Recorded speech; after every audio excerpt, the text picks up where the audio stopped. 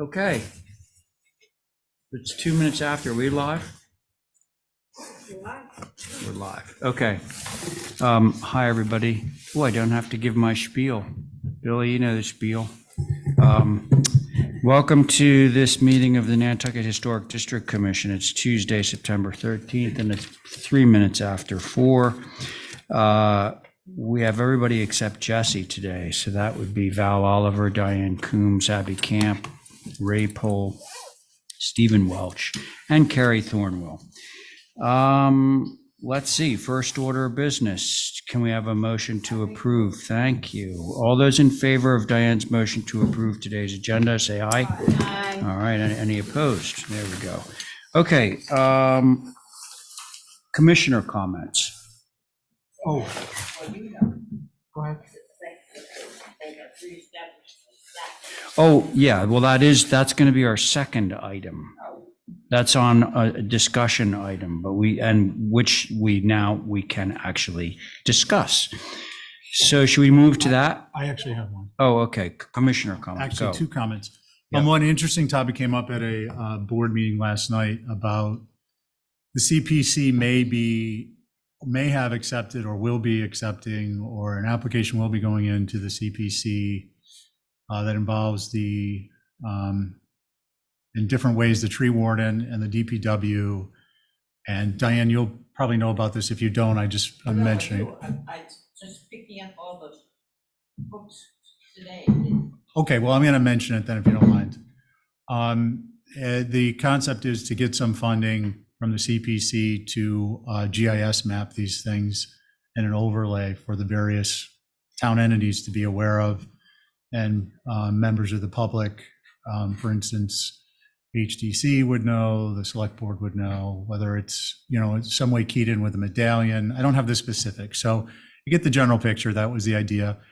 It came up that the period for submissions in support or against may have passed, but I would suggest that, I know we can't talk about this evening, that we consider submitting a letter in support regardless of whether it's been closed or not, because if they don't want to read it, they don't have to read it.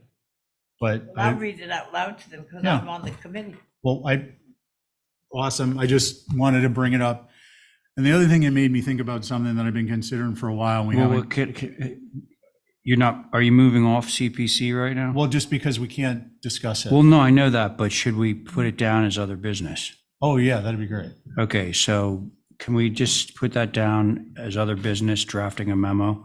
Right, and I think the CPC meeting is at 10 o'clock on Tuesday, when we will start looking at the application. Okay. By the way, Joe Topham brought it up. I think it was actually his idea. So kudos to him if it was, and if not, Joe, you got some credit. Pardon me? I'm sorry, I wasn't really. I know, we're gonna go back to okay, here's a little test. You know the answer, so please don't. We're gonna go back to baselining.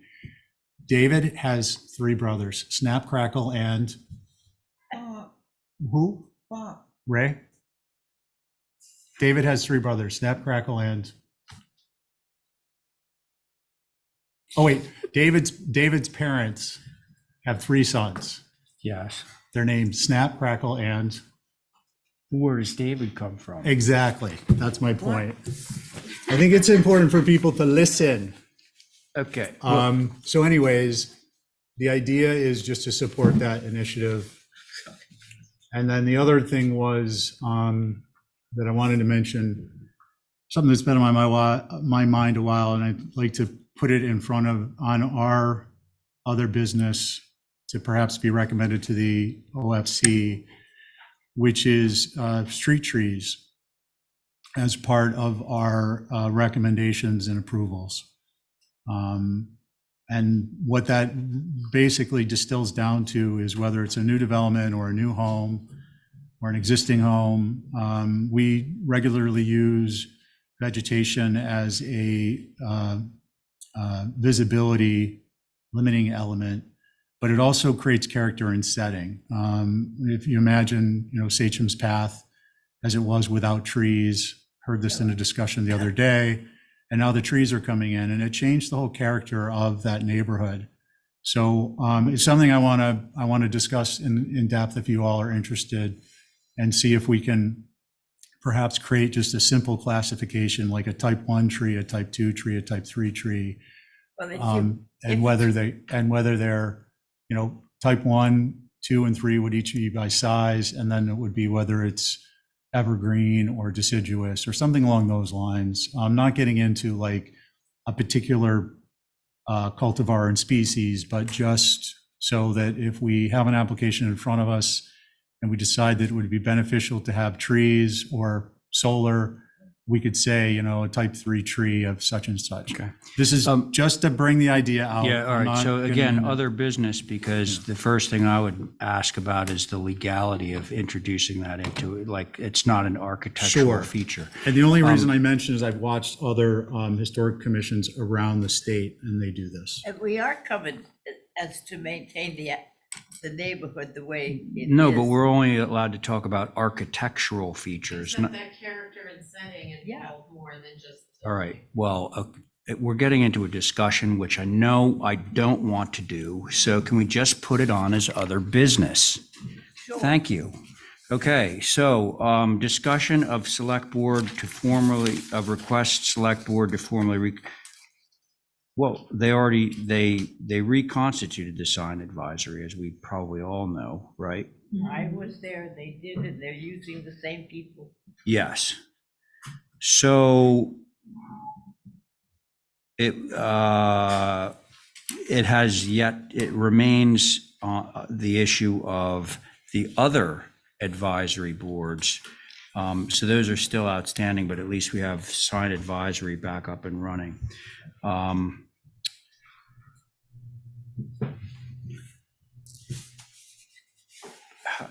Is HSAP up and running too? No, No, nope. they are. So I had proposed to the select board a number of different options. Well, not I, we. I drafted the memo, but it was sort of a collection of our discussion. And I have not heard anything myself about what discussion, if any, there was about any of the boards other than sign advisory. Does anybody know? Tuesday night, they I did do. not discuss other boards. Wednesday, you mean? Wednesday, sorry. Yeah. They did not discuss the other boards. I was there to speak, Mhm. although they did not choose to let me speak. So I sent Mr. Bridges a letter saying, my hand was up for 2.5 hours and you Oh, told me shoot. we would speak, Oh, and it passed by. So okay. I told him that probably I would be there tomorrow night, because I think we have to ask about the legal answer, whether they can or they cannot reestablish the other boards through Libby. Well, legally, as far as I know, again, I don't like opining on what is definitely not my territory, but I've been told that the select board can appoint boards. And that was one avenue that we outlined in the memo to them. One avenue is have them do the boards, but with the explicit understanding that our board participates in the decision-making process. So what I think I should do, I'd like to comment too. yeah, go ahead. So I might have watched a different meeting, and I'm not being flippant. But the discussion I watched had to do with basically what the select board should do and how it should do it. And there was, different members of the board, from what I perceived, were, had different perspectives on it. But whether it was establishing work groups to determine what to do and how to do it, or reconstituting them as they are, or somewhere in between, or something on the other side of the coin. My takeaway was the select board has a lot to do. This is something that, in various regards, in every way, would be welcome to be driven by the HTC, if indeed boards, advisory groups were determined to be reconstituted. And what I mean by driven, I mean providing a who, what, where, when, and obviously in particular why, which we've talked about in the past meetings, including a charter and some operating rules and membership criteria and so on and so forth. So I would suggest that if that's something we were going to do, and I think in particular that we have we have a discussion about it. One of the things that came up that predates my involvement on a regular basis with the HDC is the Design Advisory Committee. And that might be something that could be useful. And I'd like to get input from staff on, personally, as a member of the HDC and as a member of the community, I'd like to get input from staff on that to see what their thoughts were, because I don't know why it went to the wayside. So there may have been a reason for it. You mean, If Wait. people were having a hard time going through in the old days, they had some volunteers who would sit with you. oh, yeah, And I remember Yeah. that distinctly. Neil Barrett was on it. Yeah, But as somebody who brought stuff in, I would disagree with their opinion about what should be well, done. that's Yeah, all well, right. yeah, Just I'm not stop- suggesting that we do it. I'm just making comments that, oftentimes, and I'm kind of getting, I think it's frustrating in a public civil process, you bring up ideas and this is just to get it out there, not to have discussion on it at this point, because we can't, I'd like to say right? something. Or can too. we? Yeah, good. Hang on. All right, we're getting a little bit That's past, why yeah. The way this is worded was SAC. I mean, what I would like to do is follow up and see where the select board is. You were going to say something, Abby? Yeah, I wanted to say that I think they should be reenacted as the members are already on the boards, and that we should, as a board ourselves, put in some new rules and regulations on how a advisory board should be conducted.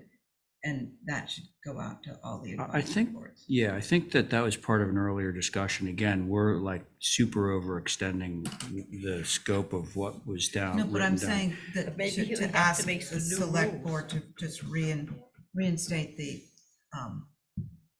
advisory groups as they were, and we as a board give new rules and regs for them to follow. Right. I think what the chairman is saying is that our agenda item pertains only to SAC. So by talking about these, we're getting beyond the scope. That's exactly. And what that's I'm why saying. I was being curt in my prior comments, because we started discussing other stuff. Abby, we have rules to follow. Oh, This is exactly the issue with the I said advisory one groups. thing, you just, okay, go ahead. Go ahead, Gosh. Ray, keep your agenda. Okay. What's 43 Kendrick Street, main dwelling? It's that building. Oh, that. Okay, all right. So Billy sent me something because, sometimes something won't be completely in line with what was approved by this board.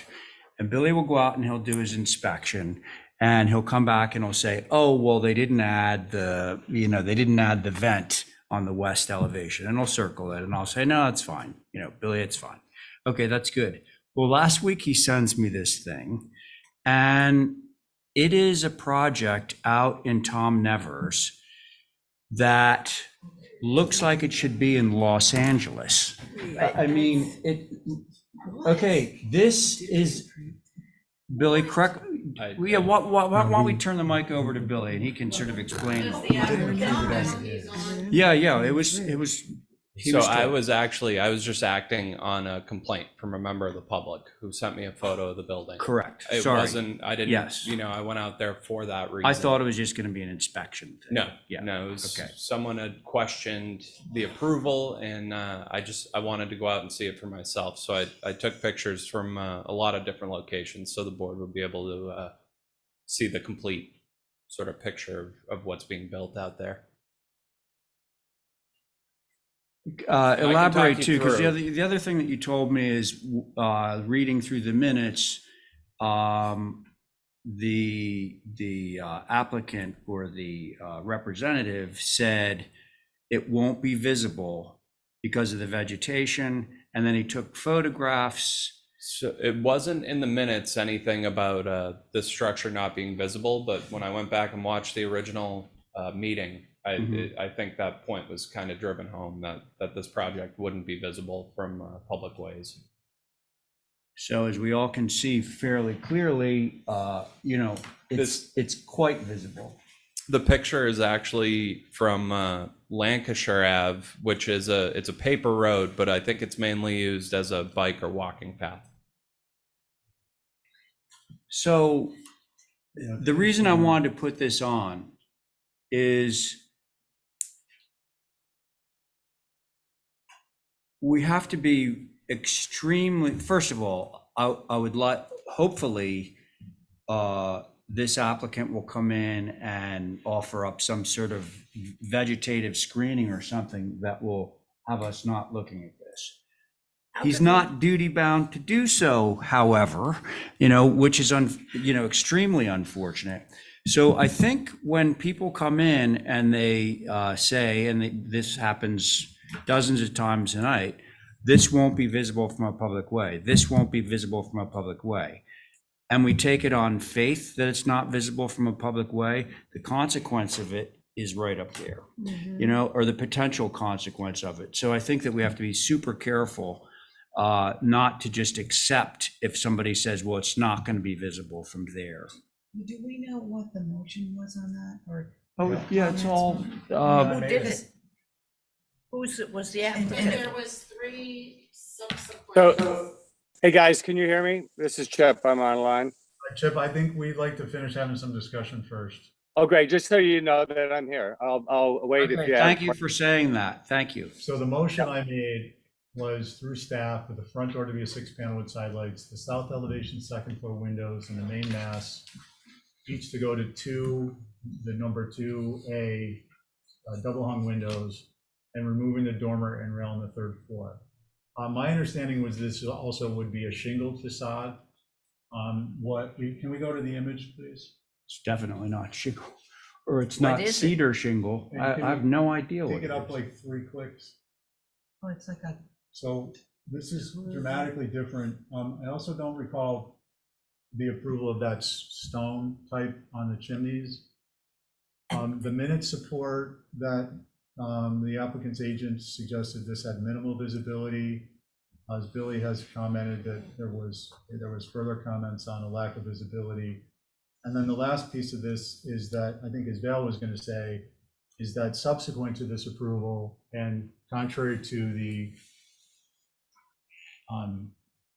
determination we made, this came in and it just happened to be on consent.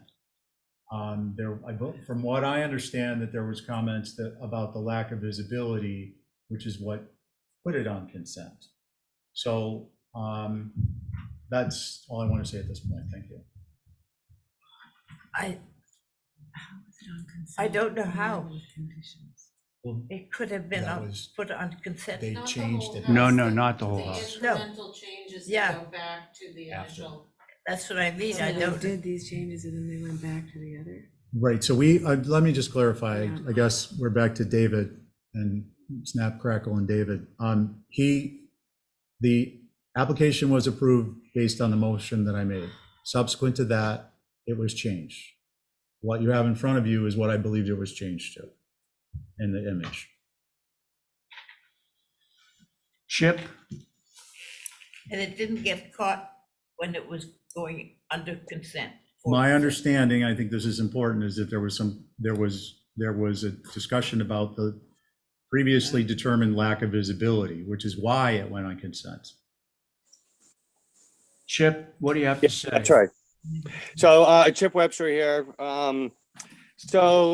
And I'm going by my recollections, as is the case with almost every project on Nantucket, it's come before the board a number of times as there was initial approval and there was subsequent requested revision. So when the project was first before the board, it was approved, as I recall, subject to some revisions or whatever. There was a second application, which I think is one Stephen might be referring to, that was more specific, I believe, to the front door and some other things that I was also reviewed. And then the application that we're looking at right now, which I believe was the third, we submitted when it was in construction. You know, it was at a point where the whole frame was up. And I believe it was just put right on consent. I don't know that it was even came up at that meeting. So we can check and see if that recollection is correct. But I believe what we're looking at right now, which is primarily that rear elevation. Wait a second. This is March. I don't even know. I think that I'm going to take that back. I don't think this was the one that was the final one. I don't know. Okay, so what you're saying, I believe, is that what we're seeing on the screen right now was approved by the board. Okay. Well, first, everything, I believe all three applications were approved. I believe that the operative question or discussion is around the most recent application, which was put on consent. Oh, I'm not talking about that necessarily. I'm talking about the whole thing. Yeah. Okay. All right. Got it. Where is the stamped drawing? It didn't go from being a Quaker, little Quaker house to being this on consent. That one? No. So, okay, can we look at the rear elevation of the package that we have open right now, Yeah. which would be 46, I think, whatever, panel 46 maybe? Oh, or scroll down, I'm sorry.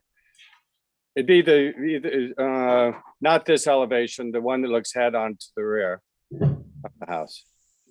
We saw it and it wasn't stamped. That's the front. Yeah, I think I have something that just says to after. I looked, excuse me, I looked through the application with Billy. And there's the initial approval, which required the changes. Get rid of the chimneys, make the windows double hung, and there was one other thing. The third floor. The initial approval dormer. said get rid of the chimneys? Yes, The chimneys that are there now? yeah. And then incrementally, over a series of 3 specific small applications, all 3 of the things we specifically addressed in our initial approval were added back and were approved on consent. That's weird. So,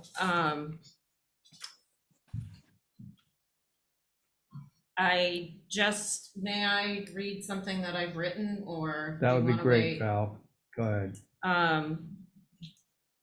It's from Building with Nantucket in mind, which I know everybody thinks is antiquated, but I think it sums things up nicely. And it says, when property owners build only for their own concerns and aspirations and advantage, the result is a structure that does not belong in this environment and diminishes the attractiveness and unity of the island.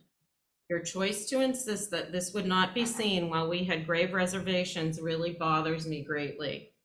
To come back with the very changes we asked for in order to approve one at a time when the H3C is stretched so thin to its very limits, I surmise went through on consent because the person reviewing the application saw that this house was designated as not visible. And I think it's not a very honest maneuver. You knew visibility was a key issue and you chose to do what your clients wanted anyway instead of steering them to what's right for Nantucket. I myself am not going to be able to trust lack of visibility ever again to approve something uncommon and not in keeping with Nantucket. And this is so gravely not Nantucket and so large, I don't even know how it can be mitigated.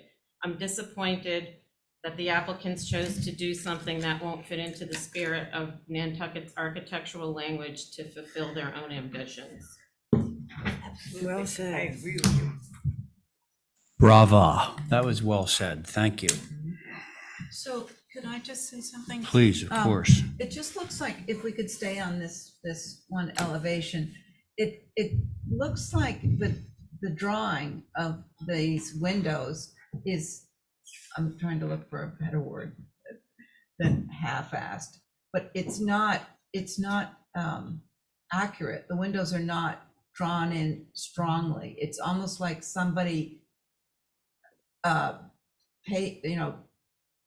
and pasted them on. The muntins don't go all the way to the frame, and it just looks like, it doesn't look like it was professionally drawn, so it just looks, Well, putting that aside, regardless of the line quality, it's a wall of glass. You know, this should be on State Street in Boston, not on right, but Nantucket. it looks like, it just And looks with like the- a fudgy job, like it was just, nobody really sat down and did this at the drawing board. It was just done, just sort of freehand and almost like you're at the lunch table on a napkin. What do you think of this?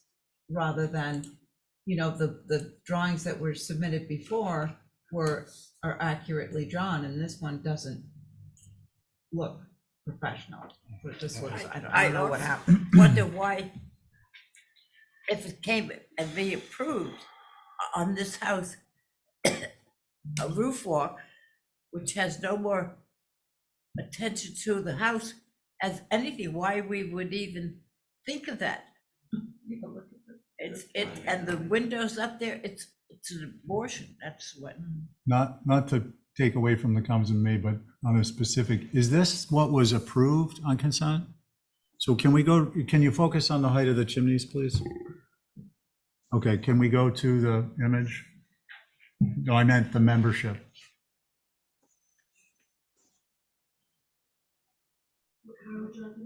To the image that shows the chimney height. And I don't believe that this is a parallax error. Actually, the picture. The photo? Yeah, the photo, otherwise known as a picture.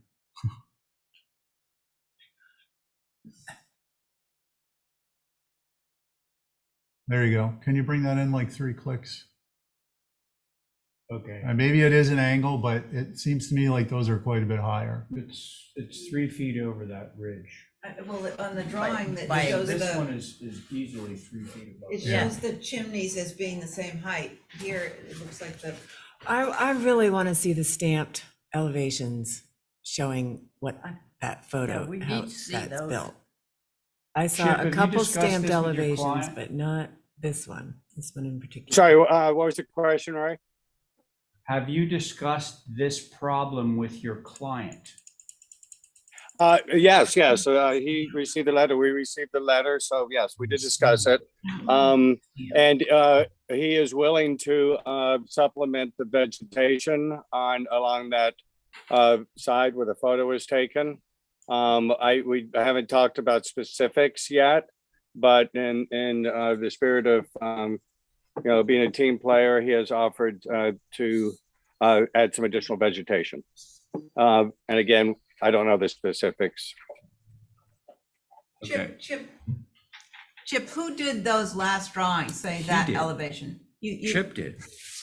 Well, it's not me specifically, but our firm did. And if you go back to the one where we were talking about line weights and so forth, I mean, well, first of all, I can say that we did not in any way try to manipulate drawings.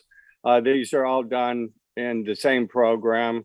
The windows that are at the bottom are double hung units that are operable. So that's why there's more lines on them. The windows on that second floor and the glazing that's in the doors is fixed within those units. So that's why there aren't as many lines on those windows. I mean, these are accurate representations of those products. So just to add that.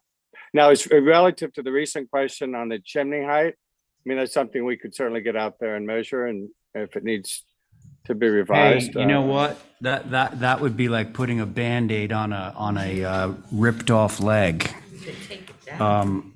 Yeah. Well, I'm just trying to say that the client is willing to do things to it. So anyhow, add vegetation and so forth. Okay, so great. Get back to us on that. And board members, is there any other action that I've heard Carrie say that she'd like to see the actual stamped drawings, correct? This one is not stamped. The other elevations are. It's a little weird.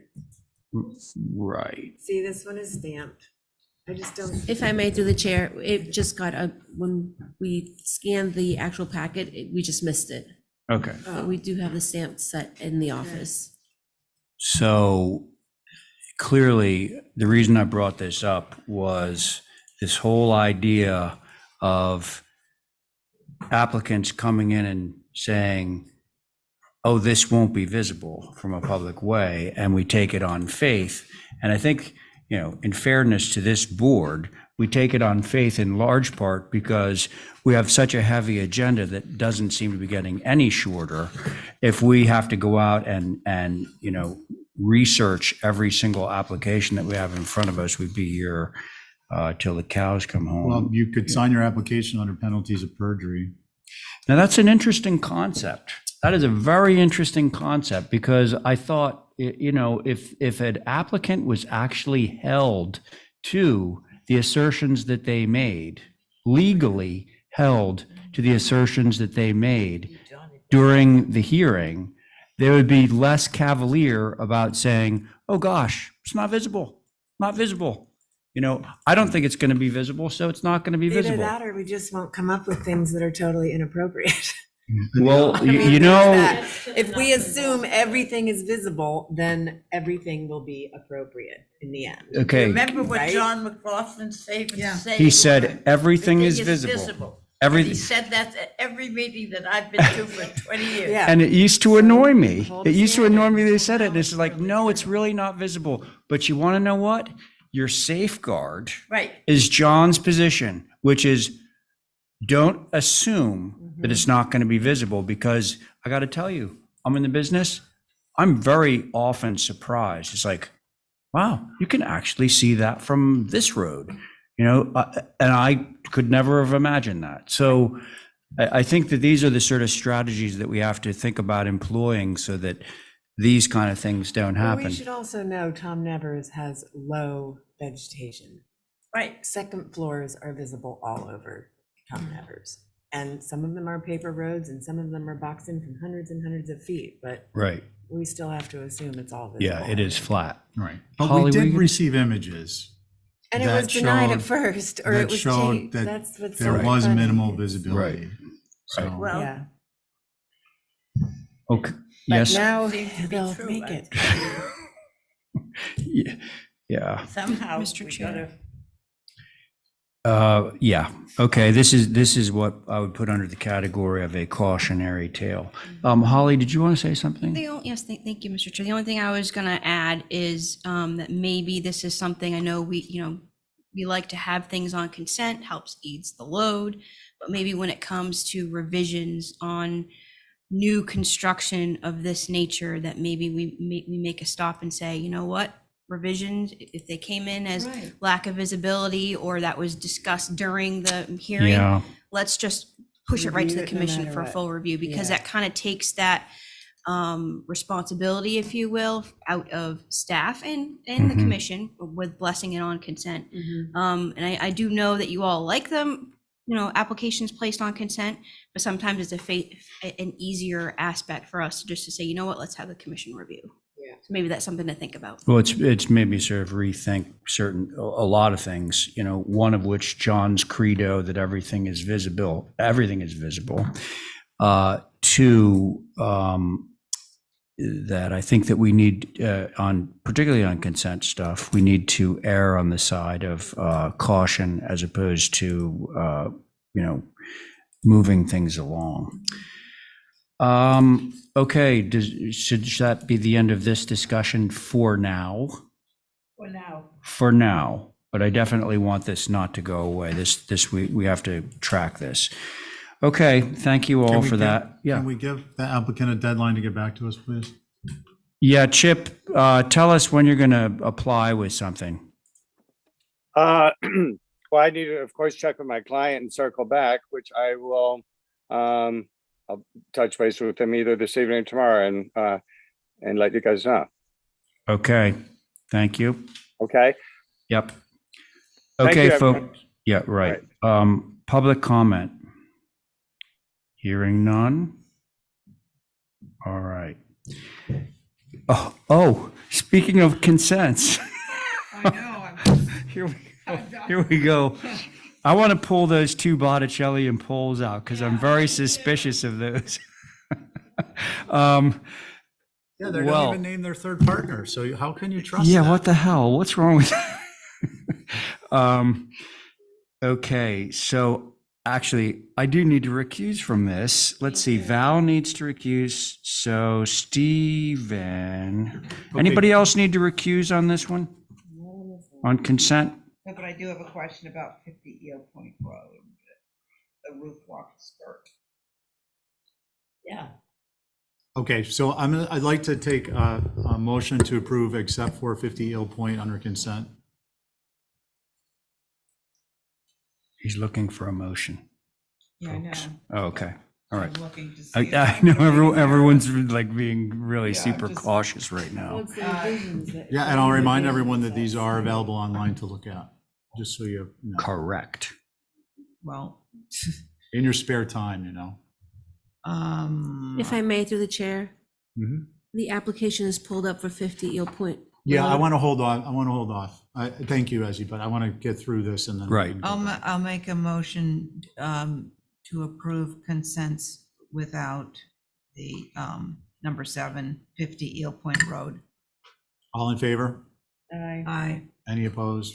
Carries unanimously. Ray, you want to pick up 50 Eel Point? Oh, yeah, right, I guess I can do that. Okay, we have the single consent item of 50 Eel Point. Did you want to see something on that, Abby? Well, the skirt, the skirt is the issue. Oh, it's you mean the fact that it's on one side? Or that it's No, there? they're just adding it all around. I just want. Oh, I'm sorry, I was looking at a previous and a new. I'm sorry, I got it wrong.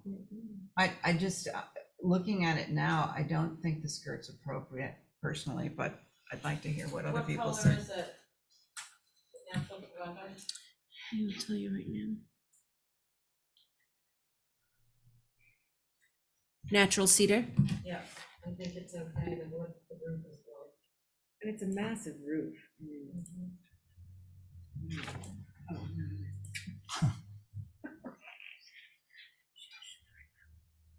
Is there any discussion? Do we have any notes on this? I just think it looks odd, but you make the motion, Val, if you're okay with it. Okay with it. I make a motion to approve as submitted. Okay, Val has made a motion to approve as submitted. All those in favor? Aye. Aye. And one opposed. And one opposed? Is that it? One opposed? You're not on it? I'm actually opposed. Okay, it's two opposed, and this, we should be more careful about, or I should have been more careful about who's sitting, so, everyone, Full board. regular board, okay. So that's two opposed, and Abby's opposed, Yeah, Stephen's opposed, and Diane. Is opposed? Oh, is opposed, that motion does not carry. Motion to approve skirtless. Well, isn't that what they already have an approval for? Oh, Why so don't, then if we're not going to just approve it, then we're deny. denying it, so we need to come up with a reason for it. Why don't we hold it and see if the Yeah, why don't we applicant would hold like to come in and present something I to think that's us? probably. That's a great idea. That's a good idea. Somebody make that motion. Hold Yeah, for there we go. representation. Stephen has just made a motion to hold 50 Point Eel Road. Never Yeah, mind, you know it it's may- going to be a long night for me, folks. Okay, so all those in favor of Stephen's motion to hold 50 Eel Point for representation, aye. Aye. Any opposed? Okay, that does carry. Consent with conditions, let's see. Carrie, you got to sit off that. I'm on it, so yeah, regular board on this. rotating pools. Yeah, I looked at 11, 20, 22, 24, 27, 11 Gray Ave, 7 Monahasset, 36 Lions. Good for you. I think I looked at all of these, I did. except for 6 Ackerman. For some, I don't know why, it just doesn't Did ring a you, bell. did you go out to 3 Primrose? Pardon me? No, I look at them online. And then on the Google Drive. You can drive right by a lot of these places.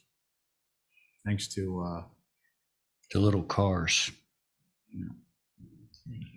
So, what are we gonna do with these folks? motion to approve. for Okay. Conditions. All right, per the conditions, correct. Stephen has made a motion to approve the consent with conditions as per the conditions, obviously. All those in favor? Aye. Any opposed? I'm opposed. You're- Tom and I. Okay, so Abby's opposed. Anyone else opposed? Okay, so that motion carries 4 in favor, 1 opposed.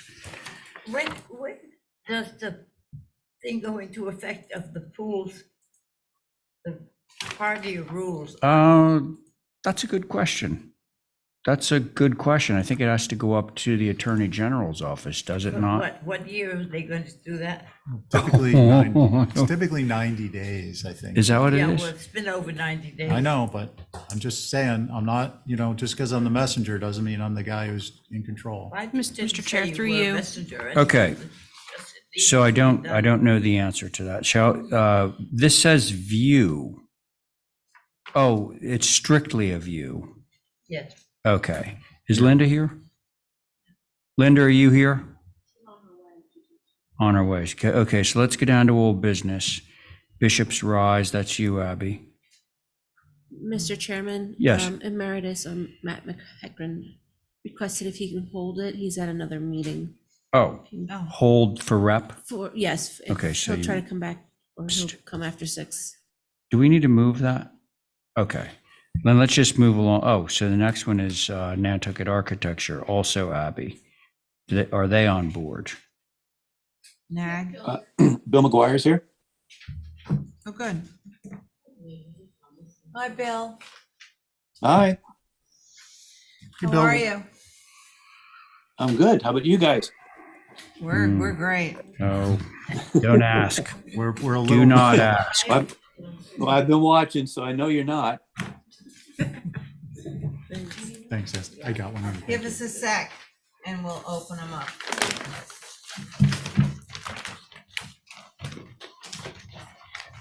Go ahead, Bill. It's been a while.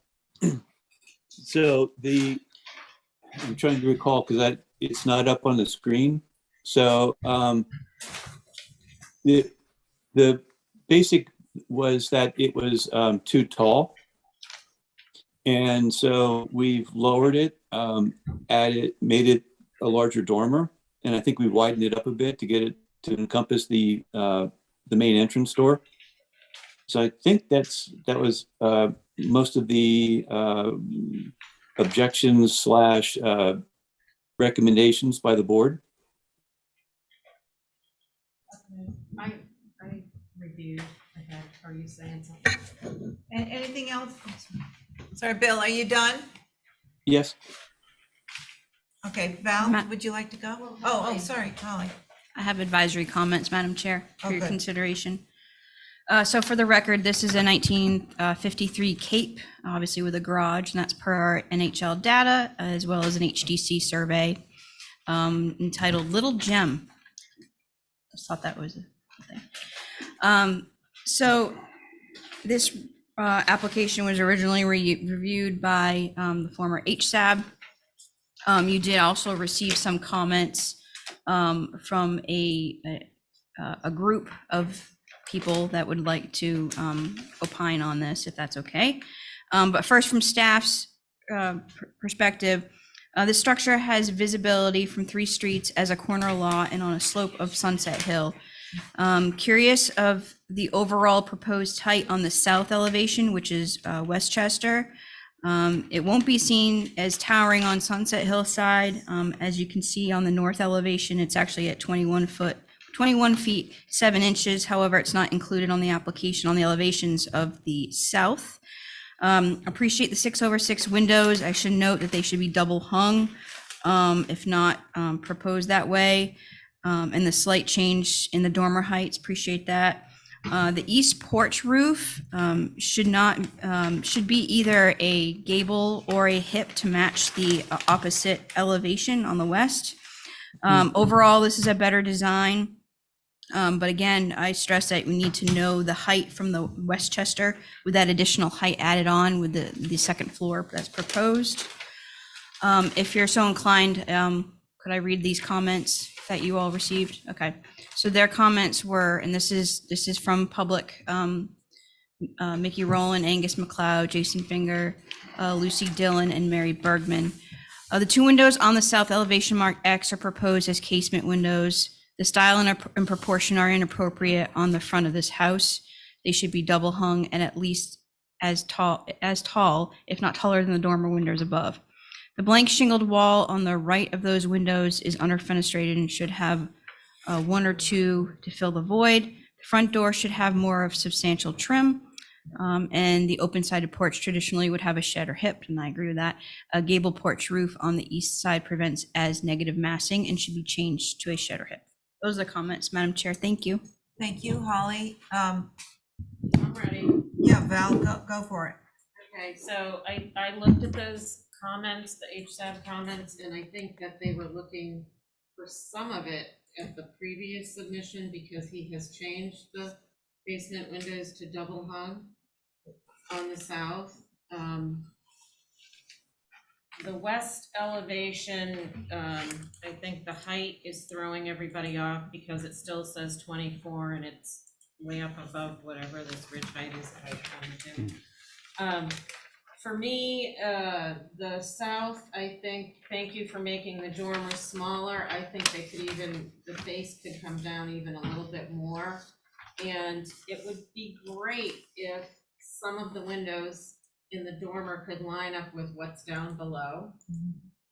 Since that is the front of the house, and the existing house seems to have more trim around the front door, and this really doesn't have any, so I think the door needs some presence. I know the reason he probably has this negative porch space on the right-hand side of the south the way it is because if you look at the east elevation of the former piece of the building that was there, I think he's just taking the rear part off and simply adding a roof line to make it an open porch, which is why it's that way. However, having said that, if he wanted to do a shed or a hip, that would be nice because it would just sort of bring the whole building down on that side.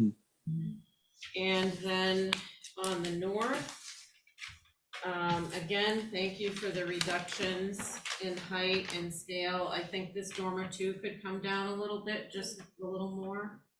And on the north, if some window could shift one slight way or another in the dormer or on the first floor, I think that would be a great change to make it less chaotic. That's all I have, Madam Chair. Thank you, Val. Want me to go? Yeah, that would be great. Thanks. I agree with what Val said. I also would like to see the dormer, particularly on the south elevation, to be brought in some so you don't have so much space in there all crooked, or not one on top of the other. They have room to rearrange and so that they are in line. There, I think the front door should be made more ornate with a head space over the top of it. And the area of that first floor seems very tight where the rest of it seems to be a lot available space, so I'd like to see that, brought up. Hey, Bill, on Yes? the existing house, as we're looking at the photos you've provided, they have a full 4 or 5 inches above the windows before the eave line. But it looks in these iterations as well as the existing that there isn't that much space. Is that just a slip of the eye looking at the photos? Or did I the think, wall height get bigger? yeah, I think it might be a combination of both of those. There is a bit of space above that, and so I've drawn it incorrectly on the elevation, which would then, if the roof is taller than, or if the roof line is taller than that, then I can get more trim around that front door, like you've been mentioning. Yeah. But did the wall height increase or no? No? It went up, yes. Don't think so. Well, actually, I think the roof line does come all the way down to the top of the window casing, like it's drawn in the proposed south elevation. Right. No, but look at this. Well, in the previous, it went, what stayed There's up, plenty of room and then it came down. to go up it. I don't know whether that's this poopy there and it went up, which that gives you that space to get something underneath it, but this, right now, it seems to me the front door is very incidental and has no room at this proposal of how to enlarge it. So I would do that. And again, the putting of the windows one over the other in this particular location, and they would be a good thing. I have 2 proposed north elevations. No, that was the last one. This is The new proposed. The new. So I would like to see that and keep it down off the roof. And I think that at the moment is it for what I'd like to say. May have something later, but that's it now. Thank you. Thank you, Diane. Stephen? Thanks, Madam Chair. Bill, you're not going to like what I have to say. You know, I appreciate the changes you made to the dormer, but now that I'm not looking at the dormer, which I believed was overwhelming in the original proposal, both with respect to its size, but also the fenestration. What I'm seeing is, you know, I'm seeing the main roof is changing to a traditional cape, whereas the structure is more of a historic lower pitch, roof pitch cape. And I don't think it's appropriate for the area. There isn't another Cape style home, more modern, conventional Cape on that street. And I think something lower pitched and a smaller dormer, both with respect to height and width, would be more appropriate. With respect to that dormer, you know, I'll just say that a header beam and you don't necessarily need a gutter on a roof that's over another roof. You could drop that, and also at the base there's the sill between the sill height about 6 inches up from the main roof. You know, there's almost a foot of height in that dormer as it is. It could be let out, but for me the most important part is changing that roof on the main roof to a contemporary Cape pitch. I don't think it's appropriate. Thank you, Madam Chair. Thank you, Stephen. Carrie? For me, it's the dormer and the scale of the windows up there are overwhelming the ones down below. And I do understand the X's are ones that exist. Am I right? The X's Yes. exist and they are casements. Is that right? Yes. So, because those, yeah, it's on the window schedule. The X's are existing. You see them on the existing elevations. XXX, is that? The ones that look like double hungs? Yeah, if you look at the existing south, there's two X's on the right. Yeah. And those are casement now on the Yes. existing. Yep. So he's reusing those on the first floor, just separating them. Oh, I So, didn't know they were casement, they were- but they're built, well, that's the point. They're built to look like double hungs, so they go along with the double hungs. I'm okay with that actually, and I think that size window should then be in the dormer above. Fake them out as double hungs, but the scale would be right, and the dormer can set back further on the roof, so the dormer is not so tall on that one-story roof. And I think that will proportionally work out better to make it all cohesive, and then you can line up the windows as you can.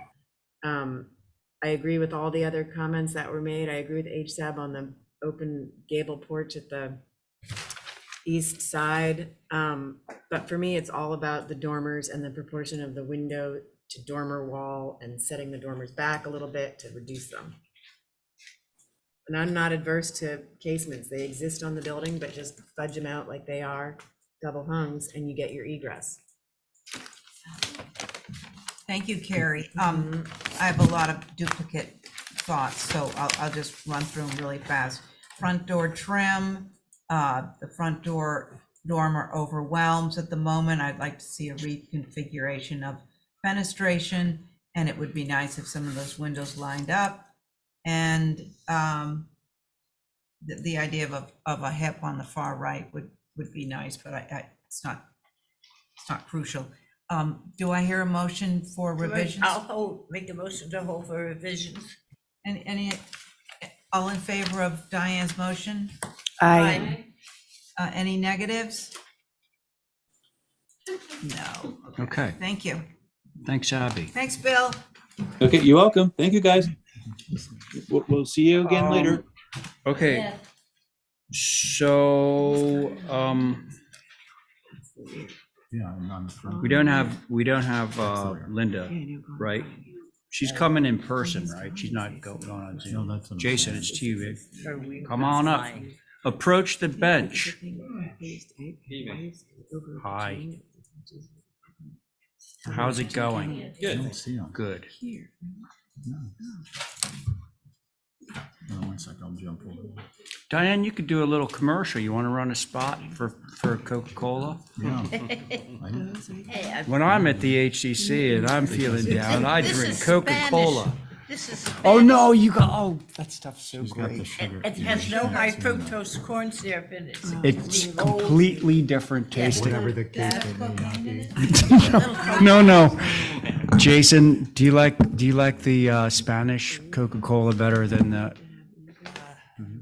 Yes, when I'm in You Spain. didn't know. The right answer is yes. Okay.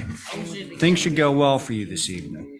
All right, let's go, folks. Do we know who's on this? Myself, Abby, Stephen, Carrie. You're a 4-person board for some reason. And when they do it, it works fine. All right, everybody remembers this beautiful little house down on Easton Street. Looks like you changed the rail design. I provided a few options and I'll explain Okay. to you our options. Yeah, why don't you walk us through it? Okay, it was a hold for some minor revisions. The Mhm. main one was the concern about the railing. It was getting kind of weird and complicated. It was initially started through suggestions through HSAB and the board too. So this time around, we did some research. We looked around other historic homes, and we revised it with option. I think it was option 3 that I did. I did crossbuck spiders everywhere, but I still felt it overwhelmed the home. So I did Everywhere? Yeah, I did 4 options. Okay, I haven't gotten to that part yet. And which one's this? This one's just in the center. This is the one I like the most. I'm looking at the one that's just in the middle. Yeah, this is the one I prefer. I thought this gave the nod to the historic tradition, but was it wasn't overwhelming the architecture. So I prefer this compared to it everywhere, which was option 2. Oh, I believe. see, yeah, So okay. I gave you get several what options to look at, just so you can see how we came to the All right. conclusion of 4 being, Just a Our point of preference. information. Oops, sorry. Do we have minutes on this? I don't see them in the application packet. put it in there. I have copies, you know, too. Would you mind? Sorry. Just- While you're looking at the minutes, Stephen, was that the end of your Well, narrative? so our main focus was on the railings. We liked the option, like I said, option 4, but the old historic photos did show a typical 2x2 baluster and rail on the old part of the house, and certainly that would work for us, and I would just then do that in the back on the new addition. Then there were some comments about the skirt board. We don't want it white, so it's definitely natural to weather cedar 1x6 on the skirt boards of the deck. And the questions about the foundation, it was going to be parged gray, whatever's exposed. And that is the main focus of these revisions, I guess. Okay. Yep. Thank you. Holly? Thank you, Mr. Chair. So for the record, this is a Radford bungalow circa 1912 windward, and one of the first built down there on Brant Point. And for the record, this would have to follow the Resilient Nantucket. We're going to need an elevation certificate, and we also need a historic determination application that should be submitted along with this application. We do have HSAB comments that were received on August 15th. Although the commission was, that's my comments, HSAB. The simplified crossbuck railing with one crossbuck section might work on the main mast, but should not be repeated on the side deck. The foundation material is shown as cement, which is what is existing. However, once it's raised, much more foundation will be exposed. A more appropriate material for an elevated structure would be panels of lattice or spaced vertical boards on brick piers. Again, this has been used as an example within our Resilient Nantucket design guidelines on what's appropriate for this historic structure. The side deck is still too large and is very visible from the street. We should stop at the edge of the addition. Moving the house closer to the neighbor disrupts the existing streetscape and is unnecessary.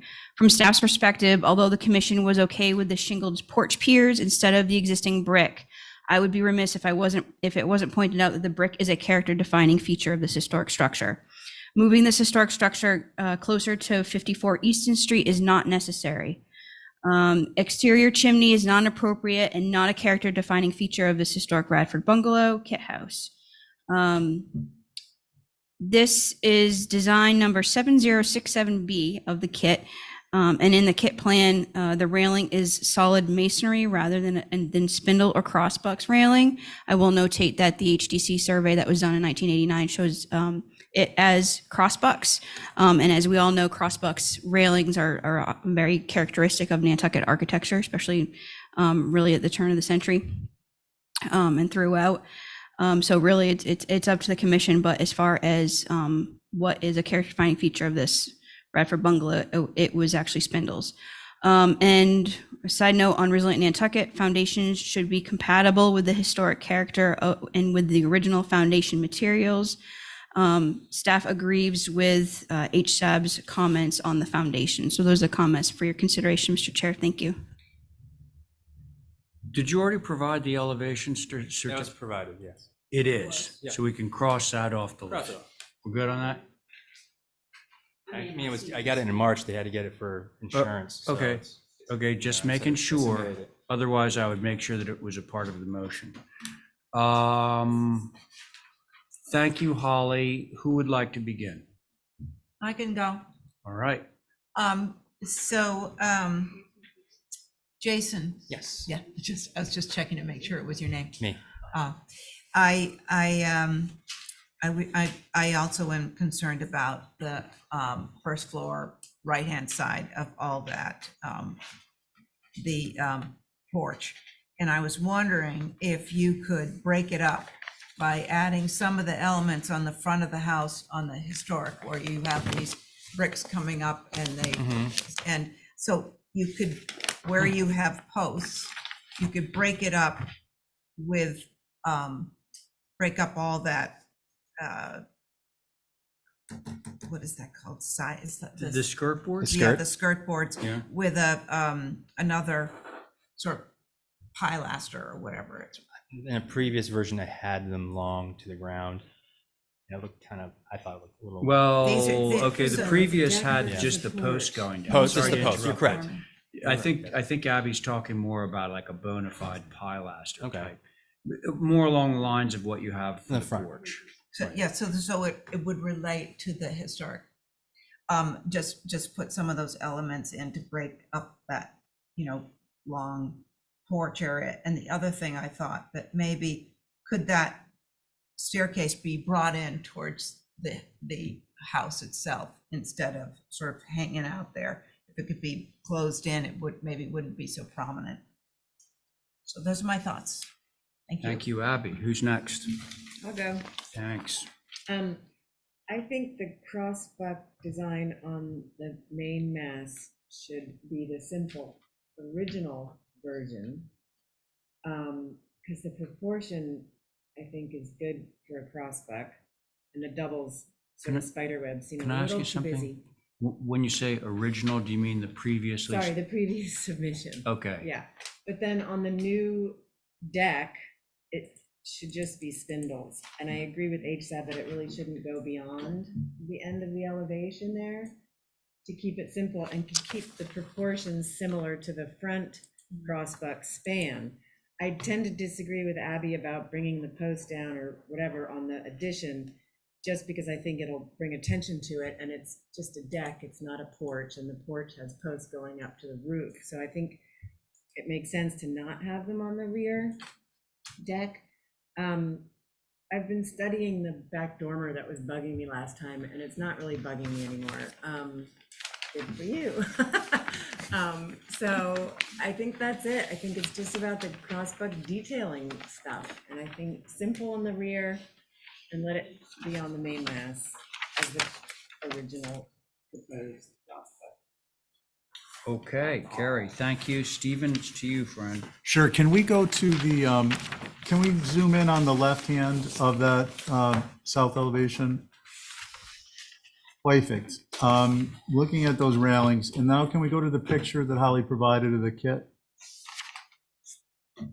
The separate, was a separate packet. Sorry to have you jumping around. The Nancy. old drawing? HDC survey. Oh, yeah, right there. And can we click up on that? You're trying to see That's the whether kit. those are bricks and they're not. No, I'm just, the enclosed, the sidewall railing to me seems much more appropriate. Okay, can we go back? Oh. And I particularly am interested in that, Huh. the skirt below, which is not this, it's a wider board and it's nowhere near as close together as we typically do it.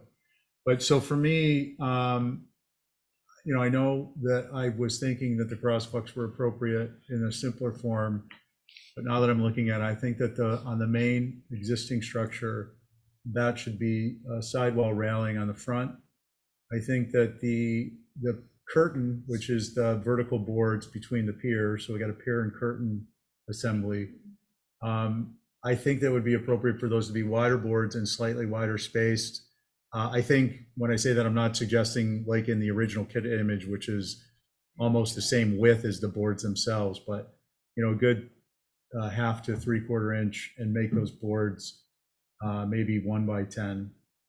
It just changes the presentation of the scale. I think that this gets very, very busy looking at these. I think that the comment Abby made about adding a more substantial vertical element, I believe is what she was saying, under the post on the deck. Correct. And this elevation as it wraps around is very important. Can we go to the next elevation, please? I'm concerned about the ridge of the ridge height of the addition. I think it needs to be more subordinate than the main mass. And otherwise, no other comments except for what flows around from the front corners, flows around the corner from the front. And the next elevation, please.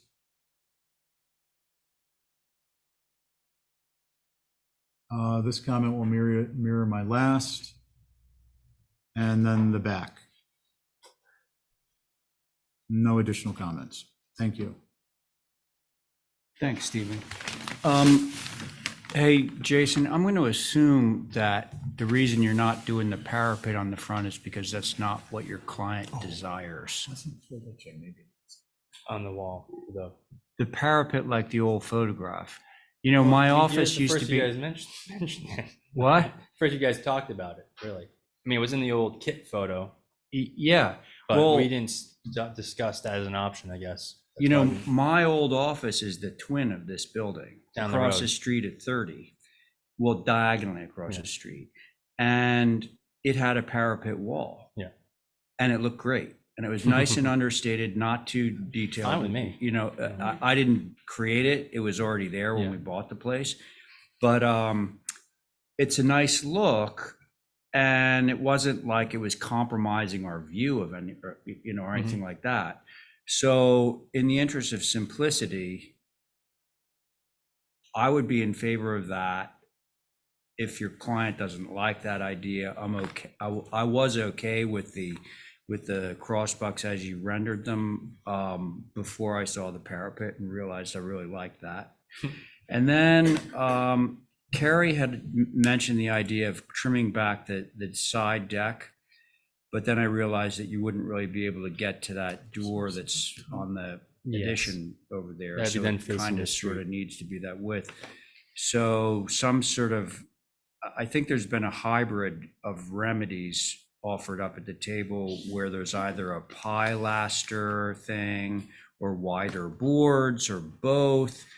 Any of those things would certainly help me bringing this back to sort of a cottagey simplicity of its vintage.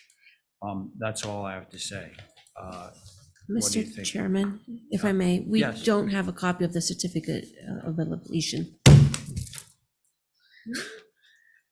You see? Why not? Okay, I have one so more whatever comment. motion, okay, Stephen has another thing to One more say. comment. I agree with HB on the chimney, and the motion is to hold for those revisions. And for the elevation And the certificate. elevation. You know, just bring another one if you could. Definitely bring another one. Is there a way to, because there's a lot, last time it seemed like it was just the railings, and now it's a little more than the railings, but to revise through staff based on your comments, can we decide like what we could do with the railing I now? wish we could. Jason, I think it's a historic house, and I think we got to give it our full. Agreed, okay. Well, and also if there was like a clear consensus about what needed to be done. Sure. We would have a motion that included those revisions, but I don't think there's a very clear view of what things Okay. you need to do to Okay. get approved by a majority of this board. Mr. So, Chair, sorry.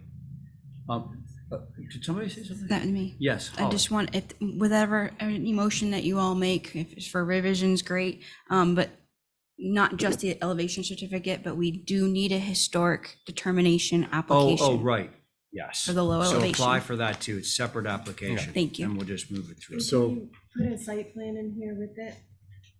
Yeah. That would be great. Yeah, really great.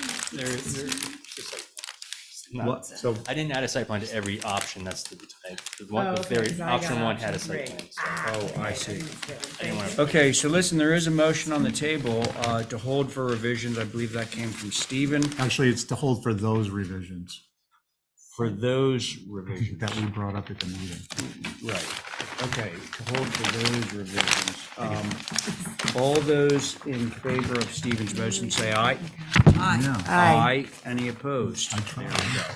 Okay, Linda has entered the room, so now this goes, let's go back to the view. 47 Milk. I didn't see anything in the packet about what this looks like. If I may clarify, Here, shh, Linda, shh. if I may clarify, I received an email from Linda stating that the ridge poles were up, and I forwarded that to the commissioners. Yeah. I'm assuming you would drive out there and look at it, but I did not receive anything to share with you guys. No, I'd I like to- went by and took pictures. It's just that I've looked back on 3 meetings and not seen what it looks like, so that's why I was No, we're asking. not back with the revisions yet, we just wanted you to see the. I'd like to make a And clarification. Linda, by the way, as I drove by and took a picture, it's wide open, there's no vegetation Oh, yes. in front of the building. Well, but Linda, I'm pretty sure that if Thank you you listen for to the the transcript, it will say that the vegetation was going to remain. I'd like to make a clarification on that. Yeah, Stephen wants to say something. Go ahead, Steve. So I'll take responsibility on the views. I don't, as he wasn't here when we did views in the agenda, what we were doing at that time was online for the packet, we were creating a category views. And then that way, whatever was last submitted, or if the applicant submitted something new, then we could get it on a tablet or whatever. So sorry about that. Okay. Yeah, I was a little confused, but I gave you the view thing where the poles are and the pictures from the various locations. You can see one pole. Val's right, Yeah, on I the can right see side. that. So I just, and I know Carrie went by last week and looked at it, so I just wanted to give you the packet so you can sort of think about it, because we're making revisions to that studio pool house thing. Right. You don't spell Win Street, W-Y. Remember that. No, it's W-I-N-N, isn't it? Yeah. How did I spell it? W-Y? Yes, you did. So I apologize, I don't remember, I know one building is moving. Yes. And then there's a new house being built, so there is no there won't be any vegetation then between the street and that, any of that, Well, right? certainly not It's where the going back. relocated house is going. Right. You Yeah. know, if you look at the site plan, Yeah. the relocated house is right up at the road. It's 20 feet off the road. It's 11. Okay, Well, it's the front yard setback is 20. okay.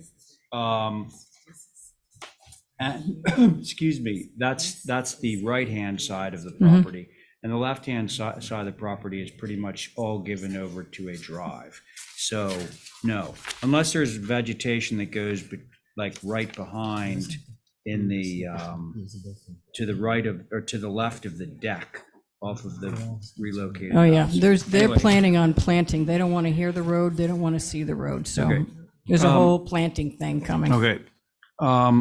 Anyway, so Val, your opinion. Again, Oh, I apologize. I'm sorry. There is a board on this. Yeah, So who's the board? Doesn't tell me. I didn't know we were discussing it. I thought I was just here's your polls are up, here's your view packet, and Oh, move good, on. because we need more information. Can we Yeah. just get one clarification? Do you mind, Mr. Chairman? Well, I don't. I mean, to be official on this, though, we should have the same people opining on this that are actually on the applications. Well, maybe we don't opine on it, and because we don't have drawings in front of us. Right, and you we don't just have the get a revisions. clarification on, Okay, go for the clarification. You don't have any Steve. revisions, so, I just wanted, I believe that, perhaps incorrectly, that the reason we had a view pole was because it may be visible from Yes, the backside. correct. Okay, so that was That's a where that clarification I strange want. roof walk thing was. And then I would just ask that, apropos the earlier clarification, we would just post the packet or the drawings, and then we can go out and do a view. Good. Now that we all have the poll up and we know whether we're going to be able to see the kind of atypical roof walk type thing that's on the back side of that house. That was the crux of the issue. Anyway, we don't need to move this. no, it's just there. Okay, so we'll talk to you later about this, Linda. So actually, Emeritus is still holding, right? Okay, so then that brings us down to 120 Old South Road. And do we have anybody to represent that? Good evening, Chip Webster here representing the next 3 projects.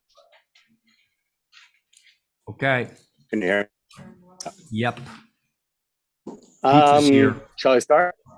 yeah. What's that? So the next 3 applications, the first time we looked at it, I suggested really need to be looked at all together because there are 3 buildings that are right in a row.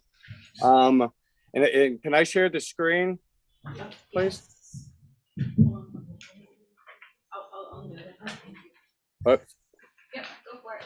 okay, it looks like I need permission to share.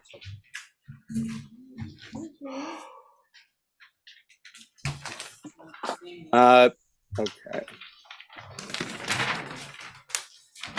There's no site plan. Okay, it looks like it is syncing up.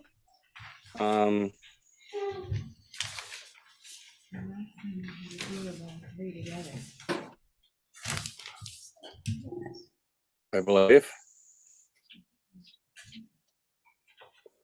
Don't need a site plan.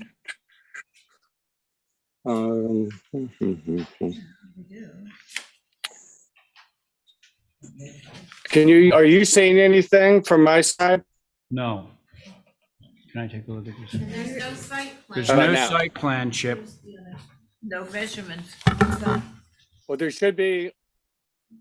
Okay, I'm sharing buildings, I believe. Yeah.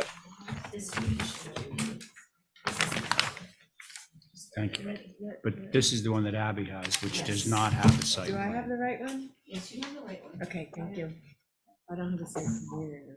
And it's 30. The last time we had a vignette of. Are you able to see my screen? We all see buildings Yes. together last time. Oh, look, there we go. This is Old South Road? Look Yeah. behind us here, here's That is not. helpful. Chip, Yes, can you hear me? yeah, we can Hello? hear you. So answer the question as to why it's 3 feet over zoning. Height. It's not. This is, the height is 35 and so. In what zone? What zone? We don't know because we don't have a site We don't plan. have a site plan. There should be, in each of the packets, a site plan for each of those, but what I'm attempting to share, and I don't know if it's coming up, is one that shows all three together. We see all three together, the proposed and then the past, I guess, proposed, or, I don't know what, I can't read the writing. Yeah, so there are three set. Oh God, now we lost it. Uh-oh, he's gone now too. Oy vey. Yeah, this is absurd. What is the zone now? I don't know, but now he's not even. up. Well, regardless of the zone, you know, it's 3 of these things side by side. Right on the road and that goes up, right? He ha- So he- that- Well, I still haven't seen a site plan that shows, because I can't remember where this actually was. Is it in between, where the Thai house and I think so. yeah, Yeah. there's 3 empty lots, so it's Okay. almost right across from Mace, the Airport Road, Mace, Yeah. but up a tiny bit on the left. But Chip is gone, but he did have an image with the Mhm. 3 in a row. There's a locus. So that's the site right here. Yep. And those buildings are not 30 feet. Uh-uh. They're a lot narrower than what he's got. So, okay, so there's the ABC. But he's disappeared. Can you guys hear me now? Oh, yeah, kinda. Hello? Yes, we can hear you. Testing. We can hear you. Can you hear us? Jim? I don't know. It seems like maybe I was disconnected when I was trying to share the screen. If you can hear me now, if you look at the image right now, it shows the 3 buildings. I believe if you scroll up, it should show the streetscape. The 3 elevations. There. All right, No. that's the original application.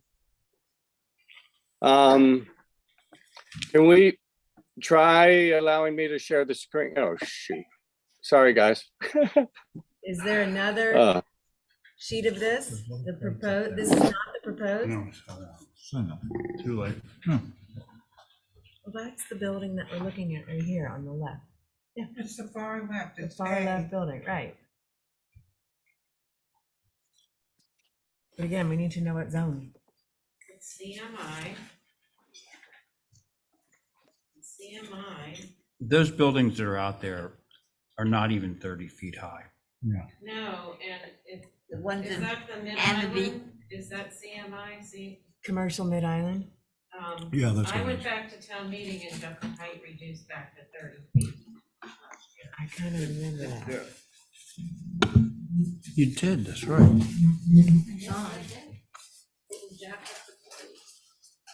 All right, Just looking at your face when you said that. So we got to come down to 30 feet. That's a basic one. well, at least. Oh, wait, quick question. I think I got disconnected. I'm back. Did I hear Val say that it was changed back to 30? If Yes, this is the same as mid-island, is that what CMI means? Yeah, I mean, this was information that we were given by the surveyor, so if that's the case, then obviously it needs to conform to zoning. well, and also, let's be Nonetheless, it clear looks on this whole massive. point. Yeah. We are not the zoning officials. Well, one of us. Oh, actually, you're not, right? You don't do zoning. I am a zoning compliance all right. officer, but I'm not here tonight as. So one of us is doing zoning, but not at this table. What we're doing is HDC and the appropriateness of a building of this height in that area with the context. That's what we are opining on. Yep. Okay. Anything else, folks? Yeah. Stephen, go. These are big buildings.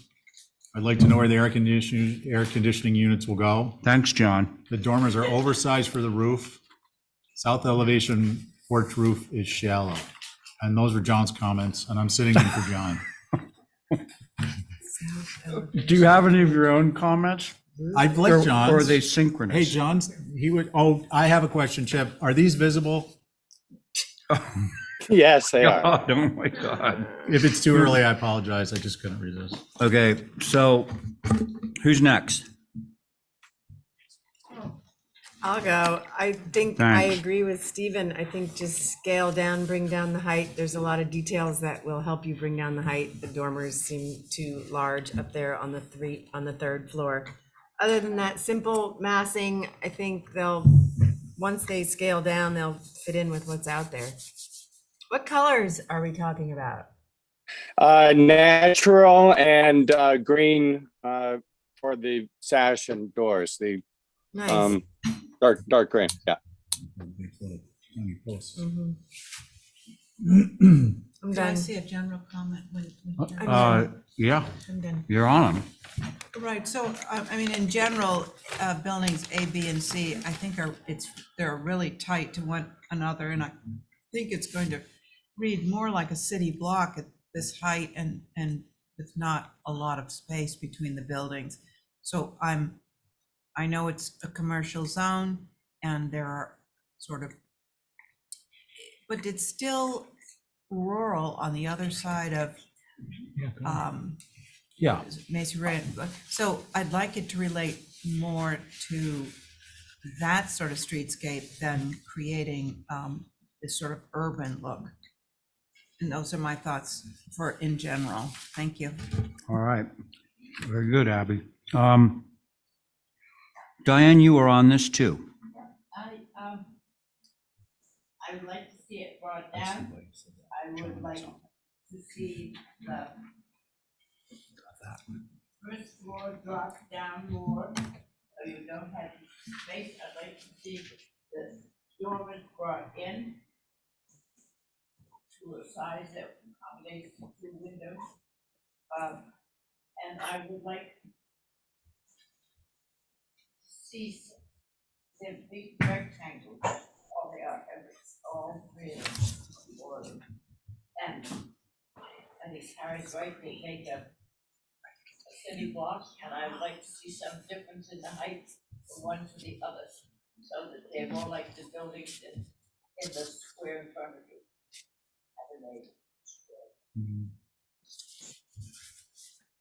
Is that it, And the Diane? windows Oh. up in the gables, same shape as the ones below, not square ones.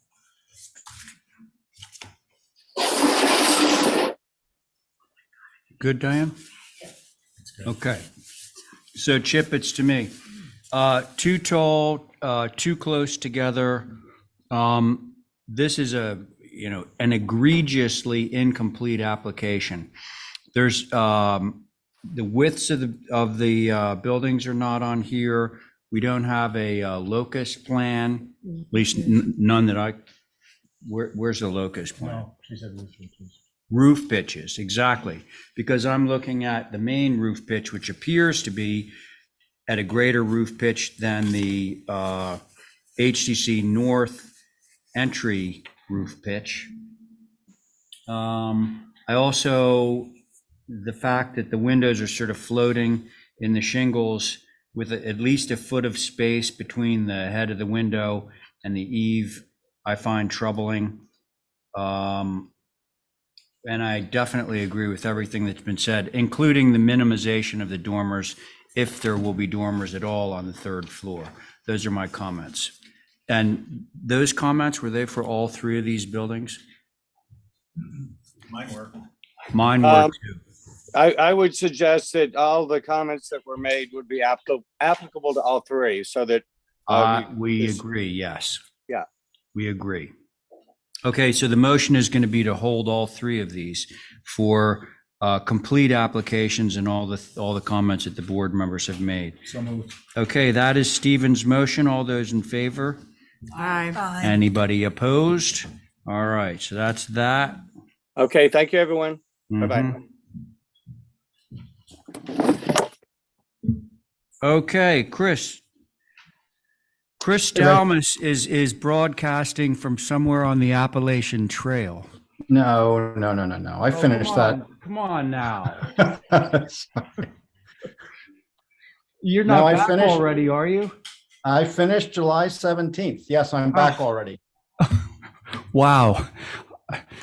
Good for you. Did you run the whole way? Well, I didn't do the whole thing, you know. You did a lot I just of had it. 400 miles to do to finish it. Only 400 miles. Anyway, congratulations, Chris. Yeah, thank you. All right, so we're now back to Ray's Court, I believe, with you, right? Correct. All right. Myself, Abby, Diane, Stephen, Carrie. Should I proceed? Yeah, go We're ahead. getting We're getting our Well, drawings let's up, get but you might as let's well get the drawings up. go for it.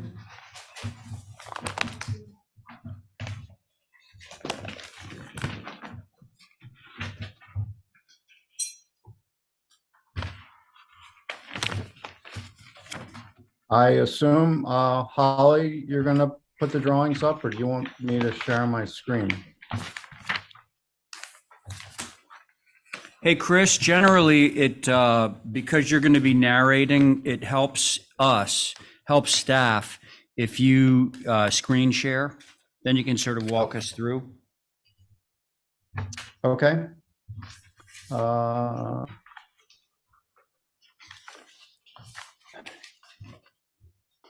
Well, this is good. I mean, we're just going to go through it chronologically. So this is exactly where I want to start. Okay. Let's see. Item number one, we've got the existing conditions. This is north elevation, existing conditions on the left side, and then two previous submissions going from left to right. Number one, and probably most significant, we have eliminated the proposed roof walk. We've never been able to determine whether or not there was a roof walk that was original to the house from historic photos. So we have taken that from this application, which also results into the fact that there's no change to the existing chimney. With the prior submission, we had to increase the height of the chimney above that roof walk. Number two, there was concern about the side door, which was a 9-light door. We've changed that to a 6-panel door with glazed upper panels. And then finally, there was a 9-light window on the far west side above the garage doors. We've changed to a 6/6 double hung. I think that was per Stephen's recommendations. So those are the significant changes that we've made on the north elevation. Can we go to the east? Okay. Again, I mean, I'm not going to comment on the roof walk any longer, the chimney, since we already handled that on the north elevation. We have dropped the rear L eave by 12 inches so that it previously matched the front of the house, an alignment that is really not uncommon in the old historic district. Nonetheless, we dropped it down. It matches the side L eave height. And that's really the most significant change on this east elevation. So if we could go to the south, the next drawing. So here we've dropped the rear L eave line by 12 inches. There was concern also about the large double hung window at the third floor in the upper gable. We've changed that to a 9-light sash. And those glass proportions, those light proportions essentially match the sash of the windows below in that elevation. And if we could go to the west, please. Thank you. The only significant change here is, again, we had 9-light windows in the gable of the side L, and we've changed those to 6/6 double hung windows. And these essentially elements and features were really in response to the board's comments. I'll put it back to the chair. Okay. Chris, thank you. It's Holly's turn now. Thank you, Mr. Chair. So for the record, this is a circa 1797 built for George Gray Cooper with an addition that was done in 1835 per Brian Pfeiffer. And there is notated within the application that he did a historic assessment. Just for the record, would love to have a copy of that for the file, if that would be okay. HSAB actually was able to take a look at these revisions on August 15th, their last meeting. The rear addition is disproportionately wide. It should be more subordinate to the main mass, and the ridge should drop a couple feet below the main ridge. Rear Ls are usually much narrower and don't normally conceal so much of the rear elevation. I would concur. Exterior fireplaces are not appropriate anywhere in the OHD. This one will be very visible from due to Chase Lane and should be eliminated. On the north and west elevations, the height of the side entrance porch skirt board may not be drawn accurately. On the north elevation, the grade at the bottom of the steps must slope towards the driveway, which would increase the height of the skirt board on the west elevation, creating an awkwardly tall skirt adjacent to the driveway. The two windows on the west elevation are pulled awkwardly close to the corners. They should be much closer to the center. And the proposed window changes to the main mass are no longer shown on the drawings. This information should be on each revision so it's clear as to what's being moved and replaced. From staff's comments, the plans, first of all, I just want to appreciate the removal of the roof walk. That's great. The plans need to accurately reflect the existing historic material versus the proposed addition, including the fenestration. It's not clear. The proposed demoed features should be clearly identified and indicated in red. Again, I will be remiss if I didn't say this. It would be more appropriate to keep the garage as a separate structure. Garages onto a pre-Civil War structure is unprecedented and inappropriate. Keep it separate. The rear should show additive massing and refer to HSAB's comment.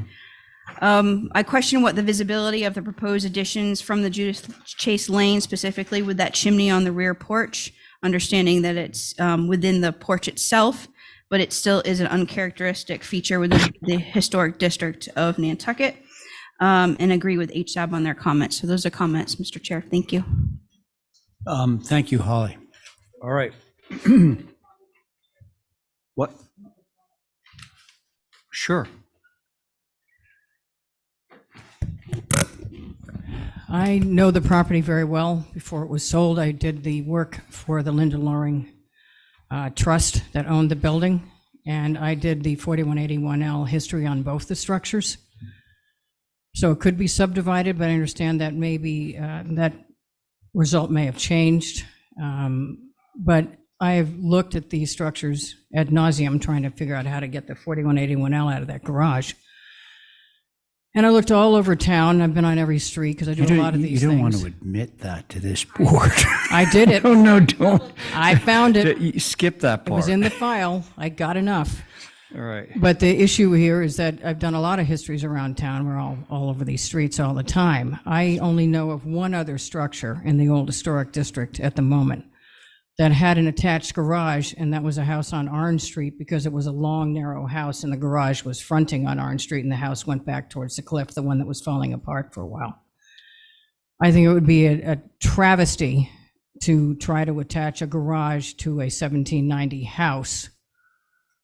And as I say, I haven't found another attached garage in the entire OHD. I'd love to know where another one is, but I think it'd be completely inappropriate. That has been a freestanding structure since it was built before 1955. It's not nearly the same age as the house, and it did have living space in it, by the way.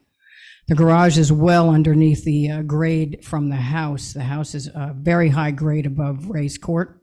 The garage base was at the level of the road, and then you went uphill on a step and came into the second floor of the garage, which had some living space in it, a studio, quote unquote. And I just find the addition also not in keeping with the existing house. It needed a lot of help, and it's getting it, but the addition looks very modern and out of scale compared to this old house. And when you went in the house, it still had a tremendous amount of the old fabric in there, and the floor plans and the moldings and the stuff that actually survived sort of becoming rather decrepit. So I would hate to see this house that was, it's a great house, sort of the tail wagging the dog with that rear addition and attaching a garage, which should not be attached to any house in town. It's just not typical of a carriage house. Thanks.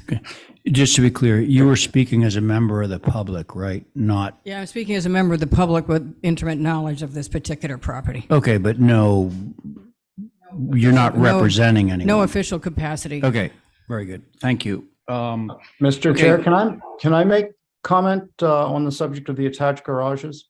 Yeah, actually, I was going to ask that question because I'm like combing my brain, trying to think about precedent. But go ahead, Steve. No, go ahead, Chris. Hang on. We've actually worked on the design and approval through the HDC of two attached garages in the old historic district. One is, I think it's at 7 Farmer Street, and that was relatively recent, at least in the last 10 years. And then Okay. another on India Street, and I'm drawing a blank on the exact address, but it's the one that's, it's the house that's closer to Center Street from the former India House. So I hear what Linda's saying, but we have firsthand knowledge, and I certainly can provide the supporting information to demonstrate that. I think one of the characteristics of this is that it's essentially at a basement level. The others that we obtained approval for were essentially at the first floor level.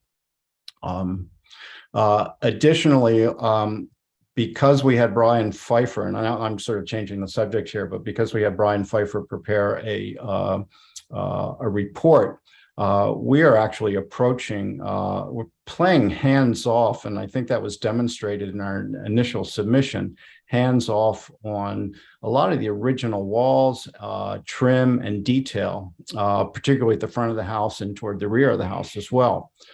So the intent here is not to gut, but rather to preserve to a very large degree, primarily at the front of the house and to some degree toward the rear of the house. But the rear of the house has been so muddled with that that shed dormer that occurred sometime in the 20th century, and I don't know when. I was never able to find out any information on it, but it's been scarred in many respects at the rear with that addition and that change and alteration. So that's all I have to add. Okay, Chris, here. thank you for the clarification. Now I'll put it over to the board. Okay, myself, Abby, Diane, Stephen, and Carrie. Thank you, Carrie. Well, understand the comment about the attached garage, Linda. I think this, as a shed roof, it is like lower level below, it's the basement level, so to speak. It's just 6 foot. I think with the shed roof, that garage reads as appropriate to me. It's set back from the whole thing. The door to a 6-panel or 2-light 6-panel, that's a little odd to me. I actually prefer bigger light, but that's yeah. The idea of bringing down the eave line of that rear addition was to reduce the ridge height as well. And that seems to not have happened. I agree with HSAB that mass is overwhelming.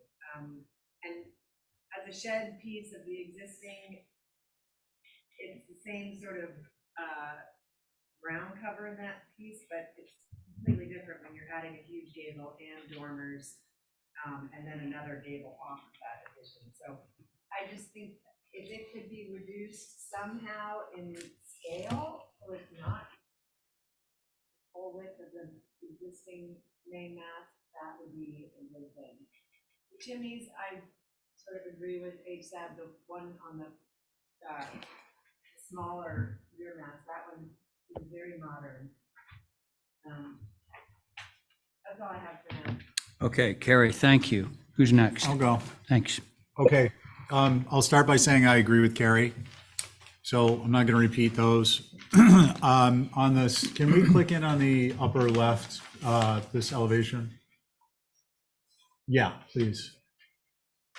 So I'm looking at this garage in a way as like a net, to a double net benefit. One is, I think that the way that garage is laid out and just the proportions, it just, in the connector piece, it just looks inappropriate for that structure, number one. Number two, I mean, Linda brought it up, so I'll comment. If this is going to prevent a 4181L because you can't get it to the lot in the back, I'm all for it.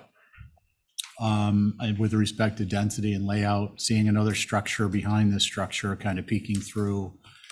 On the fenestration, can we go to the lower currently proposed? Go up a couple clicks. Just a couple comments here. I'd like to go back on the far right to the 9 light. Personally, I think that's more appropriate. And we can flip to that in a minute. I think that the effect of a 6/6 is lost. The other thing I'd like to comment on, I think it's appropriate on the addition, the 2-story addition. I appreciate the change over to the 9/9.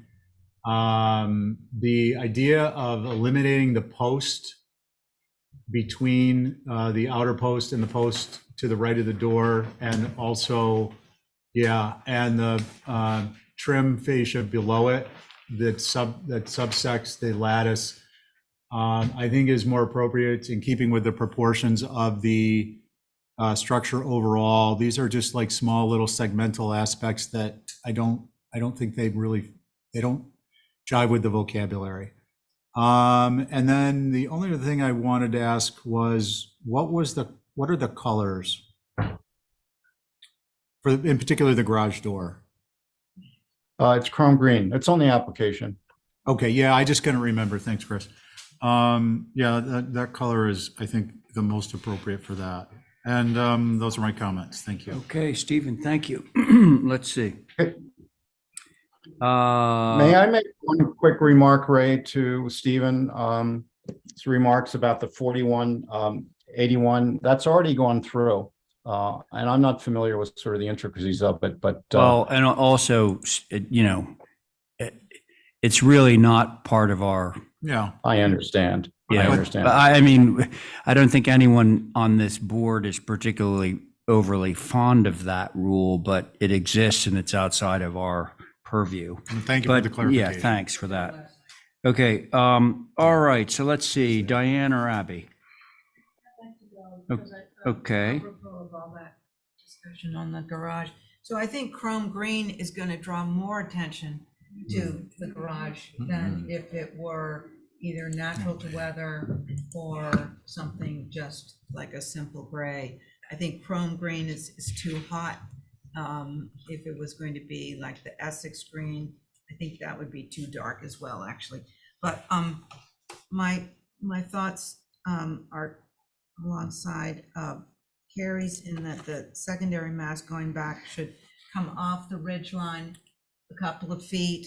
I think the secondary door on the right-hand mast should be as simple as possible. If it has to be there, it should be like just a, you know, sort of a tongue and groove door like your garage door, and be really simple. Otherwise, it's competing with the front of the historic front door. And that's all I have. Thank you. All right, Abby, thank you. Diane, it's to you. Okay, I agree with what Hassab has said about the garage and stuff. I agree with what Carrie has said along the line. I think Abby is right on the door, on the north elevation, the second-hand door. It should just be a six-panel door, no glass or rest of it. Is this door that is in the old historic, that there, or is that planned as a change with the two panels? That's the old door. Yeah. There was something I didn't understand on one elevation. It's probably disappeared. Oh, all right, on the south elevation, is in the middle there, is that another chimney? What is those two lines that go across by that pole in the middle? It's an outside chimney. It's an outside chimney? And then the chimney goes inside, and that's the one that comes up at the top of the gable. And does that exist now? No. No. I just find it inappropriate there. To have that, you have an old house and it fits.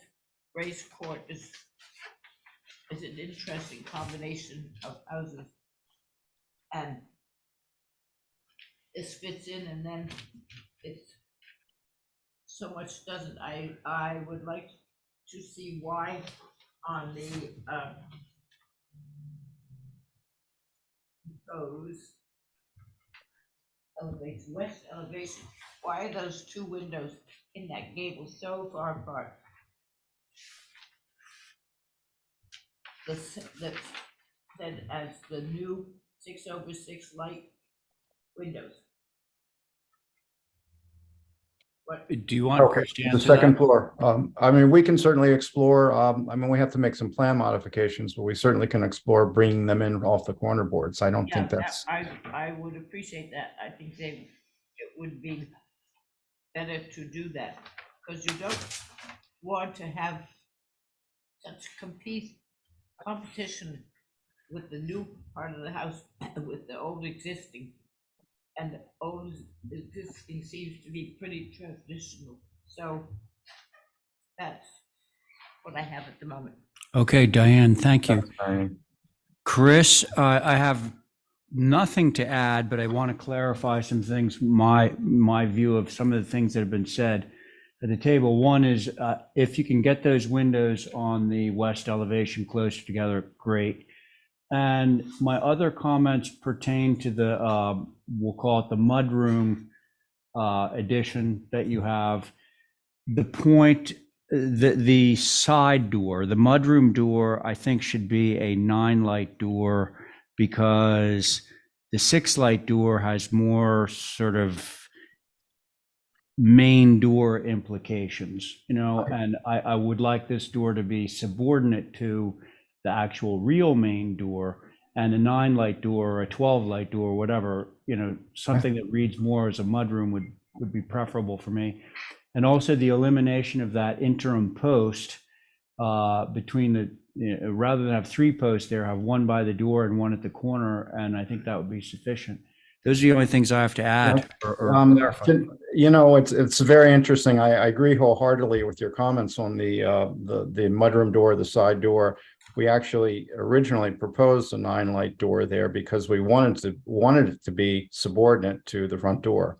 And so we're kind of going full circle here. Well, hang on, Carrie has, was it? I'm just saying a more historic door would be a 12-light. Oh, a 12 light or, you know, something that is more, yeah. Secondary door. He has some on the rear, so it's consistent. I agree. Because I think the 9-light is. Okay, well, you got 3 people at the table that would prefer to have a 12 light. Chris, Okay. all right.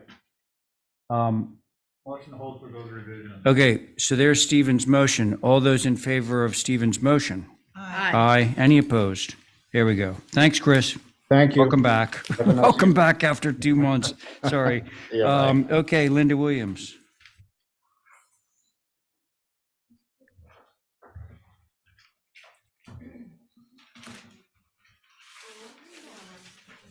Myself, Abby, Diane, Val, Stephen.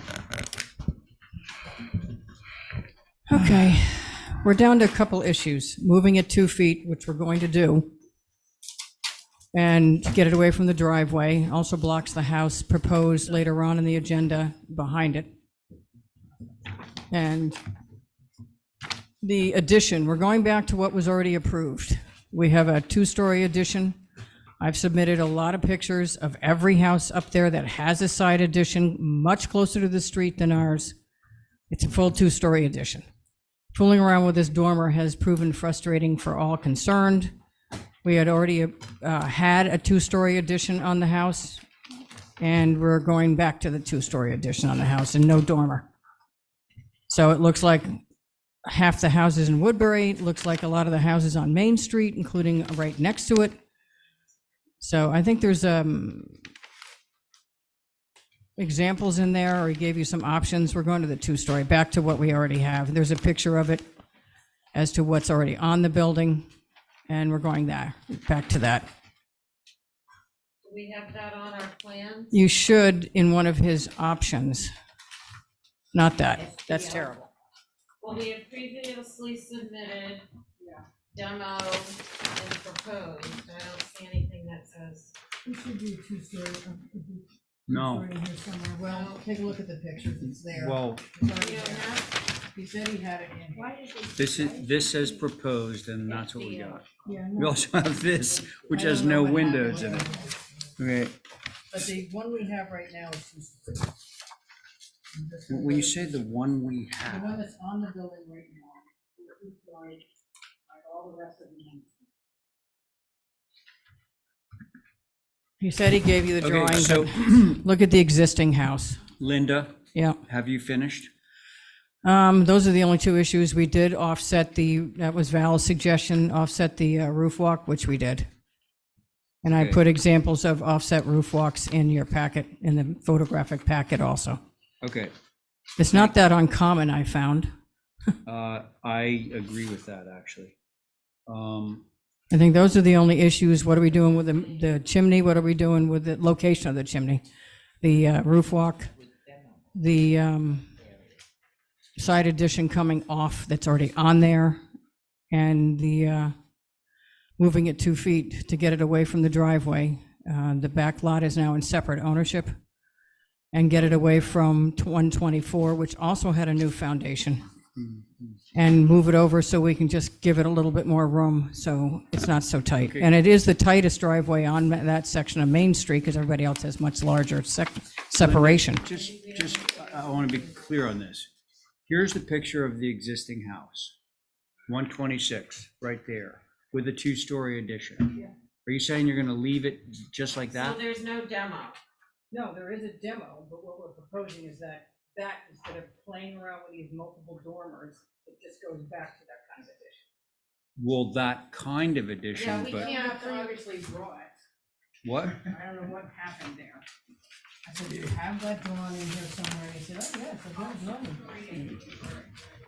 What, hang on. It is in here, Holly? Okay. You know, these option things get a little difficult because you're looking at something and thinking that you're looking at the solution, whereas you're only looking at one of three.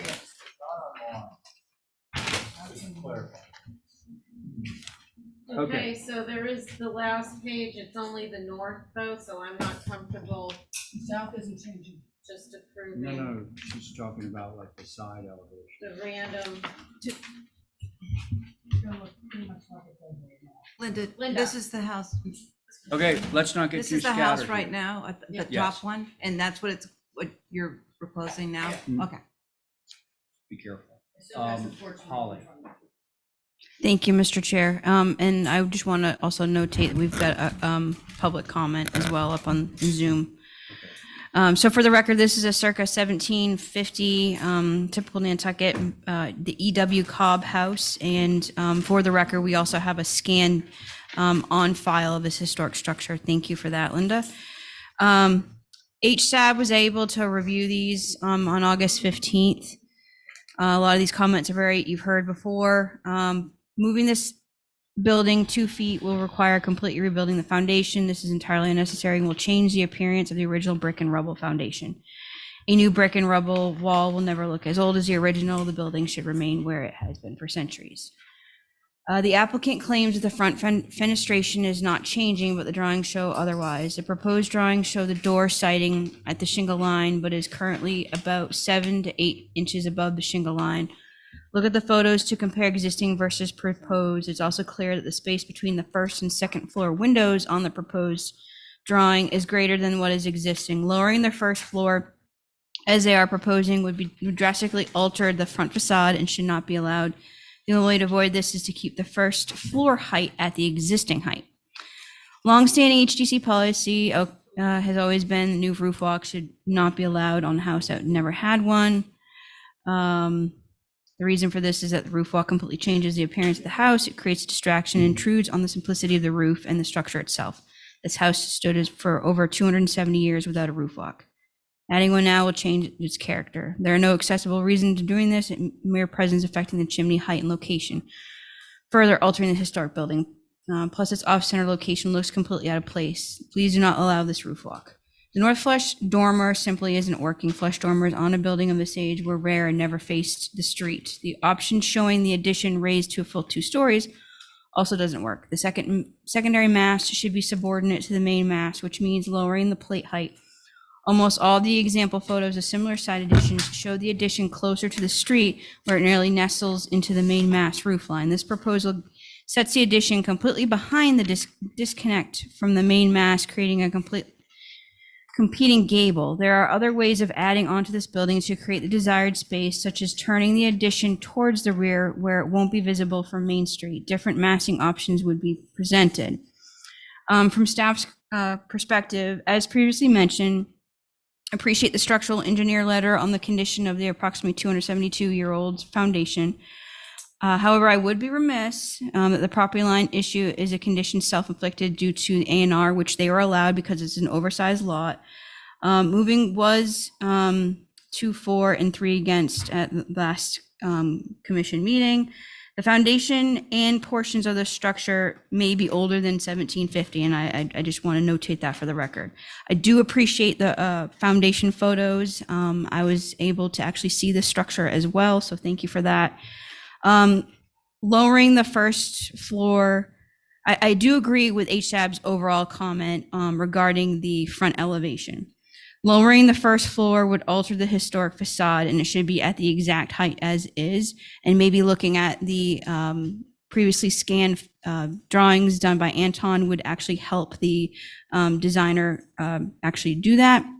The proposed addition should stay as the existing 1990s addition, which I believe is option 3 in the plans, without that front flush gable. The west is the same, but with 2 new windows. I notate that the windows should be TDL, not STL, as shown on the application, or actually shown in the plans. And appreciate the reduction in height on the side addition. And I will notate that those are based on reviewing this in August, so a month ago. those are my comments, Mr. Chair. And again, you do have public comment. Oh, right. So, let's see. Ms. Bradford. Thank you. My name is Stephanie Bradford, and my family owns the home at 128 Main Street. And I'm here to express our concerns about the plans to significantly alter the historic facade of 126 Main Street. And I echo those prior comments, which we agree with, because we believe even as a revised, what is being proposed will inappropriately change the historic character of the home and its natural simplicity, as well as the existing streetscape of Upper Main Street. My grandparents purchased our house at 128 Main Street back in the 70s. Our house was originally built in 1838.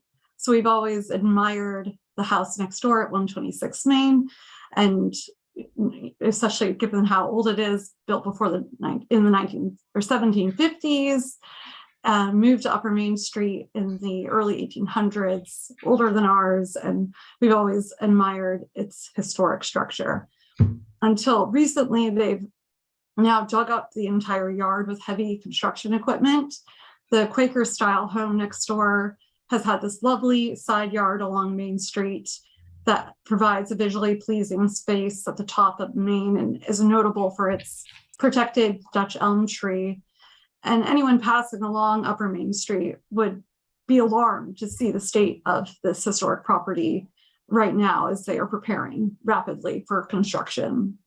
The plans for 126 Main are terribly troubling as they compromise not only the historic architecture by moving the entire house, but also transforming its appearance in a dramatic way with this new addition, including overwhelming dormers, a new foundation, a new skirt on the deck, a new roof walk. And as been previously noted, there's never in its very long history had a roof walk. Lowering the first floor of the house, which would alter its facade and appearance, and moving the chimney. And as you can see in their proposal for the entire property at 126 Main, also adding a new shed, curved driveway, all in plain view from Main Street. I cannot think of a single other home on Main Street that has a curved driveway visible from the street. Most of them are straight driveways. So we're saddened that there is no longer the Historic Structures Advisory Board to continue to review any further revised designs. Hopefully they can be reinstated, but we do not think the revisions are sufficient and certainly do not serve the purpose of keeping Upper Main Street's historic spirit intact. Thank you. Can I clarify something, Mr. Chairman? It's come up several times. We're not lowering the house. People keep saying we're lowering the house and changing the perspective on the front facade. We're not changing that at You don't all. necessarily need to rebut everything. that- Well, no, this has come up on the board also with concerns, and we're not changing that at all. Okay, So I don't know why it keeps coming up. You've asked to be quiet. yeah, Well, I don't want to She leave doesn't something on the listen. table that is absolutely incorrect. okay. Let's see. And now it's to the board.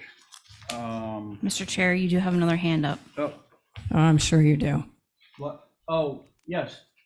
Wait, sorry.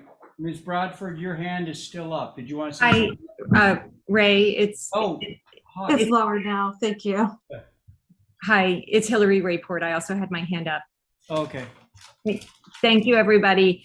I will be brief because there have been so many comments that covered the things that I wanted to point out, but I just think it would be a travesty if this house were permitted to be moved 2 feet, especially given that the condition, as someone eloquently said, I think it was Holly, is self-imposed.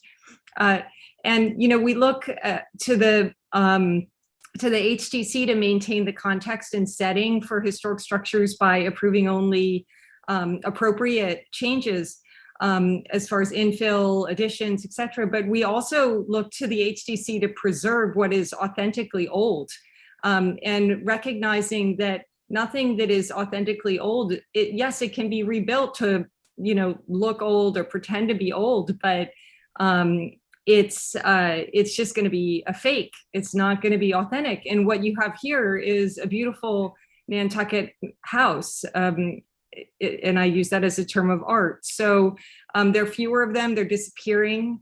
Moving the chimney, totally unnecessary, inappropriate. Moving the house, changing the foundation, which is ancient. It would really be a loss of historic material, and we need the HTC to protect the authentic material that we have left and deny these inappropriate applications. So I hope that you'll deny the move and basically take the advice of the Historic Structures Group, which Ms. Bradford will be happy to know is still meeting and offering their advice. And I agree with them 100%. And I ask you to not leave us with replacement windows and fake chimneys and fake foundations and houses with inappropriate settings that are no longer historic. Thank you, everyone. Thank you, Hillary. Mr. Chairman, can I just make one comment, please? Not after. That rear addition, half that house is from 1996. And I'm not sure they're aware of that at all. We are not doing anything, any damage to the actual historic structure. That was, okay, good. That So I'm was the getting one kind of comment. tired Thank for you, people thank weighing you. in now Linda, without thank knowing you. the history of the house. Okay. And there is no foundation under half that house, Linda, thank you. period. Okay, thanks, friends. All right, who wants to go first? I would like to ask a question about the letter we got from the engineer talking about the foundation. First of all, I would like to know who paid his bill. I don't think Paid by the that's, I'm not going to answer that. Oh, no? No. Well, I can answer it for you. The client did. That's what, Who else? Yeah. why our proposal was such, because I was the one who made it Yeah, several years ago, that if we had requested an engineer, it had to be paid by somebody other than the client. So that's the thing. And I believe we had some discussion about strengthening the foundation from the inside, that the outside was bad and it could take a cement block one on the inside. It wouldn't hurt the outside original foundation. It would hold up all the places that the engineer mentioned about, and it would be as strong as any foundation and not disturb the existing foundation. And I would prefer not to see it move. It's, once we move it, it's lost its number one point of being a historic building. And this is the age. Number one. Number two is, why do we have all these things requiring SDLs on a historic building, whether it's the addition or the main part? On the front part, so far, it shouldn't have SDLs on it. They should all be TDL windows. And that's what I got to say. okay. Thank you, Diane. Who's next? I'll go. Thanks, Val. Diane said one thing I was gonna say. I know we've done this in the past, and I've been involved in one where you keep the outside foundation and shore it up from the inside. I think that one of the hard things about this is losing that feature of this building. That fabric is very significant, I think, to this, the character of this house on the exterior. So I would hate to see that gone to accommodate a 2-foot move. I am not clear on exactly what's being proposed as the addition now, because it's not before me. I have a demo plan and two other proposed, but I can't really comment on those alterations because I'm unclear. I think it's option 3 on that back page Yeah, somewhere. but Linda, that's only one elevation. It's and only so one Yeah, elevation. but he wasn't going to draw can't the rest if he didn't like it. be clear about what else is happening there, so I need more information. And then this is more of a throw it out there question. I know that when you move a building, we went through this on Liberty Street too. Regardless of the amount it moves, it loses, or it has the potential to lose its historic status. And I thought, I had some notes that I obviously left at home, but the Secretary of Interior's criteria, there's 4 different reasons that they think are valid for moving structures to keep them out of harm's way. But I don't know how that works. I don't know. I don't think I ever had a clear picture on the other one either. What happens to this building once it's moved? It loses its significance. And that would be a shame for the inventory of town. So that's really just a question. I don't know the answer to it myself. That'd be an interesting question because it already moved 4 miles to get there. So, Well, I mean, how far back are we going? okay, thanks, Linda. Val, you finished? Yeah, I can't speak to any, I mean, it's gonna stay the way it is exactly, I guess. Don't have It's a- not, but I'll touch on that. I'll touch on that. All right, Abby, I think it's to you. Yeah, I think the foundation should remain in place and be reshored up.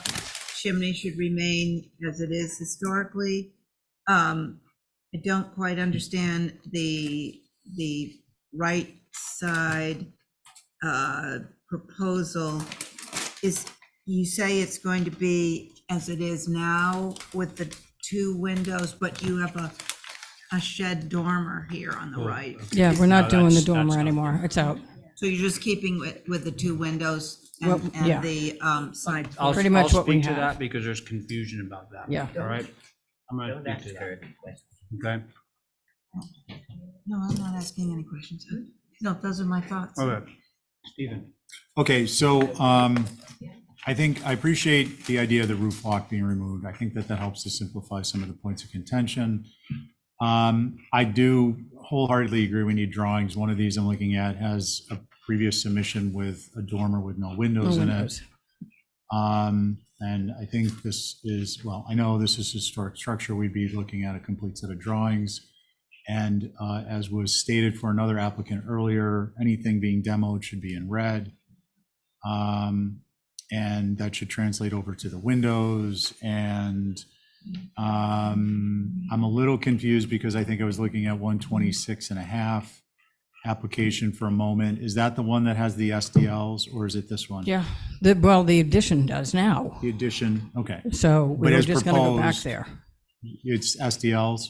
Yeah, we Okay, weren't gonna we were gonna TDLs in the front, SDLs on the side, as you've approved many times, and my one up on 11 India, Pleasant, And closest those are in one. those are Boston sash, Uh, Mr. Chair? I believe they're Norwoods Okay. with the wood screens, wood storms.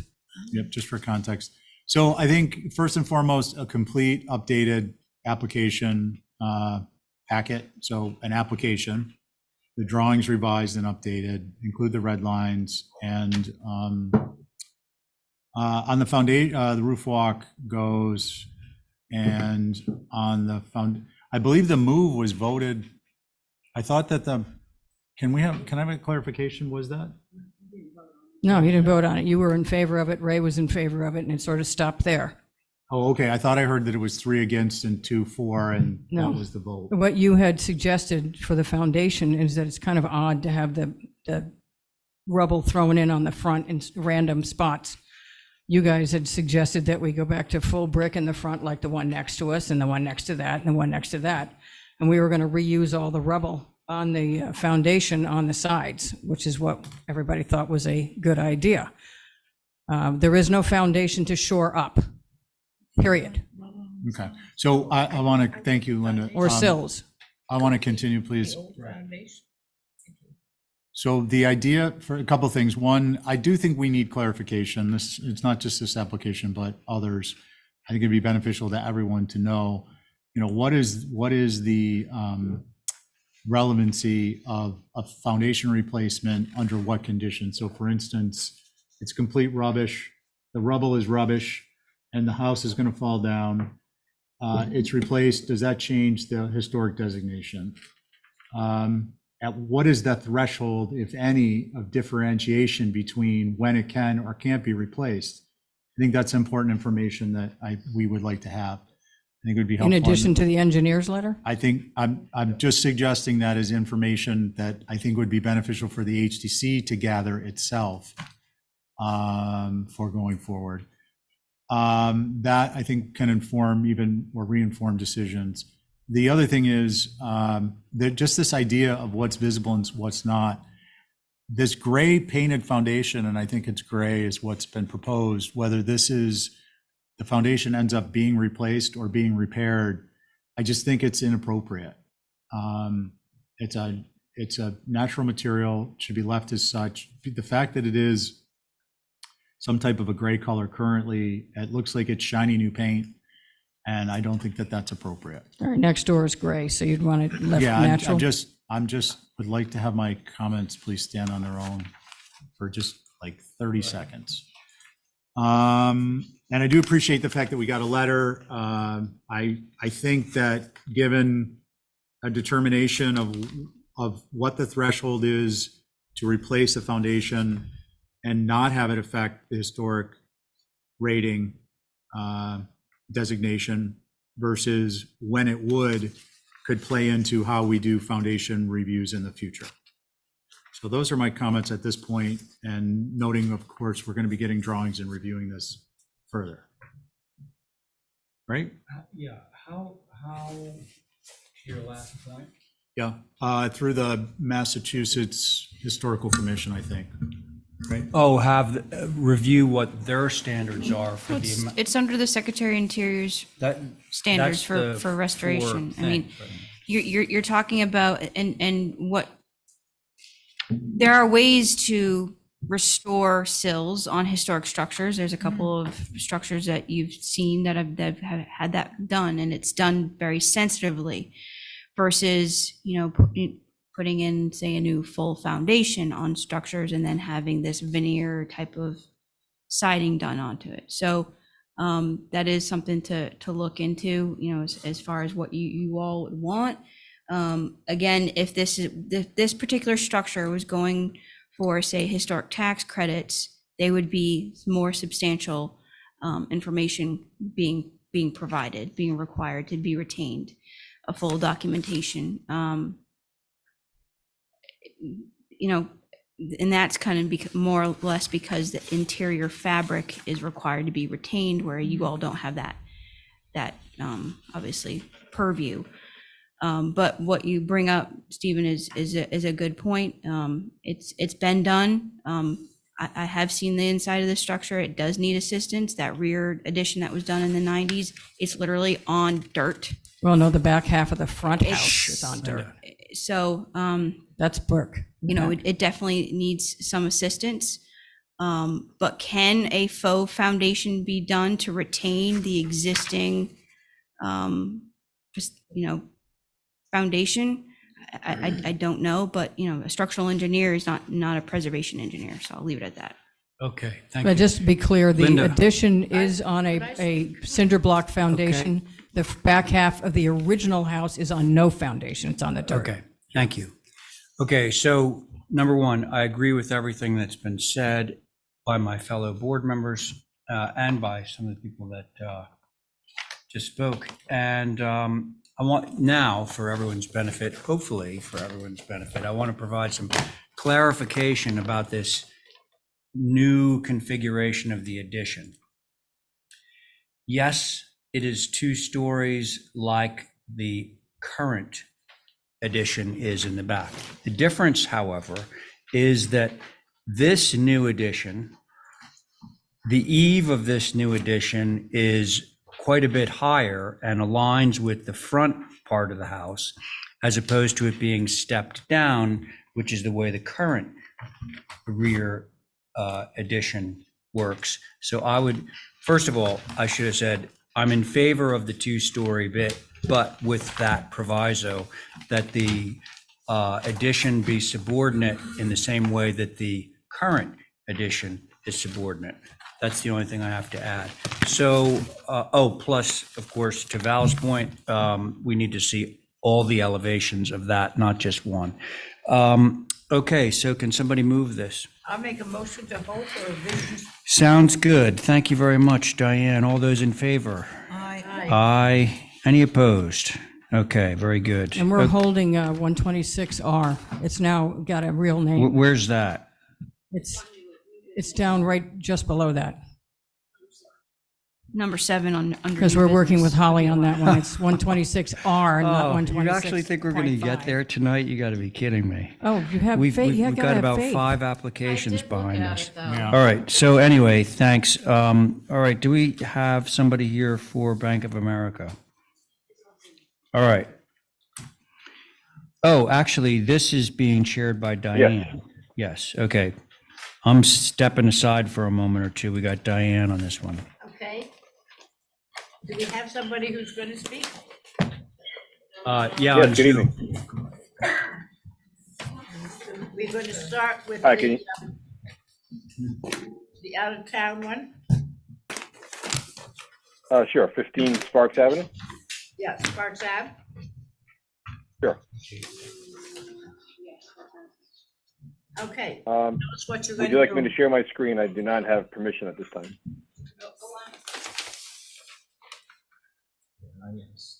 Now you can, sorry. All right, Okay. thank you. Would you like to begin? Yes, please.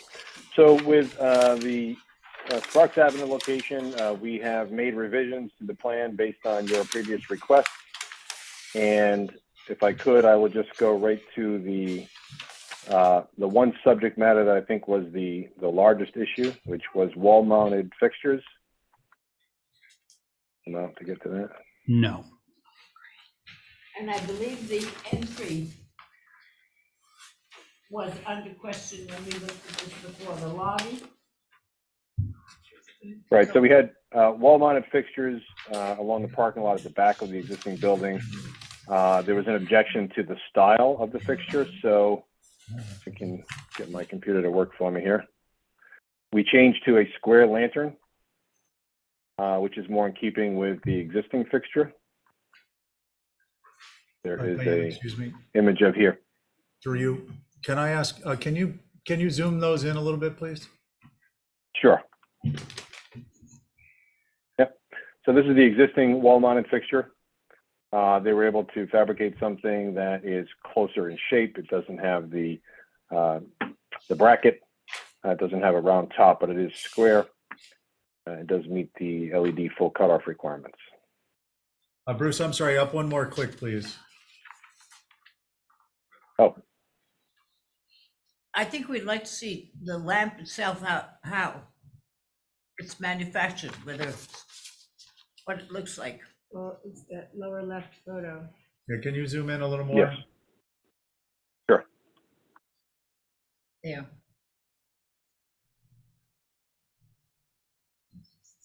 The scale is about the same, a few inches taller.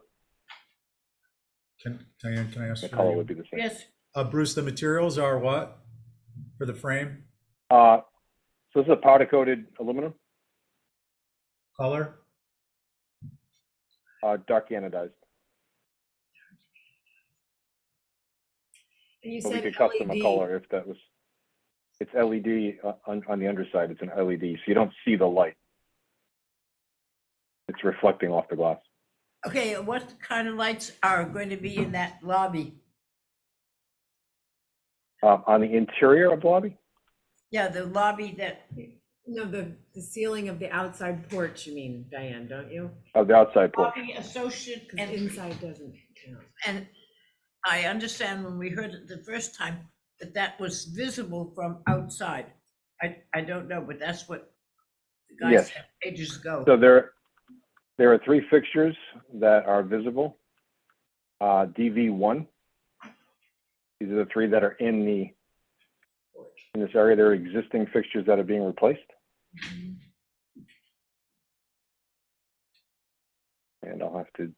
they're different scales, the drawings and the cut sheets, so. So how many fixtures are you proposing to put up on Okay, this? so if I could, Not the drive-throughs, but the building itself, okay? right. So if I could, the orange fixtures are existing. We're not touching those. Those are along Sparks Avenue. We have all of the fixtures that are in green are existing locations that we are replacing the fixtures. So nothing new, just replacing. Yeah. And I'll go through those. And then the 3 new ones are right here at the ATM. These 3 fixtures labeled B02 are absolutely new. There's nothing there today at those locations. What about the one down, the UU2? That goes, So those, yep, those are existing poles that are being replaced with new fixtures. Can you show us what those look And- like? Are they being replaced with what's there? Like Yes, I can bring you to that. Carrie, why don't you start? Well, I'm just, So yeah, okay, so it's what's there. this is what's there now. Basically, it's being converted to an LED. So we're putting a new head on the existing. So when you say LED, is it that white fluorescent horrible light? You can No. actually change So the heat of the light. Yeah, the color temperature can be, yep, so we can go with a warm light, 3,000 Kelvin, which is the warmest available. You should go with the warm light. It's more Yeah. like candlelight, yeah. Yeah, definitely. Exactly, yep. And that is an option. And you don't see anything, it's a full cutoff, so it's actually under the housing here at the top. And it just reflects off the glass. I think in this location, I'm okay with these choices. In town is another matter. I think it's gonna come back.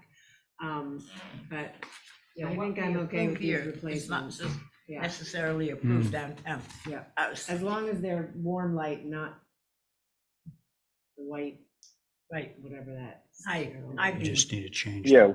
Yeah. We can stipulate to this first model number, which is the 3,000 Kelvin. Okay. Stephen, Yes, thanks, Madam Chair. So Bruce, can you, just on the exterior lighting cover page, you've got a schedule, and can you, I can't zoom in on it on the digital version, and apparently I need some bifocals because I can't quite make out the details. What's the significance? You have several that are either very similar. There's like a set Right. of 3 that are similar, but they have a different label, alphanumeric label. What's the significance of that? So is this the schedule you're referring to, Steve? Yeah. So for Okay. instance, the first So- 3 are labeled alphanumerically different, but they have a very similar description. I'd like to understand what the significance of that is. Right. So the difference is, in this case, B01, same fixture exactly, and we'll change that to 3,000 Kelvin. One, the mounting height was to match existing. The second one was at 7'9" above grade. That's the difference, and that's required in their formulas as they're generating the photometrics. That's why they have a different specification. Okay, so part of the alphanumeric coding is not just the type, but also the height and so on? And Correct. Okay. Yep. Okay, and then can you flip down to just the tear sheets that show what these, I appreciate, by the way, the 1/4" elevations. Can you go down to the tear sheets that show what the respective fixtures look like? Yep. Yeah, and then just crank it So up. this, crank it up. All right. So yeah, this is the wall-mounted fixture that was in question at the last hearing. That was turned into a square fixture. This is the photometric page. This is the fixture page. Like I said, it's die-cast aluminum. And this is the current proposed wall mount? This is the current proposed. Okay, I'm good with this one. Okay. This is the pole mount. Good with It's those. various different heights. Okay. I got you down here. No. And then the ceiling mount, we're not going to see, but we'll see the light shed. That's correct. Okay. Thank you, Bruce. Madam Chair, I'm good with all these. Okay, let's do this one. Let's get a motion on this one before we go down to Main Street. So I'll go motion to approve as submitted, subject Motion to approve through staff with revisions to indicate 3,000 Kelvin. Is that what we said it was? The lumens? 3,500, I think. Yes. 3,500? The soft light. Okay.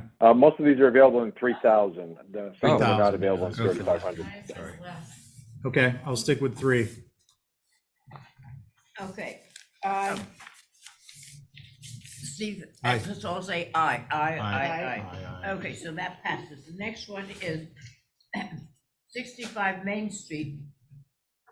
This is Abby, me, Val, Stephen. Abby's supposed to be chairing, but she's Yep. left the She's auditorium. indisposed. What's it called, did they say down under? No, go chair. She went on walkabout. Do you want me to go chase her down? No, just, I mean, we could, if she comes in as we're getting set up. Yeah, I mean, it wouldn't be bad to have her. I think she'd want to be involved. Yeah. If you don't mind. This is the-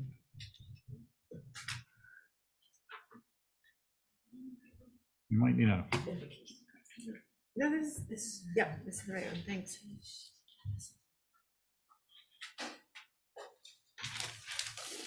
bear with us, Bruce. No problem. I made it this far. We're good.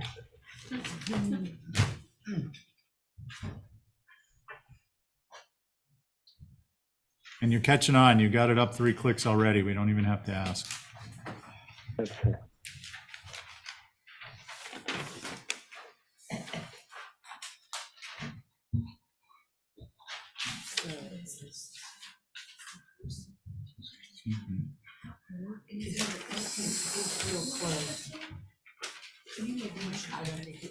Yeah.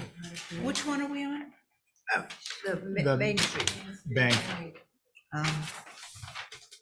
Is it working as a 65? bank? Pardon me? 65 Main? Is Oh, it is it working open? as, is it open as a bank? It hasn't been. Oh, So, I'm with Hingham. Bruce, are you presenting? Yes. Yeah, okay. I think we're ready. Okay, and if I could, I'll answer the question from the last meeting first. So the branch is closed. There is a interior renovation project design underway, and the branch will be being renovated shortly. So as this is done, the interior will be modified. It's a very light cosmetic modification to the interior, but it's mostly handicap accessibility and branch equipment upgrades and things like that. But they're maintaining the integrity of the interior. Want to let you know. So this one much less fixtures to discuss, and to make it simple, the orange fixtures are the existing fixtures that are not being impacted. So there's one lamp along the sidewalk, and then there are the 2 corner decorative fixtures. Those are not being touched in any way. There's one fixture being removed. It's labeled R1 here, RI1. It's a turquoise fixture, and being replaced with a new fixture that's a different style. Everything in blue is new, which will go through. And then this one, B01, is the undermount light of the canopy that's being replaced in the existing location. And another light being replaced at the entrance to the attached Hey, Bruce. annex here. Yes. I'm sorry to interrupt. I'm going to redirect you if you don't mind, just the way we work. Sure. We're visually oriented. Can you show us the light fixtures and then that you're proposing, and then we'll look at these drawings and we'll just have a better frame of reference.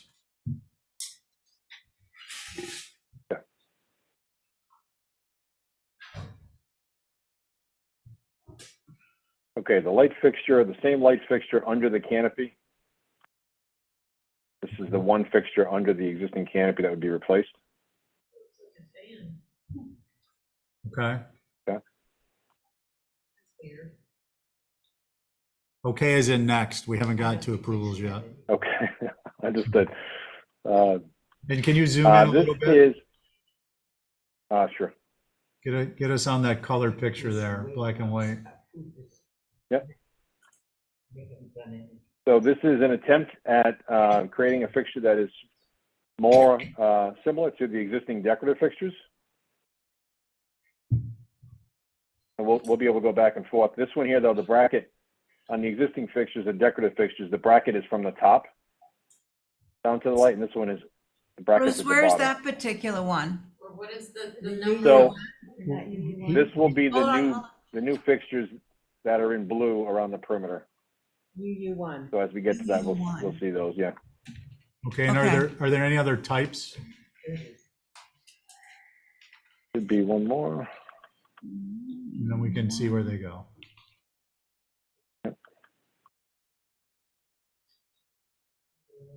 So they had the replacement. No, we already did the canopy fixture, right? So that fixture, that UU fixture, that one there, that's in blue. Those are new locations. In green, it's existing. So those are the new wall fixtures. There's 1, 2 flanking the front door, 1 around the corner, 1 near the night drop, 2 more along the elevation on the side street, and 1 over the annex door, which this door will become the handicap access door for the branch as part of the new project. And can I ask you, Madam Chair, Bruce, you have elevations now you can show us? See, we do.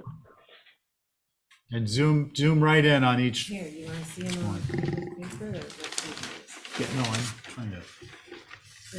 Okay, so this is the front elevation. 2 decorative fixtures remain, and you can see the 2 fixtures flanking the front entrance. Can you zoom in a little more, please? No, it's ridiculous. Right in there. Yep. And Bruce, I'm sorry, one last question. You said that these are similar to the existing on the rear? It's the same. Yeah, all of the new fixtures are this style fixture, Okay. with the exception of the canopy light. Right. And what's And the this is a finish side of profile. that? Bruce, what is the finish of the UU1? So it would be the same. It's a powder coated aluminum. Sorry, say that again? Powder coated aluminum. Powder coated aluminum. But is it And black? if there's, it would be like a dark anodized, but we can modify that color, custom color that if there's a desire to do something more in keeping with the decorative fixtures, if you think that's something you want to do, or if you think it's better to leave those to stand out and have So- these like kind of blend in. Through the chair, Bruce, your dark anodized is basically like an oil rub bronze, dark color. Right, correct. Okay. I, So that's the front. can I go first? Madam Chair, I have comments. It is, Let's hear from Holly. thank you. Okay, good. Thank you. Holly, go. So for the record, this is the Pacific National Bank, circa 1818. It's a federal brownstone.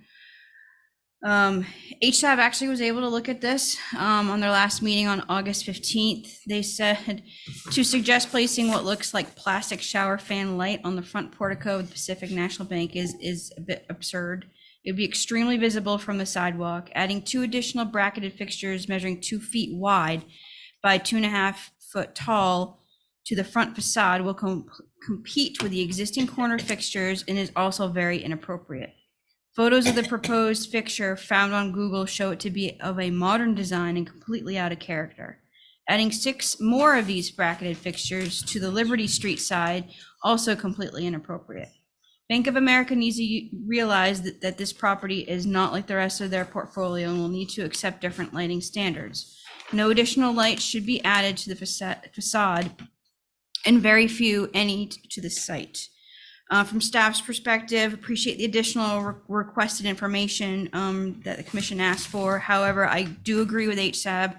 The proposed fixtures are not appropriate and too modern. As previously stated, the proposed LED Kelvin should comply with the town's decorative light initiative that's actually going on.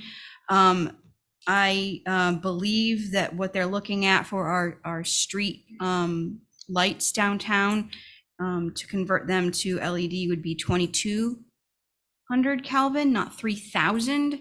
So I do have a concern on that, and I again mentioned that this should be something that is discussed with the applicant, discussed with our energy coordinator. And then elevations with the light fixtures should be a little, I appreciate them, but a lot better than with the previous application. I'm very concerned on what this looks like and changing the character defining features of this individually significant historic structure. So those are comments. Madam Chair, thank you. Thank you, Holly. So Bruce, did you hear what Holly, our staff coordinator said about Yes. the appropriate, so that you might even think it's not your typical building, you know, a Bank of America building, it's a historic structure.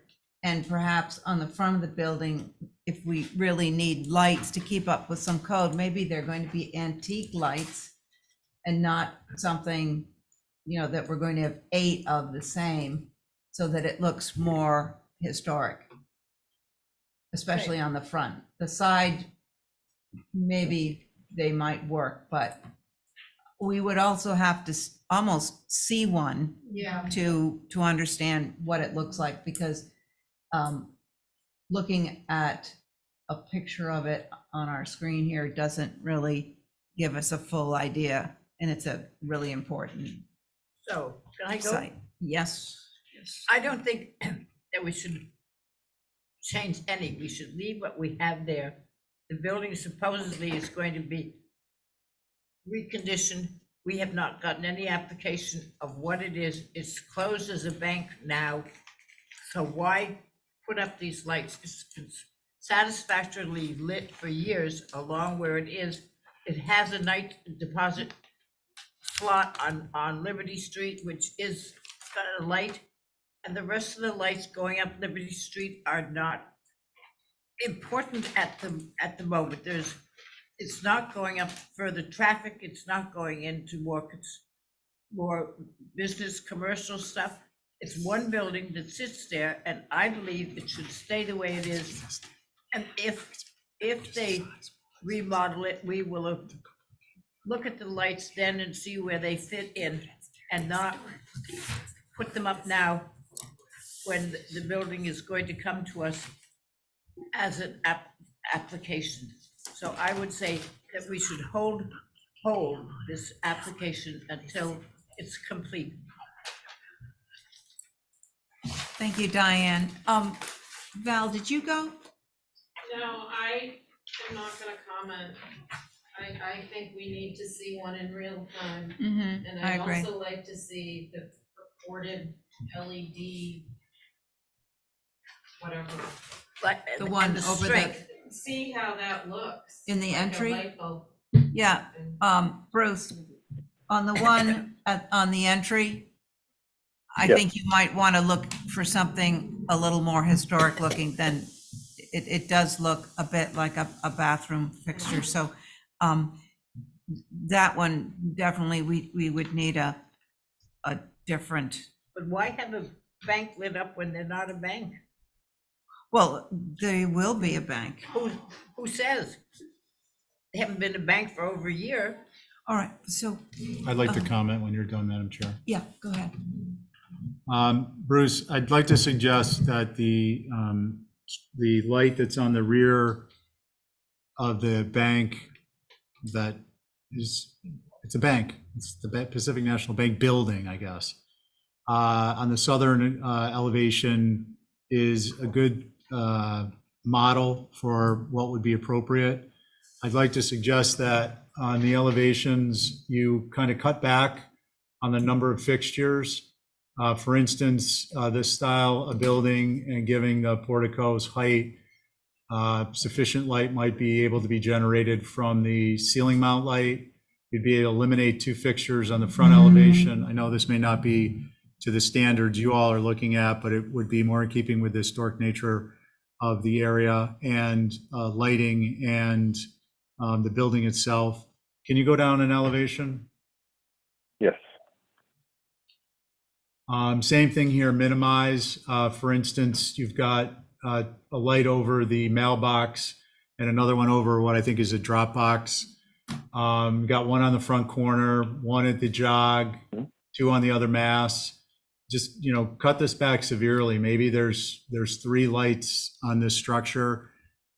with respect to proposing the number of lights. I'm not speaking to what the lights will look like. That I think I agree with Right. everyone. We need to see something. But again, I would refer you back to the suggestion to try and model it after what's on the existing bank on the south elevation. Thank you, Madam Chair. Thank you, Steve. If I could make a comment, I just want to say, so the bank's lighting engineer has basically spent time trying to accommodate keeping the light fixtures as low as possible so we don't have cutoff that goes beyond the property line, so that they maintain the lighting requirements that the bank has set as a guideline that they believe that the federal government requires or will accept. I would suggest that at this time, the board vote on what's been submitted, that I could take that back to the bank. And if it is rejected, we'll take it back and resubmit. But I don't believe there is another scheme that would allow for less light fixtures at this elevation and meet the lighting requirements of the program. So it's possible that the bank will reject doing the project. There really are no options for us to illuminate at the foot candles required and stay on property without having this many fixtures.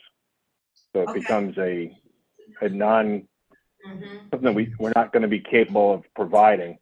Rather than going down the road of trying to create new fixtures that will match, if we can't have this many, I don't believe we'll ever meet the requirements. And the bank may come back with less fixtures for other reasons. As far as the interior project, there is no work on the exterior for that project. So the lighting would not be happening as part of that project, in my opinion. All right, thank you, Bruce. What's the pleasure of the board? I'll make a motion Okay, to deny the Okay. application based upon the fact that the lighting proposed is incongruent with the historic character of the building, the setting, with respect to design, locations, and the design, location, and heights. And all that jazz. Chaz. Everybody in favor of Stephen's motion? Aye. Any denials? No. Sorry, Okay. Bruce. I would Thank you, just Steve. make a comment, if I may, Okay. Madam Chair. When folks are doing alterations to historic buildings around here and they come in contact with incongruent codes in terms of the building, coastal resiliency, flooding, all of that, if it's an old building, you can get something that will exempt you from those codes. It isn't like we're in inner city and there's all kinds of crime, people breaking into this bank. So I think there should be an exception. Right. Thank you, Val. Thank you, Bruce. Thank you very much. Have a good night. I'm going to make a suggestion, Madam Chair. So Mr. McEachern is here. He's the next application, but he was also the one that we skipped over at the beginning of old business. Why don't you do a twofer? Both.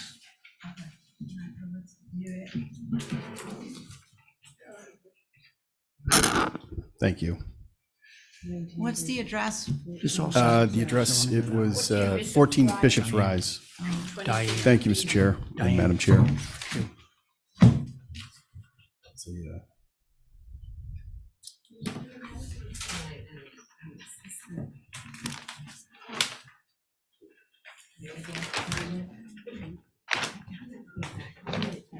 Which one?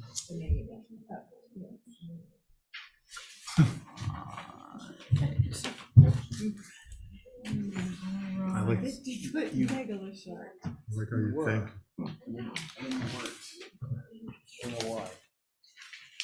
No, there's no big thing. Oh, wait, I'm looking at a different, what am I looking This at? is Sparks Avenue. This is Sparks Oh, Avenue. okay. Ah, yeah. Then we have the one. Bishop's Rise. 14 Wait. Bishop. What's not Do on do you want me to Bishop's just ask for a clarification? Abby? No, it's all right. I just, Yeah, of course. oh, the You 14 moved, Bishop's exactly. Rise. Yeah, yep. Commissioners Camp, Coombs, Oliver, Welch, Thornwell. Your name is Oliver. Val Oliver, Cat Coombs, Oliver, Welch, Dormer.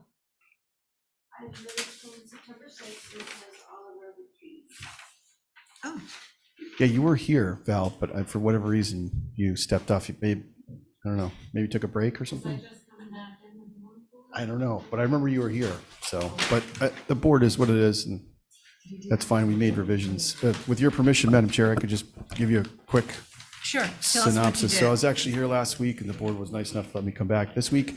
So this is in addition to, we actually want to replace all the windows. They're older Andersons. It's not a historic structure. I'm not actually sure if that was covered in our application, but we can apply separately. The primary thing we were here for was to add some additional deck space on the back of the structure. And I think that just to recap, this project was actually put on consent agenda originally. It was pulled off for discussion. We reviewed it, and there was some discussion about how visible the rear elevation was, which I think is the next sheet. And this is Bishop's Rise, and you really have a hard time seeing this structure from Bishop's Rise. I don't think you really see it from anywhere else. You certainly don't see the rear elevation, which is the elevation which is up on the screen now. If you scroll down, that's a great shot because it actually shows, if it's possible to show this reduced elevation above as well. Sorry. That just shows what we wanted to do. There's an existing hexagonal deck on the right side of the building. It's not a built-in deck. It's just a post and rail system, if you will. And we were initially proposing to increase the depth of the deck and the center mass, if you will, and then also carry it above this existing hexagonal footprint, which is a kitchen on the left. Again, I don't think that that left side, or really even the rear of this structure, honestly, even if you clear cut a majority of the vegetation, which a lot of it is wetlands on this side of the property, I just think you'd have a really difficult time seeing it. Having said that, I think that some of the board members went to see it, had some concerns about the excessive nature of the amount of decking. Stephen, you had requested us to do that 30% calculation of deck space, and we would be over it. We felt that the solution that was presented previously was more harmonious because it was balanced. I understand that it's more deck than we're used to, but it was just more about balance. Having said that, because there was a request to reduce the amount of decking, you can see on the left side of this elevation, we've cut it back so it does not extend over that hexagonal one-story kitchen piece. So that is the proposal, and I look forward to comments from the board. Thank you, Madam Chair. Thanks, Matt. Who would like to go first? Coombs? What do you want to see? Just the plan. No. Right there. Stephen? I'm waiting. This isn't online, so. Diane, would you like to go, or Carrie? Okay, I'll go. I just needed to see it. That's funny. No, I don't, that's. It's too much. Why do you need to look at it? It's still too much. I'm sorry, Matt. How much over 30% is it? I think we're like 6%.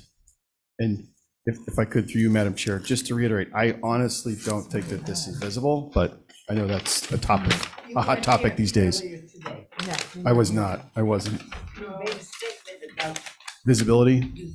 We had a pretty bad example of. I saw this it. that couldn't be seen. Yeah. So, just hold off on that. Yes. My other Repeating comment is that it exceeds our 8-foot rule. Yeah, right. And, Sorry, Matt. Stephen Moore? Yep, one more. I just believe despite the lack or limited visibility in this area, it is atypical, and if it were to become visible or not, it opens up potentially floodgates for second floor decks of very large second floor decks in that area that is not a typical architectural element. Thank you. Thank you, Stephen. Carrie? I think the complicated nature of it is making it chaotic. And visible or not, I don't think you want to have a chaotic looking building. The proposed stopping where it does now is really disconcerting because it stops partially across this new dormer, and I can't really get behind that. I think it should either end at the main mast or go all the way across. I didn't mind it being consistently all the way across, because I believe that you won't see most of this. If you see some of it, you still won't see all of it. But I just think that the nature of the posts and all of it is just a little bit chaotic, and I think you should end it where originally the roof ends, so then let that left side be clean. That way you don't go over your percentage. But I also think coming out further than 8 feet will make it more visible, if it is visible at all. Madam Chair, could I just ask one question or point something out just based on Carrie's comment, because I think it's relevant, is that I agree with you. I think that what we proposed here, it's not very pleasing. It kind of stops abruptly. So I agree with you. I would either say take it all the way out, which is, I think, harmonious and balanced, or pull it back to the main mast. The one thing I would say is that if the board was in favor of just having it stop at the main mast, then I would also say that we would probably elect to not change the dormer style to a gable. We would just keep it as a shed. So I just wanted to keep that in mind. Thank you. I think that's a good idea too. Diane? Okay. As far as the porch is concerned, deck, whatever you want to call it, to bring it down, Matt, what would you do about if you stopped it on the right-hand side with that shed dormer and come to the end of the house? That would knock off, what, 6 feet? Through you, Madam Chair, but yes, roughly about probably like 7 or 8. It would terminate into the column that Carrie had suggested. Yeah, and just stop there. The other thing is,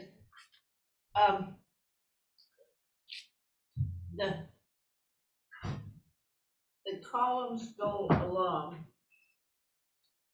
and they're sort of, I can't get any rhyme out of them. If you, on the, wait a minute, that's previously to the area proposed. It can be cut down some of the columns, which I think makes the whole first floor of the building very busy.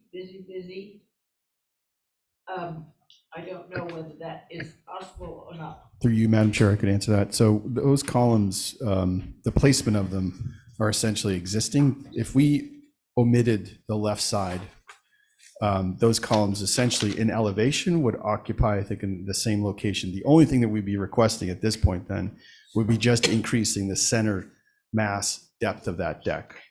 And the primary purpose of that is to provide greater coverage on the lower level. Right now, that deck is about like 6 feet deep or somewhere in that range. And so you get like a couple of chairs. Look at the middle where you have an HEC general scope building, and go up to the existing door that's there. And go a little bit to the right, and there's a column that comes down, and then right behind it, is that a column? What is that goes between those two windows? Is it possible to point with First floor, the one that's on the screen? you've got 2 new columns out there, In the center, yep. and then you have one in the back. You see it in the back, Mm-hmm. and it doesn't seem to be any side line coming down from the house. I just wondered what that was. Are they like corner boards or Right something? here. Or, yeah, no, I see what you're talking about, but Do you mind if I? yeah, go ahead, answer it. See, right here. Oh, that's horrible. That's, is it corner board from what? It's a hexagonal, it's basically a bay, a one-story bay that's below the deck. So Oh, okay, I just didn't know what it was for. All right, so. And the other thing I might suggest is making the 2 windows of the dormer there, or instead of having 2 404s, have 1. You've got 2 windows there, then you've got 3 windows there, then you've got a skylight over there. I just think it makes it simpler. Okay, but that's not really It's existing. Oh, okay, that just Oh. goes down. I thought it took the whole. Yeah, Through yeah. through you, Madam Chair. Yeah, Okay. most of this is Gotcha. existing, so. Yeah, so, so what's the pleasure of the board? Do we, and you said you would make that left-hand, gable a shed? If the board collectively And elected pull to in the, omit it, I would withdraw the gable dormer. The whole point of that dormer is to be able to walk out onto that deck.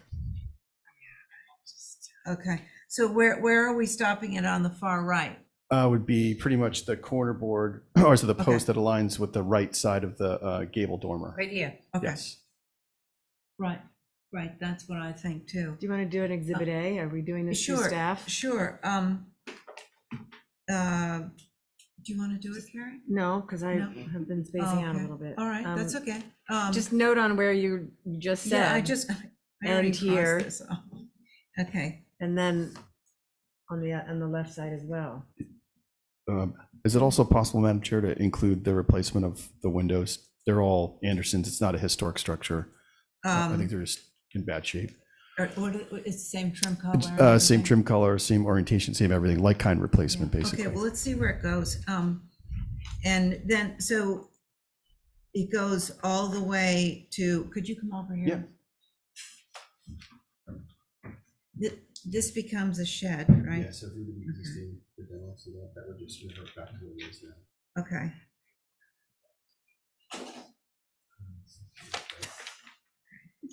Yeah.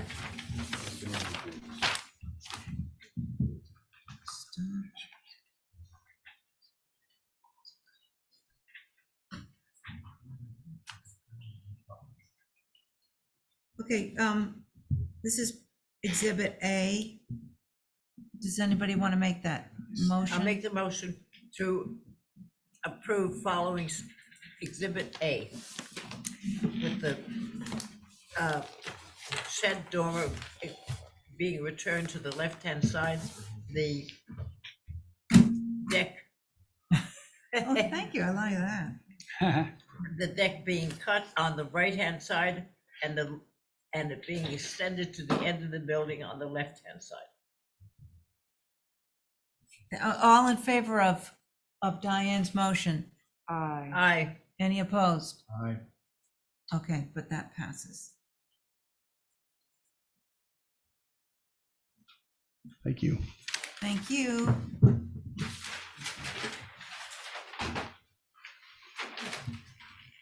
We're on a huge roll now. We just moved Now we got to do what, 26 Wow. Easy Street? Smoking. 26 easy, that's right.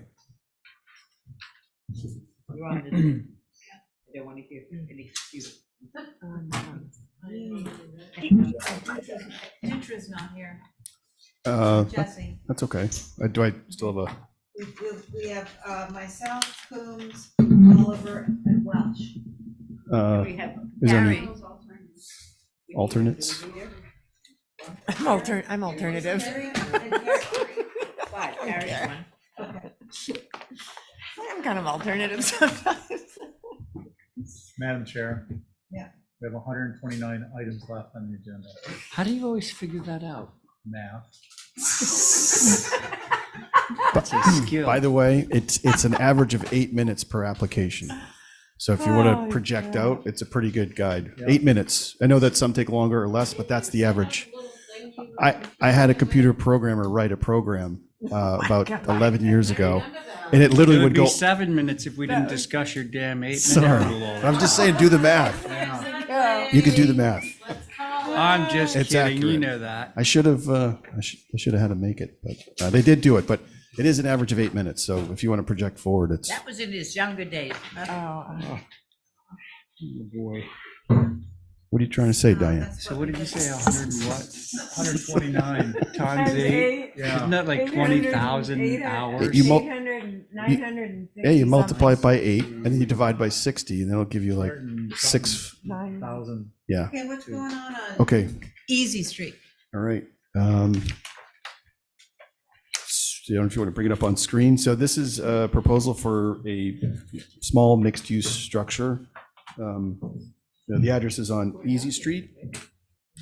The structure, if you look at the site plan, is actually fronts on Oak Street.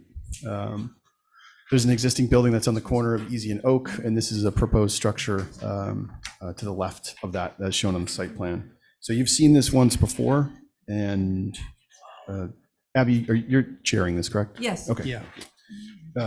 So you've seen this once before. You asked us to make a number of revisions. I think probably the most useful sheet to start on is the south elevation, which is right there. That's, yeah, I think if you could go up one. So this is the structure. On the right was a previous submission. I think across the board asked if we could actually reduce the height of the structure. And so we've done that. We've dropped the overall height by 1'3", so it's just over 30 feet. Because we are in the floodplain, we could theoretically raise the first floor elevation roughly to the indicated line about where the floodplain is, which is roughly about 4 or 5 feet. We are allowed to build in the below the floodplain for commercial use, not residential. And so what we've done is elected to use a material on the first floor that's basically brick. It was previously parged, but I think the board had asked that we make it brick. The idea is that these two spaces could be used as either garage or retail spaces. So that's the reason that the doors are the form that they are. I think in either case, they're appropriate and they work on that street. The upper floor is an apartment. Again, I think the board had requested that we do a number of changes to that. And so a couple of things we've done is, again, drop the roof pitch, drop the ridge height by 1'3". On the left side, we have a bump out, and we used some of the wharf cottages as our antecedents. And so took a number of photographs. And so we thought that this bump out was kind of an homage to that vernacular, if you will. It's also functional because we do have a parking space on the left side of the property. So it allows us to get a car in there, but then still get a little bit of space, much needed space on the second floor. One of the comments from the board was you had asked if we could change the pitch to something less steep.